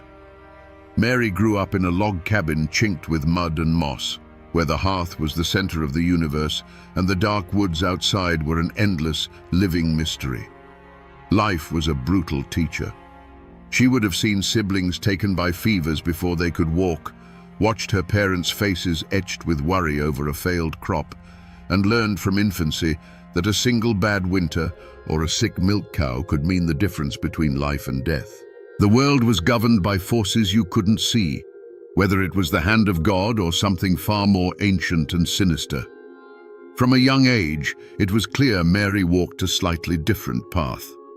While other girls were learning the loom, Mary was learning the woods.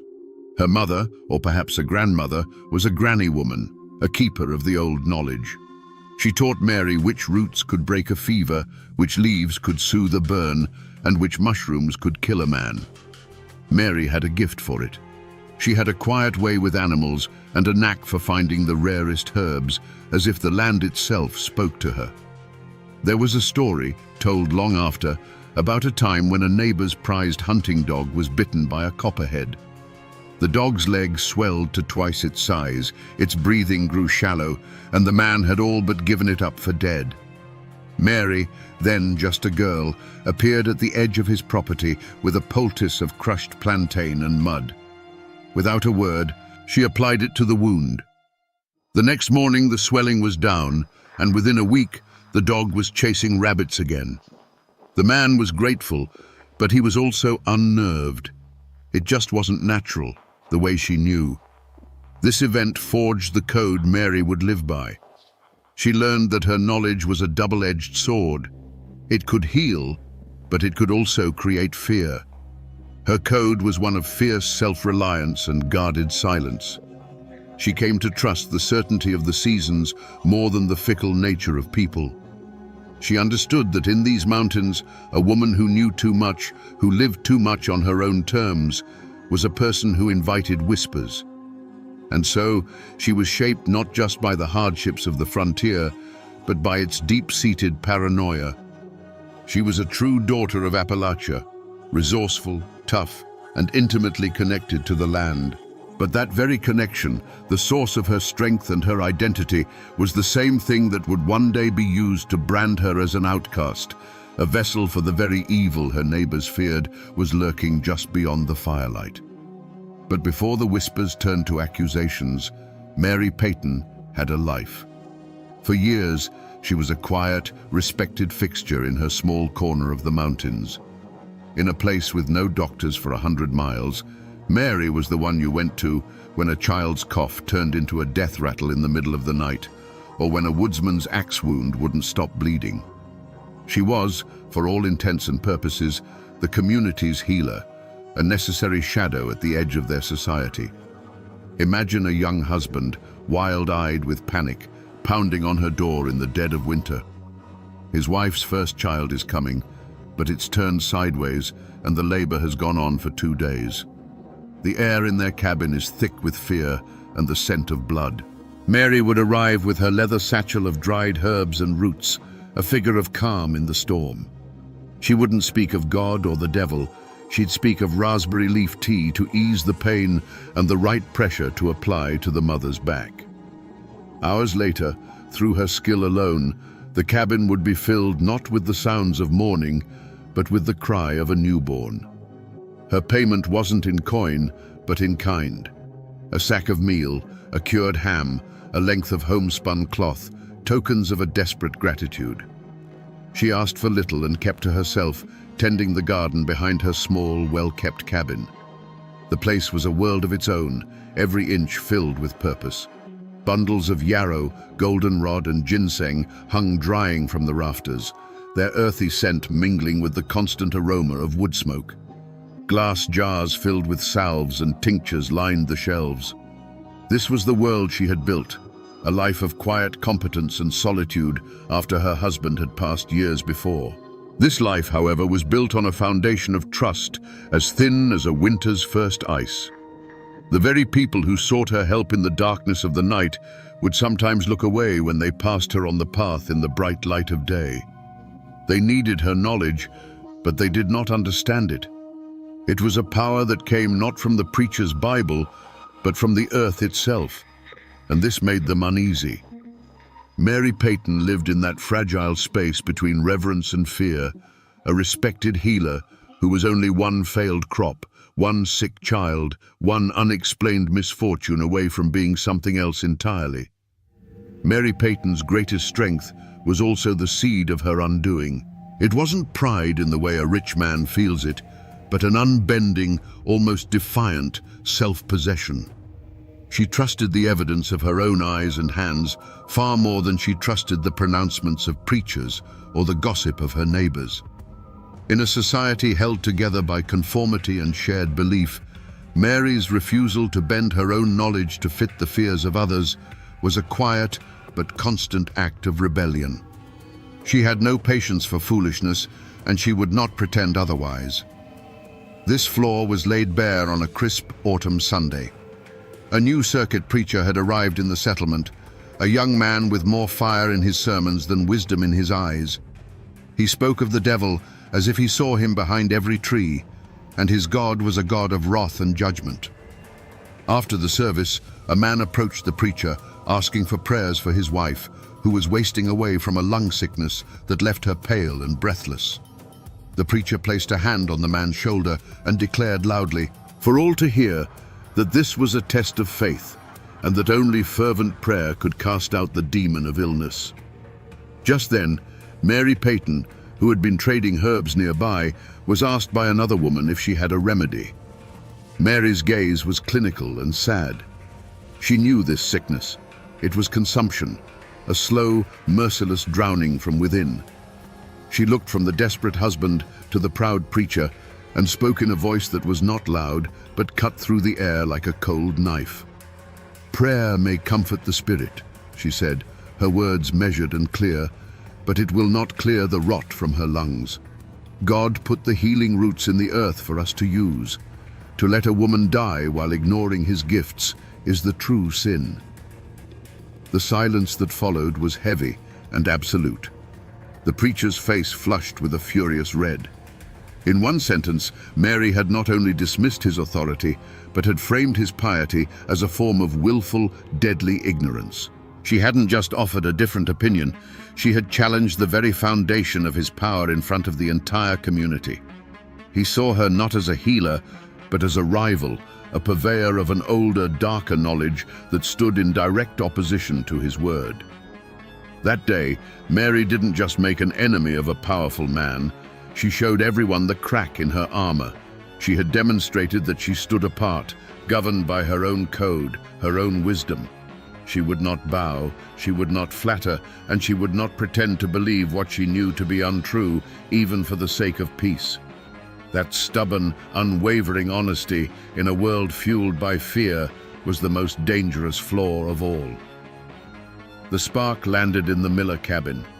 Their youngest boy, a child who had been healthy and strong just a month before, was seized by a wasting sickness. A fever burned like a coal behind his eyes, and he grew thinner each day until his skin was like parchment stretched over bone. Desperate, the Millers did as the circuit preacher commanded. They prayed, they fasted, they looked for sin in their own hearts. But the boy only worsened. Then other things began to happen. Their best milk cow went dry overnight. A batch of bread made from their dwindling flour soured in the oven.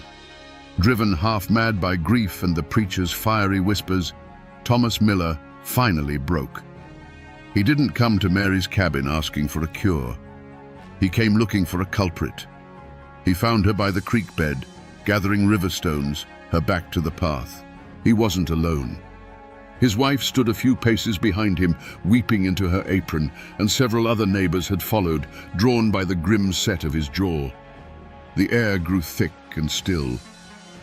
"Mary," he said, his voice a ragged tear in the quiet afternoon, "my boy is dying." Mary turned, her hands full of smooth grey stones.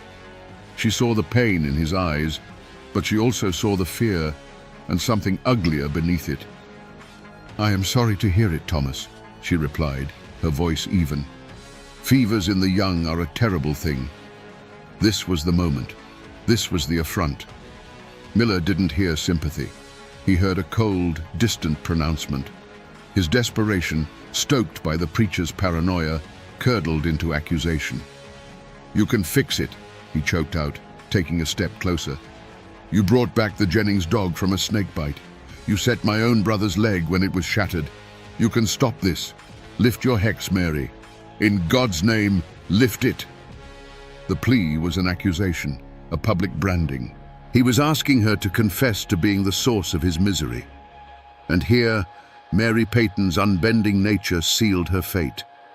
She did not try to soothe him. She did not offer a poultice or a comforting word. She saw his fear as an insult to her life's work, a victory for the ignorance she so despised. Her expression hardened. "Your son is sick, Thomas," she stated, her words as cold and hard as the stones in her hand. "He is not cursed, and your fear is a worse sickness than any fever." To the grieving father, her refusal to engage with his terror was not a denial, it was a confirmation.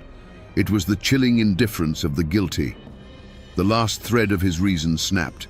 He pointed a trembling finger at her, and his voice rose to a shout that echoed through the holler for all to hear. "Witch! You are a witch!" The word, once spoken, could never be taken back. It hung in the air, a poison that had finally found its victim. The word witch, once spoken aloud, is a poison seed. It landed on the fertile ground of the community's fear and put down immediate thorny roots. The whispers that had once been confined to the shadows now flew in the open air. Doors that had once opened to Mary with pleas for help now slammed shut as she approached.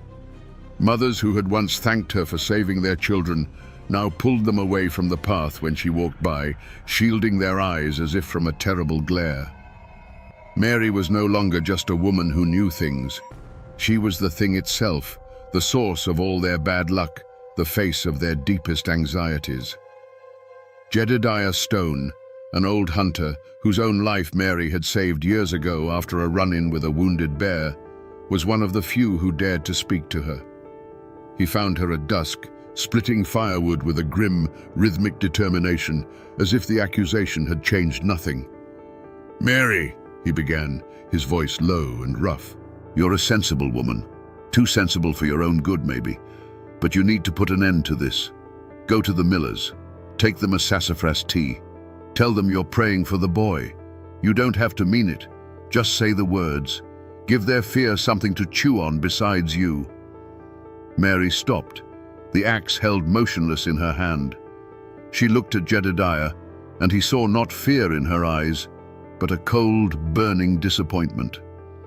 "And what would that be, Jedediah, but a lie?" she asked. "Their boy is sick with a wasting fever, not a hex. Their fear is the sickness that's spreading. To give them a charm would be to admit that their foolishness has power. I will not feed the beast that is devouring them." Jedediah shook his head, a deep sadness in his weathered face. "That beast is about to devour you, Mary," he said, before turning and walking away, leaving her alone in the growing twilight. Her refusal left a vacuum, and the circuit preacher was more than willing to fill it. The following Sunday, he stood at his makeshift pulpit and delivered a sermon of fire and brimstone. He never spoke Mary Peyton's name, but he didn't have to. He spoke of a serpent in their midst, a canker of old-world evil that masqueraded as a helping hand. He warned of those who put their faith in roots and leaves instead of the power of the Lord, who used earthly knowledge as a mockery of God's divine will. He was giving the community's fear a holy purpose, turning a personal grudge into a righteous crusade. Any other person might have retreated, stayed inside their cabin, and waited for the storm to pass. But that was not Mary's way. Her defiance became her only response. She continued to walk the paths, her head held high, her gaze direct. She met the fearful stares of her neighbors, not with anger, but with a silent, questioning look that they took for a malediction. She was daring them to believe the lie, and in their terror, they accepted the dare. Each decision she made, born from her unshakable integrity, was another nail in her own coffin. A dead bird, its neck snapped, appeared on her doorstep. Someone etched a crude cross on her cabin door to ward off its inhabitant. The path of compromise, the one Jedediah had offered, was now completely gone. Mary had refused to bow, and so she had forced the community to act. A confrontation was no longer just possible, it was a certainty. They needed a judgment, a final verdict to quell the terror she, in her stubborn silence, seemed to confirm. The law, in those days, often had a human face. It arrived not in a uniform, but in the worn, homespun coat of Justice of the Peace Thompson, a pragmatic man who had seen more trouble stirred by religion than by rum. He didn't believe in witches, but he absolutely believed in mobs. He came to Mary's cabin not as a judge, but as a man trying to put out a fire before it consumed the whole forest. He found her inside, methodically grinding dried willow bark, the air thick with its sharp medicinal scent. He sat at her small, rough-hewn table, a place of healing now at the center of a storm of hate. "Mary," he said, getting straight to the point, his voice lacking the preacher's fire or Miller's hysteria. "I've known you for 20 years.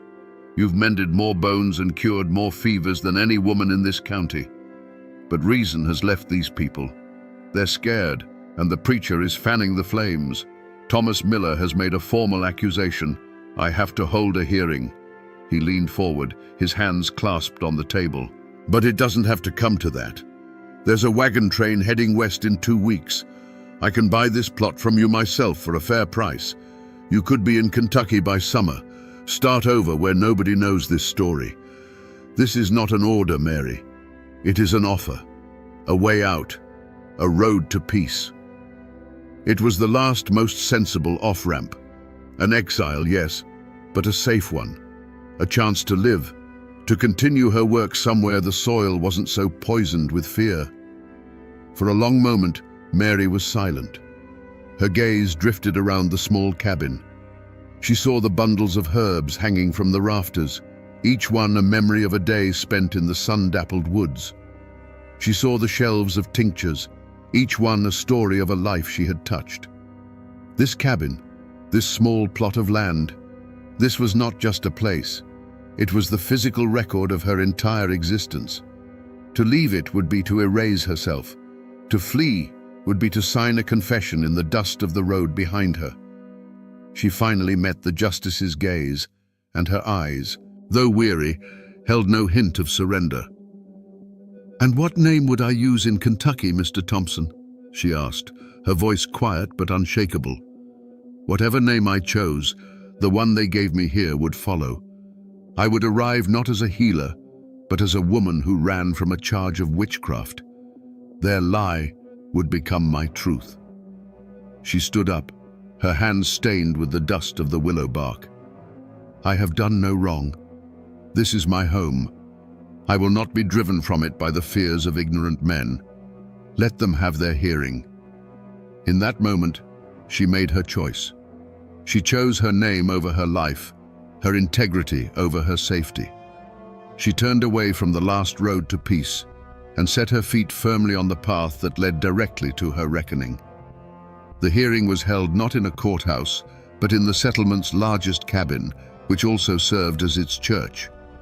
The space was packed shoulder to shoulder, the air hot and suffocating, thick with the smell of unwashed wool, nervous sweat, and the cloying righteousness of the mob. To Mary, sitting alone on a simple stool in the center of the room, it felt less like a place of judgment and more like a cage built of hostile eyes. Justice Thompson sat at a rough-hewn table, his face a mask of grim resignation. But the real judge and jury were the dozens of familiar faces that now stared at her as if she were a complete stranger, a monster that had been living among them undetected. The world seemed to narrow, the buzzing whispers fading into a dull roar in her ears as Thomas Miller stood to speak. He did not shout. His voice was a low, trembling thing, filled with a grief so profound it had become poison. He described his son's wasting sickness, his words painting a vivid, heartbreaking picture. Then he turned, his face a contorted mask of pain and certainty, and pointed a trembling finger at Mary. He spoke of how the boy had screamed her name in his fever dreams. He spoke of the sour milk and the dead dog. Each word was a stone cast not to prove a fact, but to inflict a wound. And with every sentence, Mary could feel the weight of the room's belief settling upon her like a shroud. Then came the others. A woman stood and swore that her butter had refused to churn the morning after Mary had walked past her cow pen. A farmer claimed a shadow in the shape of a great black bird had passed over his field, and the next day, a patch of his corn was blighted. One by one, they offered up their misfortunes, their anxieties, their petty bad luck, and laid them at her feet. It was a litany of fear, a ritual of communal exorcism where every coincidence was proof and every suspicion was evidence. Mary listened, and the world outside the cabin walls, the world of cause and effect, of seasons and sickness, seemed to fall away, replaced by this suffocating new reality built entirely of their terror. The circuit preacher rose, his shadow falling long across the room. He did not need to present evidence. His role was to provide the divine narrative.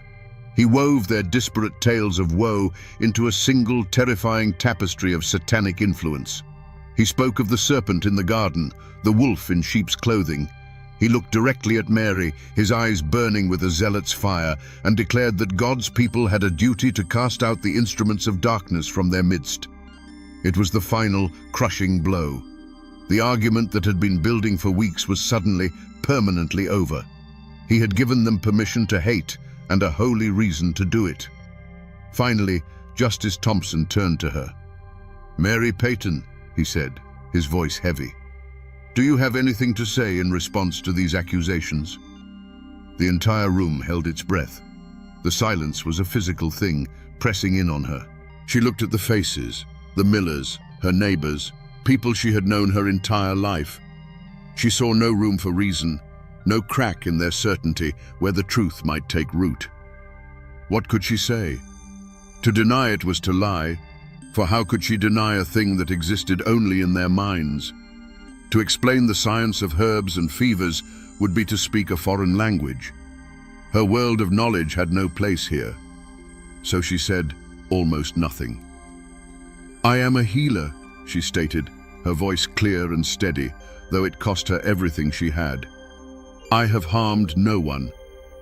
Her simple, honest words were utterly useless against the storm of their hysteria.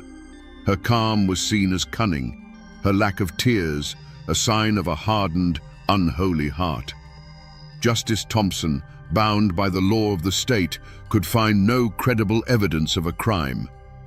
He was forced to dismiss the formal charge, but his verdict was a hollow, meaningless sound.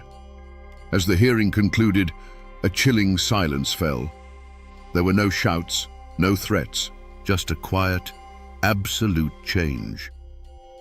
As Mary walked towards the door, the crowd did not touch her.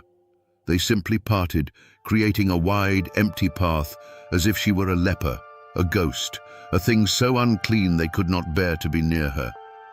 The heavy cabin door swung shut behind her, the sound echoing in the sudden quiet.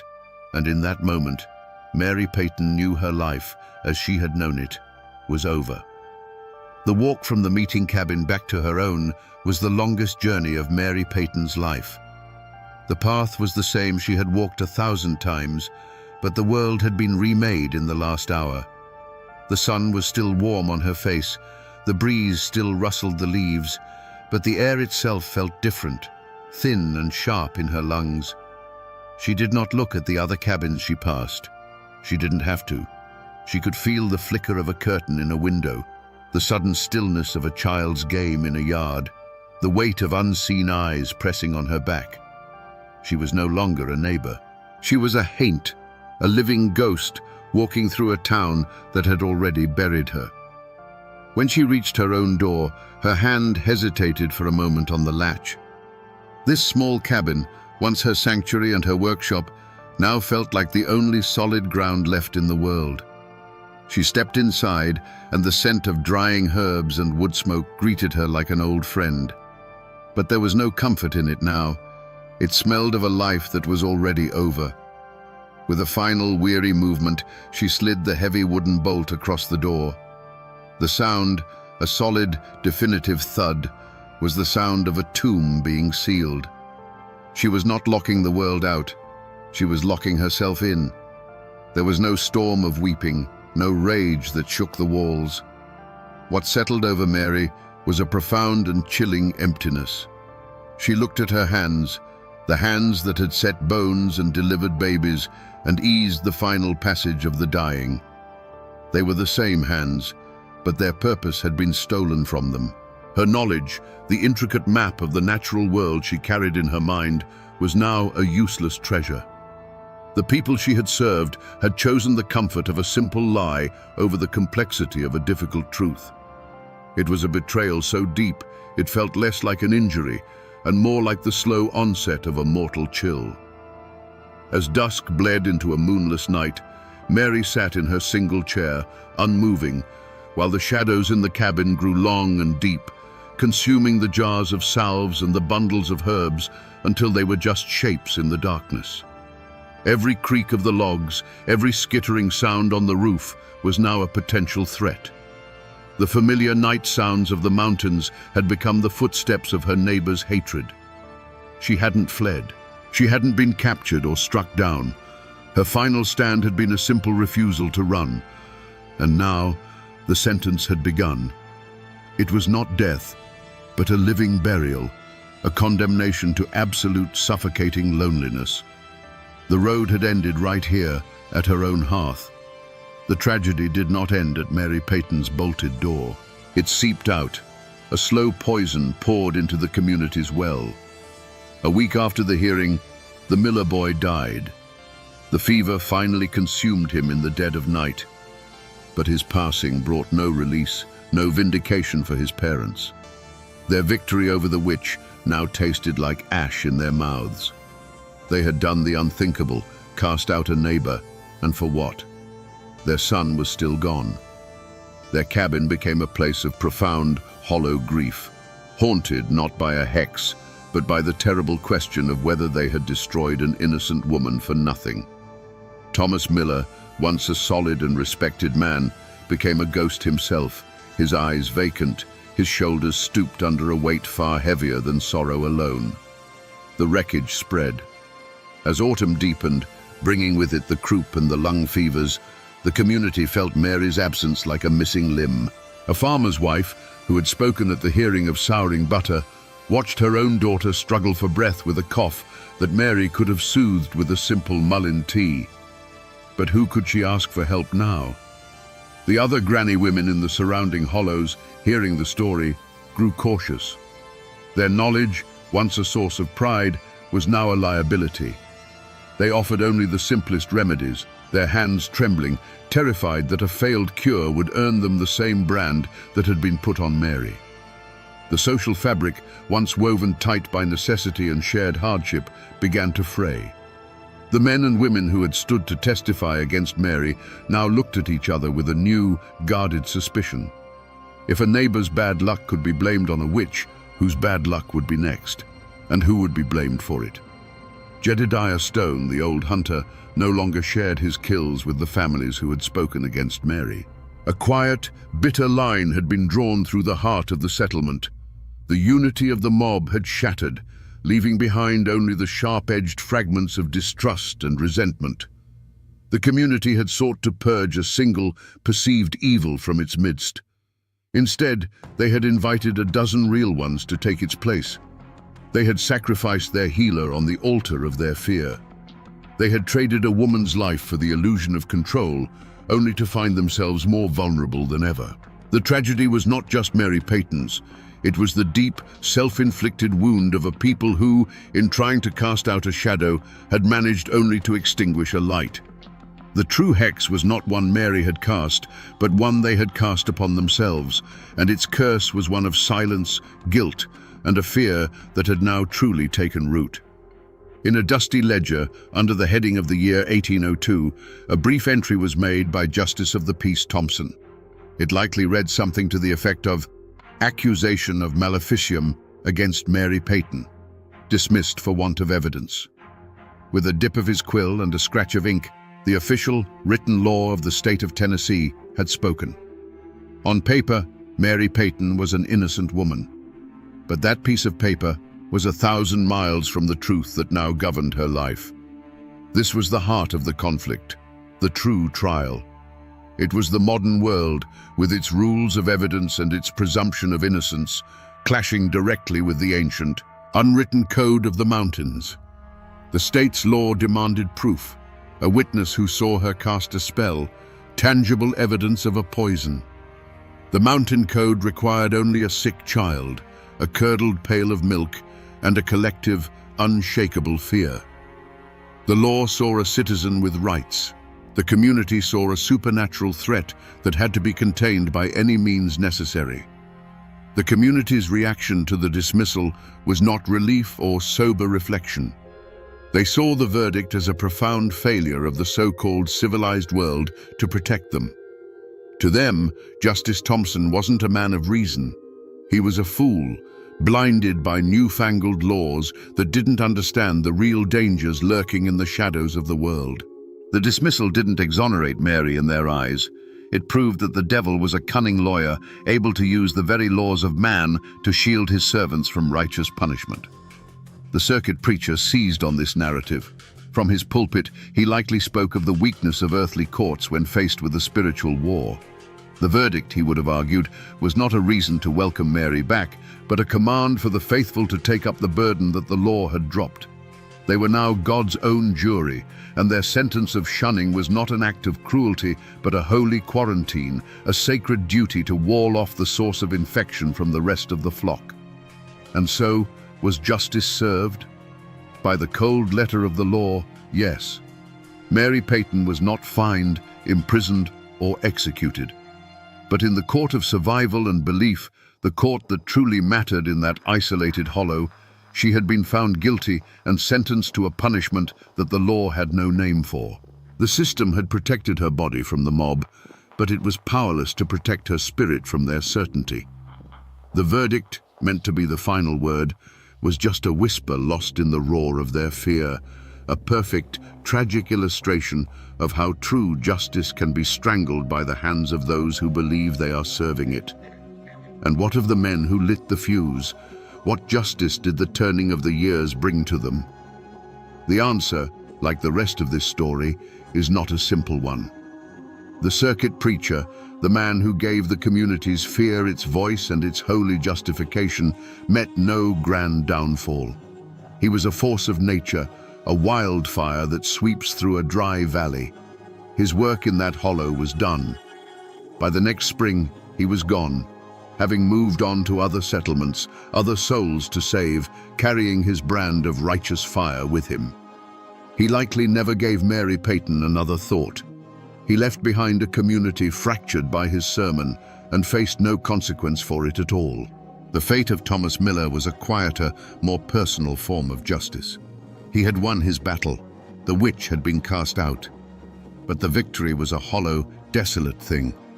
It did not bring his son back. It did not bring him peace. Instead, he became a man haunted not by a curse, but by his own conviction.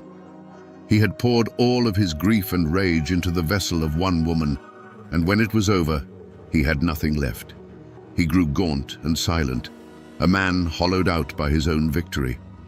Some neighbors whispered that the real curse was the one he had invited into his own soul, a poison of guilt and doubt that he would carry to his grave.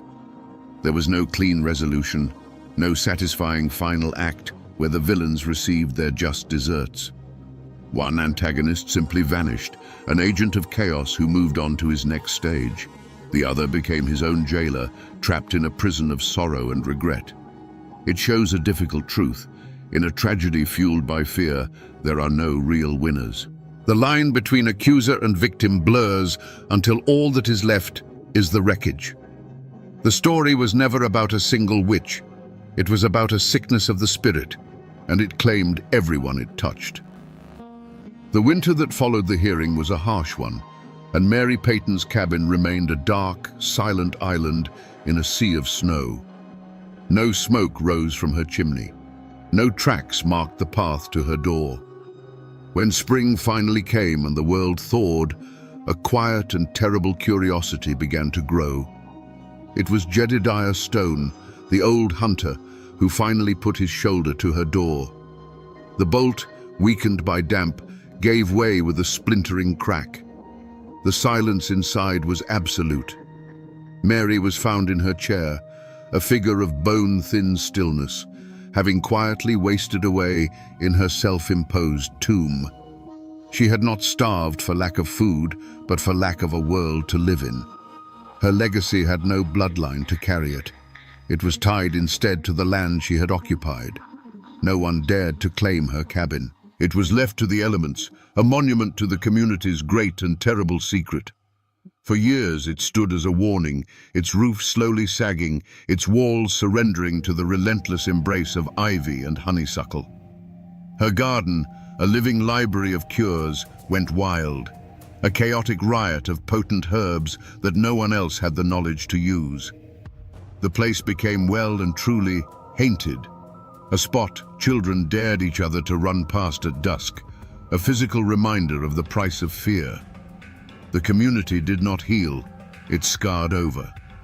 The name Mary Peyton was almost never spoken aloud again. It became a taboo, a heavy stone of shared guilt and shame dropped into the well of their collective memory. The Miller family, broken by the tragedy, eventually packed their wagon and moved west, seeking a place where they were not known as the people who had cried witch. The silence they left behind was filled not with peace, but with a brittle and anxious piety. When sickness came now, people prayed harder, their faces turned to the heavens because they had cast out their most knowledgeable connection to the earth. The power dynamic in the hollow had shifted permanently. The preacher had moved on, but his legacy of fear remained. The delicate balance between folk wisdom and frontier faith had been shattered. In casting out their healer, they had elevated their fear. They had traded a woman of knowledge for a ghost story. The community was left poorer, more isolated, and more vulnerable, not to the dark arts, but to the simple, brutal realities of a world that Mary Peyton had, in her own quiet way, understood better than any of them. Even today, if you know which overgrown path to take, you can find the place where Mary Peyton's cabin once stood. There is nothing left now but a stone chimney fall, a silent monument half swallowed by the woods. Around it, you can still find plants that have no business growing together, a tangled ghost of her garden, with foxglove and ginseng still pushing up through the weeds. The land itself seems to hold a memory, a quiet that feels older and heavier than the surrounding forest. The real Mary Peyton, the healer with the steady hands and the unbending will, was buried twice. Once in the cold earth, likely in an unmarked grave, and again under the weight of a legend she would never have recognized. Over the generations, her story was sanded down, its complex truths worn away until all that remained was a simple, sharp-edged tool used to frighten children. Old Witch Peyton, they called her. She became the monster who lived in the ruins, the creature who would snatch you if you stayed out after dark. Her tragedy was repurposed into a local ghost story. Her name became a permanent scar on the landscape. The little valley where she lived is still known by some old-timers as Peyton's Hollow. They might not know the full story of the Hearing or the Miller Boy, but they know it's a place to be wary of, a place with a history. The name itself is an echo, a fragment of a warning passed down through time. To speak the name of the Hollow is to unknowingly repeat the final word of her community's judgment. And so, Mary Peyton is gone, but her spirit, the idea of her, still haunts those mountains. She is the ghost of the woman who knew too much, the cautionary tale of what happens when you refuse to bend to the fears of your neighbors. She exists now as a whisper on the wind, a chill that runs down your spine when you pass a place where the woods feel a little too dark. She is a permanent resident of the Appalachian psyche, a timeless reminder of the ancient war between suspicion and knowledge, and of the terrible power of a story to kill a person long after they are dead. So we return to the question that hangs like mist in that forgotten hollow. Was Mary Peyton a witch? The answer, of course, is no. She was a woman of knowledge in a time of fear, a healer whose competence was mistaken for dark power. Her story is not about what she was, but about what her community needed her to be. In the face of random, cruel misfortune, they desperately needed a source, a reason, a face to put on their terror. They needed a witch far more than they needed a healer, and so they transformed one into the other. In the end, this is a story about the true nature of evil. The monster in this ballad was not a woman who dealt in hexes and curses. The monster was a quiet, creeping thing called fear. It was fear that soured the milk, fear that wasted the child, and fear that turned good, God-fearing people into a mob that would condemn a woman to a living death. It's a timeless lesson about how a community, in its desperate search for a demon to fight, can become the very thing it dreads. It shows us how a person's greatest strength, in Mary's case, her unbending integrity, can become the fatal flaw that leads them to ruin. The law gave her a piece of paper that said she was innocent, but her neighbors gave her a sentence of silence that proved to be fatal. Her body lies in an unmarked grave, but her story has become a landmark, a warning that echoes down through the generations. And that, my friends, is the ballad of Mary Peyton, a woman who knew all the secrets of the earth, but who could not find a cure for the sickness in the hearts of men.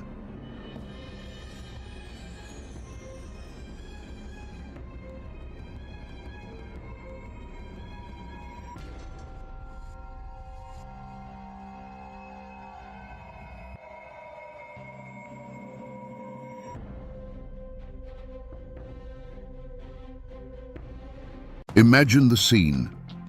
A lone cabin in the backwoods of North Carolina, burning against the blackness of a moonless night.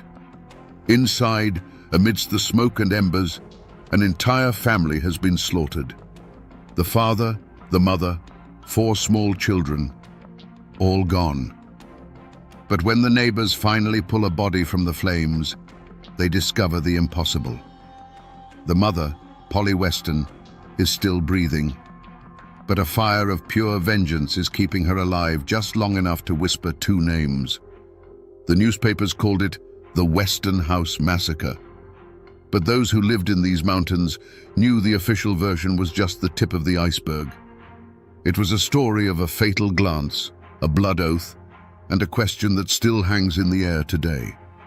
What truly brought the wrath of the Adair brothers down upon that little family? Today, we will sift through the ashes of that cabin, separate the facts from the folklore, and find out what really happened on that fateful night.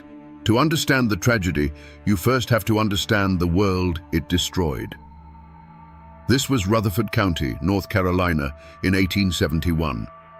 The scars of the Civil War were still raw and weeping across the South. In these hills and hollows, the official law was a distant whisper, easily drowned out by the crack of a rifle or the sizzle of a moonshine still. It was a land of breathtaking beauty and brutal hardship, a place where good men tried to carve out a life while monsters roamed the shadows. In this world lived Silas Weston. He was not a hero of legend or a man of great wealth. He was a man of the earth. His hands were calloused from the plow, his face weathered by the sun, but his heart was full. His treasure wasn't gold. It was the sound of his wife Polly singing in their small cabin and the laughter of his 4 children playing in the yard. Their life was a simple one, governed by the seasons and the sweat of their brow. They were humble people, asking for nothing more than what they could earn from the soil, a small island of warmth and light in a cold, uncertain time. But this land was also home to a different kind of man, men like Grover and Columbus Adair. They were not men of the earth, they were predators of the forest. Where Silas saw a field to plant, they saw a place to bury a body. They were the dark reflection of the Appalachian spirit, fiercely independent, but twisted into something malevolent by greed and a thirst for power. Their names were spoken in hushed tones, a local plague that everyone knew about, but no one dared to cure. They were the kings of the backwoods, their throne built on fear. Grover was the mind of the operation, cold and sharp as a winter wind. He planned the robberies, managed the illegal whiskey trade, and passed judgment on anyone who crossed them. Columbus was his brother's fury made flesh, a brute of a man, quick to anger and terrifying in his rage. Together, they were a perfect engine of destruction. They didn't just break the law, they considered themselves to be the law in the dark corners of the county where the sheriff's authority couldn't reach. These 2 worlds, the simple sunlit life of the Westons and the violent shadowy empire of the Adairs, existed side by side, separated by only a few miles of woods and a moral chasm as wide as the ocean. They were 2 forces of nature bound to collide. For Silas Weston, a man who lived by honesty and hard work, was unknowingly walking a path that led directly into the heart of the Adair's darkness. And he was about to learn that in this fractured land, a single glance could be a death sentence for an entire family. The spark that ignited this hellfire wasn't a land dispute or a family feud. It was something far simpler and far more terrifying, a man taking a wrong turn on his way home. Silas Weston, weary from a day's work, took a little used path through the woods, a shortcut he thought might get him back to his family a few minutes sooner. But that path led him straight into the heart of the Adair's world. There, in a secluded clearing, he saw them, Grover, Columbus, and their accomplice Martin Bernard, unloading barrels of illegal whiskey from a wagon. It was the lifeblood of their criminal enterprise, laid bare under the dappled sunlight. For a long, terrible moment, no one moved. The world shrunk to the space between them. It wasn't just a glance, It was a conversation without words. In Silas's eyes, the brothers saw a flash of recognition, followed by the cold bloom of fear. And in the Adair's eyes, Silas saw something far worse than anger. He saw a calm, dead-eyed calculation. He had stumbled behind the curtain and seen the monsters for who they were. He was a witness. In that silent clearing, a judgment was passed and a death sentence was signed. Silas did the only thing a man in his position could do. He gave a slight, nervous nod, turned his back, and walked away, every nerve in his body screaming. He didn't run. He knew that would be a confession of his fear. He just walked, forcing himself to keep a steady pace, feeling the weight of their stare on his back like a physical blow. His only thought was of Polly and the children. He had to get back to the warmth of his cabin, back to the life that suddenly felt so fragile, as if it were made of glass. But the Adair brothers weren't the kind to let a problem walk away. For them, a witness was like a seed of disease that had to be burned out before it could sprout. As soon as Silas was out of sight, a look passed between Grover and Columbus. No words were needed. Grover, the strategist, saw a loose thread that could unravel their entire operation. Columbus, the brute, saw an offense that had to be answered with overwhelming force. This wasn't a matter of if they would act, but how and when. The hunt began immediately. It wasn't loud or dramatic. It was quiet, patient, and methodical. They followed his tracks. They learned the location of his small farm. They watched his cabin from the tree line, observing the simple, happy life within. They were no longer just criminals. They were wolves circling a homestead, waiting for the sun to set. For the Adairs, this wasn't about silencing a man anymore. It was about making a statement, a brutal lesson written in blood for anyone else who might dare to look upon their secrets. Night fell on the western homestead like a shroud. Inside the small cabin, a family slept, warmed by the embers in the hearth, dreaming simple dreams. That peace was shattered in an instant by the sound of splintering wood as the cabin door was kicked from its hinges. The cold, dark air that rushed in carried with it the stench of whiskey and raw violence. Two hulking shadows filled the doorway, their forms monstrous against the faint moonlight. Silas Weston was on his feet before he was fully awake, a father's instinct his only weapon. He moved to stand between the invaders and his family, a final, desperate act of defiance. There was a brief, furious struggle, a man's desperate cry, cut short by a sickening, heavy thud. When the screaming started, Silas was no longer standing. He had fallen face down onto the dirt floor of the home he had built with his own two hands. Polly's world became a whirlwind of terror. She tried to gather her children, to shield their small bodies with her own, but the shadows were on her in a heartbeat. She didn't see the blades as much as she felt them, a series of sharp, blinding impacts that stole her breath. One of the men stood over her, and a final crushing weight descended upon her head. The world dissolved into a crimson blur. Through a haze of pain and fading consciousness, the sounds became her entire reality. The sounds would be seared into her memory forever. The terrified cries of her children calling for their mother, for their father who would never answer. She fought to stay awake, fought to get up, but her body wouldn't obey. And then, one by one, the small voices were extinguished, fading into a silence that was more terrifying than any scream had ever been. The work was done. The two brothers moved through the cabin with a calm, businesslike efficiency. They were no longer raging beasts, but methodical executioners cleaning up a job. One of them nudged a small, carved wooden horse with the toe of his boot, a silent witness to the night's horrors, before turning away. There was no remorse in their movements, only purpose. They began to splash a pungent liquid over the walls, the floors, and the still forms that lay upon them. The sharp scent of kerosene filled the air, a promise of purification by fire. A match was struck, its tiny flame a flicker of pure evil in the gloom. It was tossed onto the saturated floorboards, and with a hungry roar, the cabin began to burn. The Adair brothers stepped back out into the night, confident that the inferno would consume their crime, leaving nothing behind but ash, silence, and the ghosts of a family that had dared to look them in the eye. For hours, the western cabin was a silent pyre, its orange glow a lone, malevolent eye in the vast darkness. It was that glow that first alerted the neighbors. They came running, buckets in hand, their hearts pounding with a dreadful premonition. But as they drew closer, the heat and the roar of the flames pushed them back. There was nothing to be saved. All they could do was watch helplessly as the home of their friends and the family within it were consumed. When dawn broke, it revealed a scene of utter desolation. A smoking, blackened square on the earth was all that remained.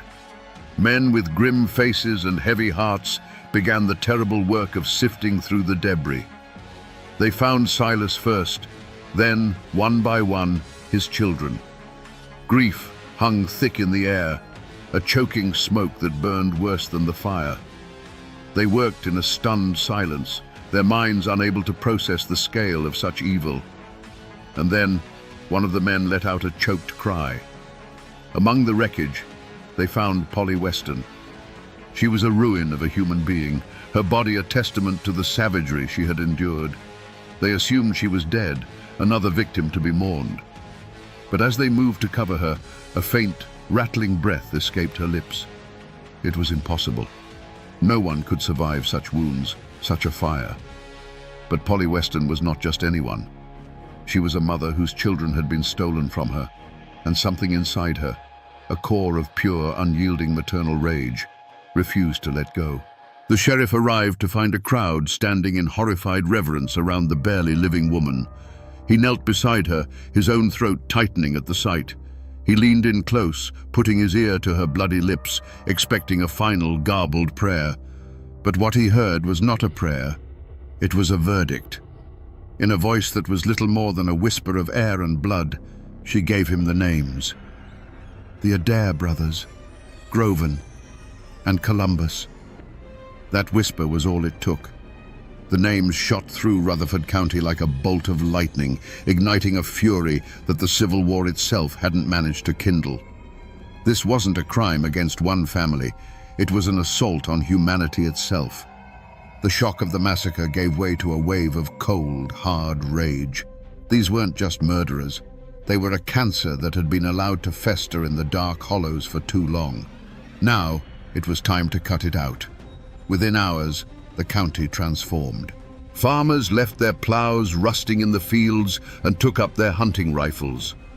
Veterans who had fought at Gettysburg and Antietam formed posses, their old military discipline snapping back into place. A formal reward was offered, but for these men, it wasn't about money. It was a debt of blood, and the entire community was rising as one to collect it. The Adair brothers, who had been the hunters just the night before, were now the most sought-after prey in the state of North Carolina. The manhunt was brutally efficient. The Adair brothers, who had moved through these woods like vengeful spirits, were found to be nothing more than flesh and blood. They were cornered, captured, and dragged back to town to face the community they had terrorized. Stripped of their weapons and their freedom, they were no longer kings of the hollows, but caged beasts, their eyes burning with a hateful, impotent rage as they were thrown into the county jail. Their accomplice, Martin Bernard, was captured alongside them, his face a mask of pure terror. The trial was less a legal proceeding and more a public ritual. On July 21, 1871, the town square was a sea of grim-faced humanity. Thousands of people had come from all over the region, not out of morbid curiosity, but out of a need to witness the final act. The courtroom was packed to the rafters, the air thick with the smell of sweat and a thirst for retribution. Armed men stood guard, less to prevent the prisoners from escaping, and more to prevent the crowd from storming the courthouse and dispensing their own brand of justice. The prosecution's case was simple and devastating. They didn't need complex legal arguments or a mountain of circumstantial evidence. They had something far more powerful. They had Polly Weston. She was helped to the witness stand, a spectral figure wrapped in bandages, her body frail, but her gaze as hard and unyielding as mountain granite. When she was asked to identify the men who attacked her family, a hush fell over the room. She slowly raised a trembling hand and pointed a finger, first at Grover, then at Columbus. Her voice, though weak, was clear and steady, and every word fell upon the jury like a hammer blow. Throughout the testimony, the brothers reacted true to their nature. Columbus seethed in his chair, his knuckles white, glaring at the jury as if he could intimidate them into submission. Grover sat with a cold, defiant stillness, a faint, contemptuous smirk playing on his lips. There was no remorse in their eyes, no flicker of regret, only a profound arrogance, an unshakable belief that the world was theirs to break. They seemed offended not by the accusation of murder, but by the sheer audacity of these simple farmers daring to hold them accountable. The jury barely needed to deliberate. The evidence wasn't just what they had heard, it was the living, breathing proof of the Adair's evil sitting right there on the witness stand. They filed out and returned in what seemed like minutes. The foreman stood, his face set like stone, and delivered the verdict that everyone in that room already knew was coming. Guilty. The sentence followed swiftly. Death by hanging. A great cathartic roar erupted from the crowd both inside and outside the courthouse. It wasn't a cheer of celebration, but a deep, primal sound of relief, of a fever finally breaking. Justice had been served. But looking at the sea of faces, filled with a righteous and terrible satisfaction, one had to ask, was this the justice of men, carefully weighed on the scales of the law? Or was this the justice of the mountains, ancient and unforgiving? The law had provided the rope, but it was the community's fury that had tied the knot. The hangman's noose silenced the Adair brothers, but it couldn't silence their story. In fact, their deaths were just the beginning.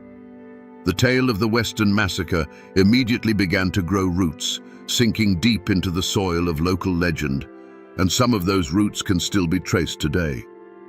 The first and most baffling loose end was the third man, Martin Bernard. While awaiting his own execution, his wife came for a final visit. In an act of incredible daring, they swapped clothes. Bernard, hiding his face behind a woman's veil, walked calmly out of the jail while his wife remained in the cell.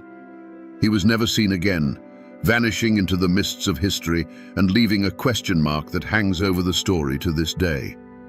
Bernard's mysterious escape gave birth to another enduring legend, the Adair treasure.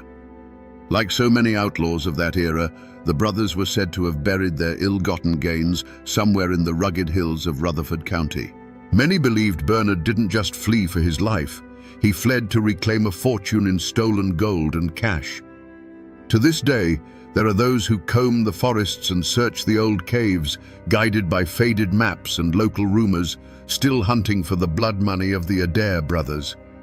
But the most powerful echoes of that night are not of treasure, but of tragedy.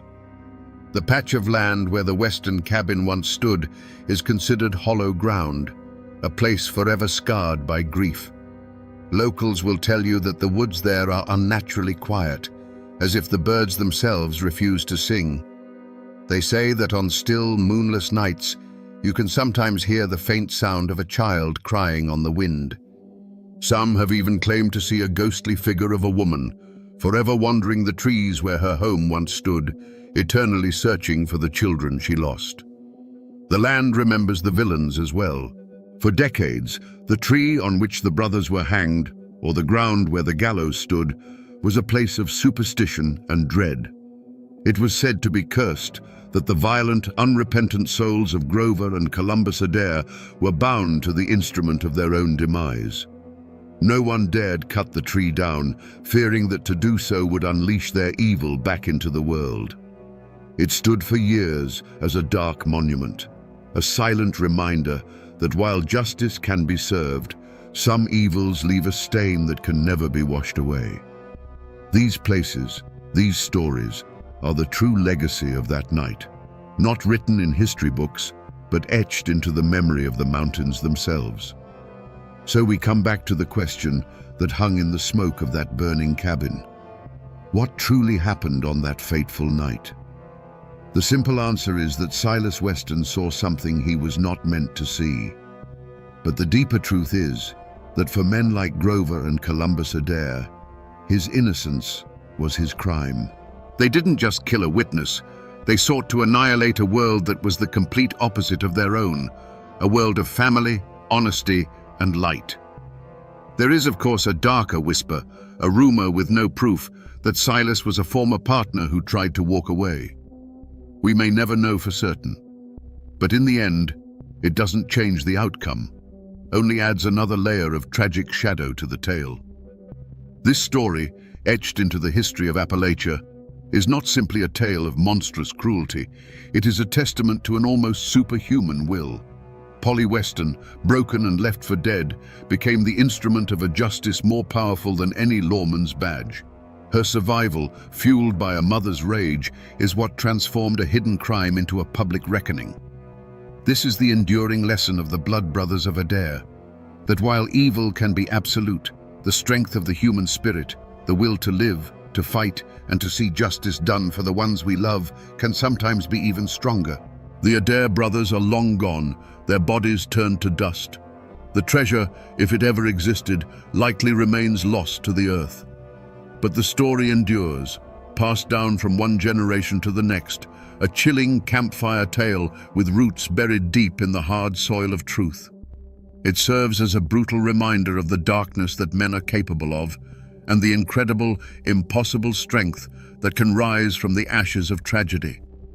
The official records are closed, the graves have settled, but in the hills of North Carolina, the story is never truly over.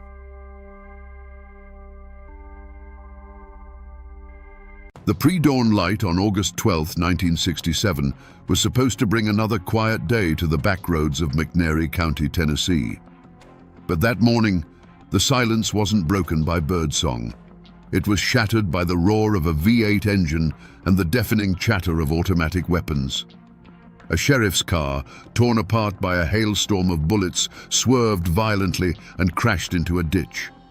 Inside, a giant of a man lay drowning in his own blood, his face a ruin.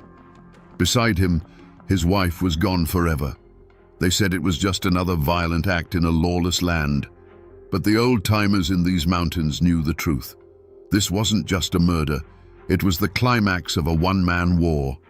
Today, we're going to peel back the layers of legend and rumor to ask one simple question. How did a man sworn to uphold the law become the most feared beast in Tennessee? To understand the storm, you first have to understand the calm that came before it. McNairy County, Tennessee, in the early 1960s, was a land of rolling hills and quiet creeks, a place where life was supposed to move at the speed of the seasons. But on its southern edge, where Tennessee bled into Mississippi, there was a festering wound known as the state line. It was a world unto itself, a kingdom of rust bucket clubs and neon-lit sin, ruled by a brutal syndicate the locals called the Dixie Mafia. Here, the only laws that mattered were bribery and violence. It was to this world that Buford Pusser returned in 1962. He wasn't a hero or a crusader. He was just a giant of a man, 6'6", and built like a Tennessee oak tree, tired of the life he'd been leading. He'd been a Marine, and he'd wrestled professionally up in Chicago as Buford the Bull. But he was done with all that. All he wanted was to come home, to build a quiet life with his wife, Pauline, and their 2 small children. He was a family man, looking for peace. You can almost picture it. A simple house, the sound of his children's laughter in the yard, the comfort of Pauline's presence. This was the dream he had traded the roar of the wrestling crowd for. A life measured not in knockouts, but in sunrises over the Tennessee hills. He wasn't looking for trouble.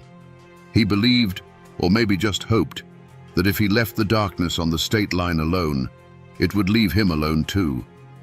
But that kind of darkness doesn't stay put. It seeps into everything. The Dixie Mafia wasn't just a collection of criminals, it was an occupying army. Their illegal casinos, brothels, and moonshine operations were an open secret, protected by a wall of fear and bought-off badges. They were a cancer, and decent folk knew you didn't poke a cancer. You just prayed it didn't spread to your house. Buford's own father, Carl Pusser, was the police chief in the small town of Adamsville. He was a man who wore a badge but knew its limitations. He'd watched the state line mob operate for years, a weary, powerless spectator to their reign. He warned his son, his words heavy with the wisdom of a man who knows what monsters lurk in the shadows. "Don't go down there, son," he'd say. "Those people are snakes. They'll kill you and not even blink an eye." Buford had come home seeking a sanctuary, but he had unknowingly planted his family's flag on the doorstep of a war zone. The quiet life he craved was an illusion, and it was only a matter of time before the illusion shattered. Peace, as it turns out, was a fragile thing, and it was shattered not by some grand crusade, but by a simple, grubby act of theft.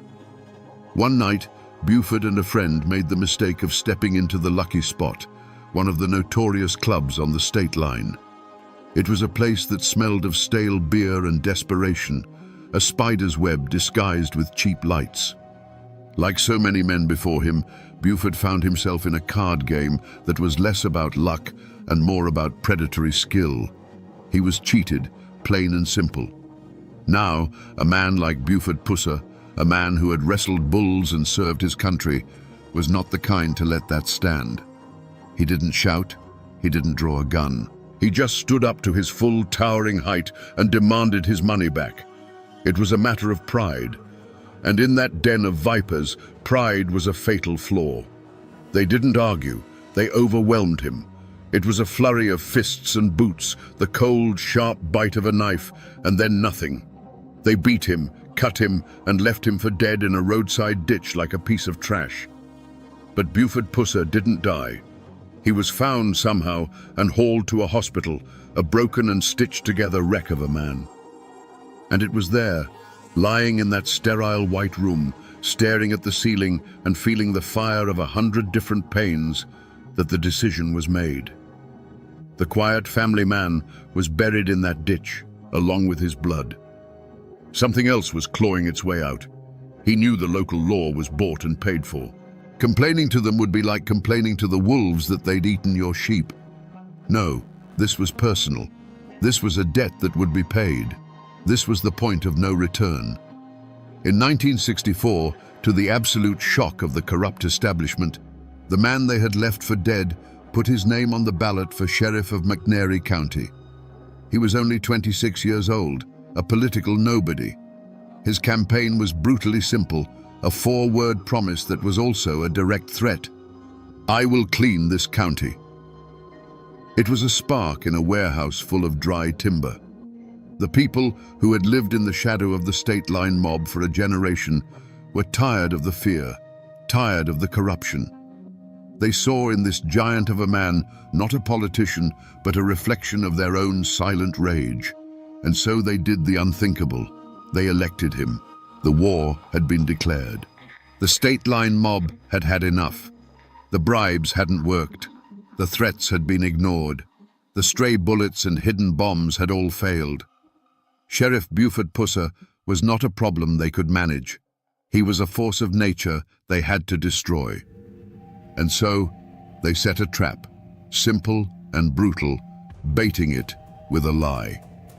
The call came in before dawn on August the 12th, 1967. A report of a disturbance, a routine call-out on a lonely stretch of road. Buford grabbed his keys, but this time he wasn't going alone. His wife, Pauline, had a bad feeling. She always worried, and that morning her worry was a physical thing. She insisted on going with him. It was a habit born of love, a small act of solidarity that would place her directly in the path of the hurricane. They drove through the quiet, misty Tennessee morning, the conversation likely turning to their kids, to the simple plans of a day that would never come. And then, in the rearview mirror, a black Cadillac moving too fast, closing the distance with predatory intent. It pulled alongside them. For a heartbeat, there was just the hum of two engines racing down an empty road. Then the world came apart.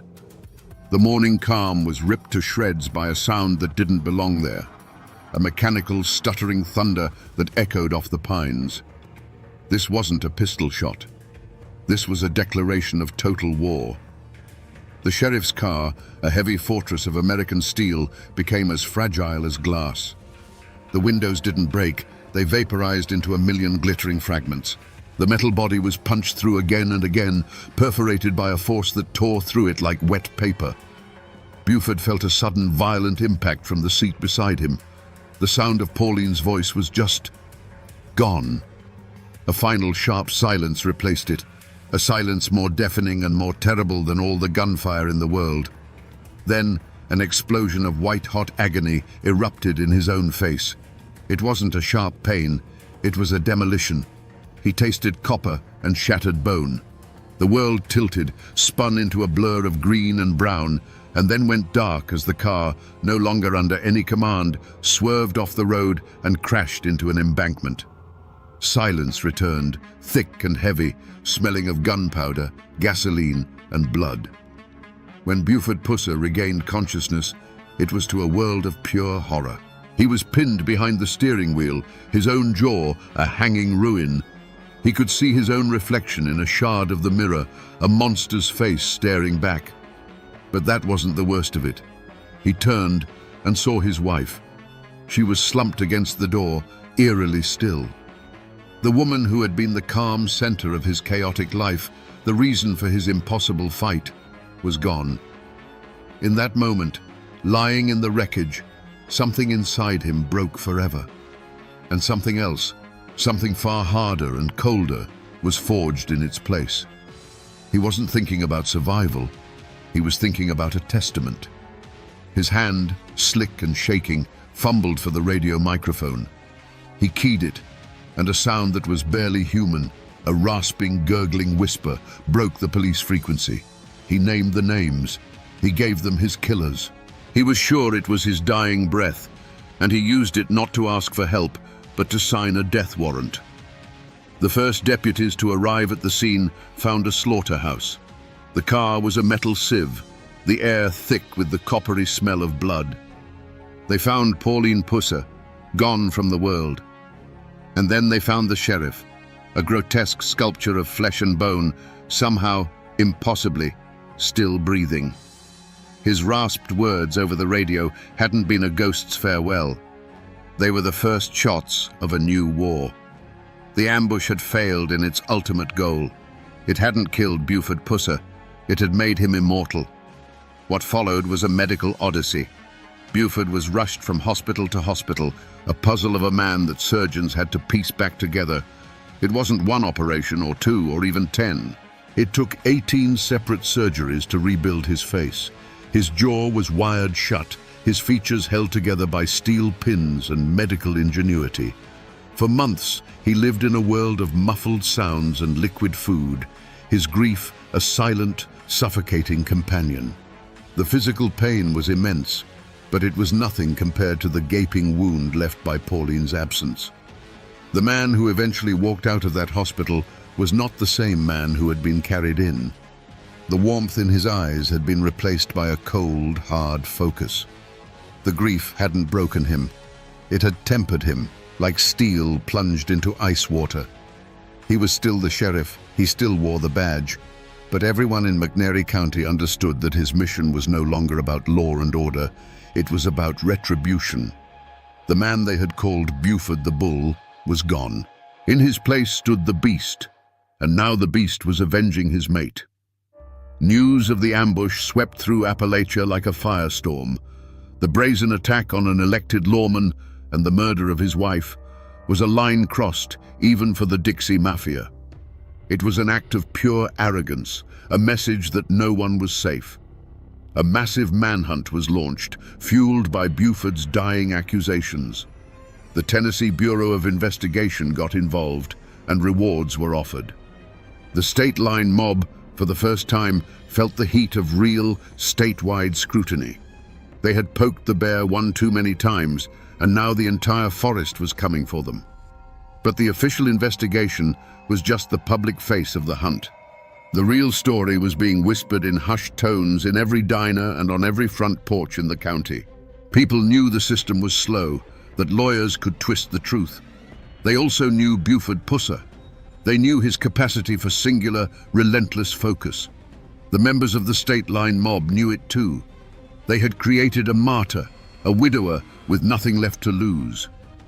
And as Sheriff Pusser pinned his badge back on his chest, his newly constructed face a grim mask, every soul in that lawless strip of land knew that the official manhunt was secondary. The real judgment was coming, and it wouldn't be delivered in a courtroom. Eventually, the wheels of state justice turned, and one of the men Buford Pusser had named from his pool of blood, a vicious enforcer named Carl Towhead White, was brought to trial.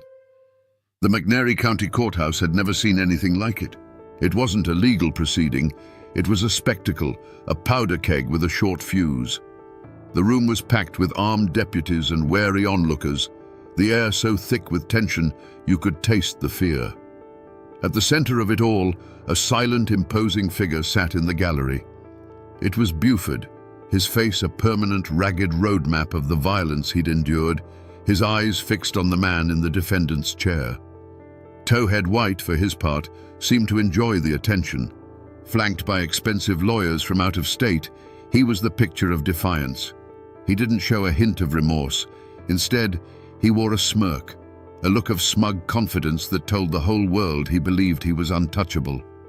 He was a creature of the state line, and he trusted in the power of money and intimidation to bend the law to his will, just as it had always done before. The prosecution put up its best fight, with Sheriff Pusser as its star witness. He took the stand, his rebuilt jaw making every word a deliberate effort, and he told his story. He pointed his finger at Towhead White and named him as one of the architects of the ambush that killed his wife. It was powerful, raw testimony. But the defense lawyers were slick and merciless. They twisted his words, painting him not as a victim, but as a violent, out-of-control lawman on a personal vendetta, a man so consumed by rage he would blame anyone. Without a murder weapon, without other witnesses willing to talk, the case began to fray. It was his word, his pain, against a wall of silence. Then came the verdict. The foreman of the jury, a man who refused to make eye contact with anyone in the room, read the words that would echo through the Tennessee hills for decades to come. Not guilty. A wave of disbelief and anger washed over the crowd. Towhead White's smirk broadened into a triumphant grin. He had beaten the system. He was a free man. But as the deputies escorted him from the courtroom, past the jeering crowds, Buford Pusser simply stood up. He didn't shout. He didn't make a threat.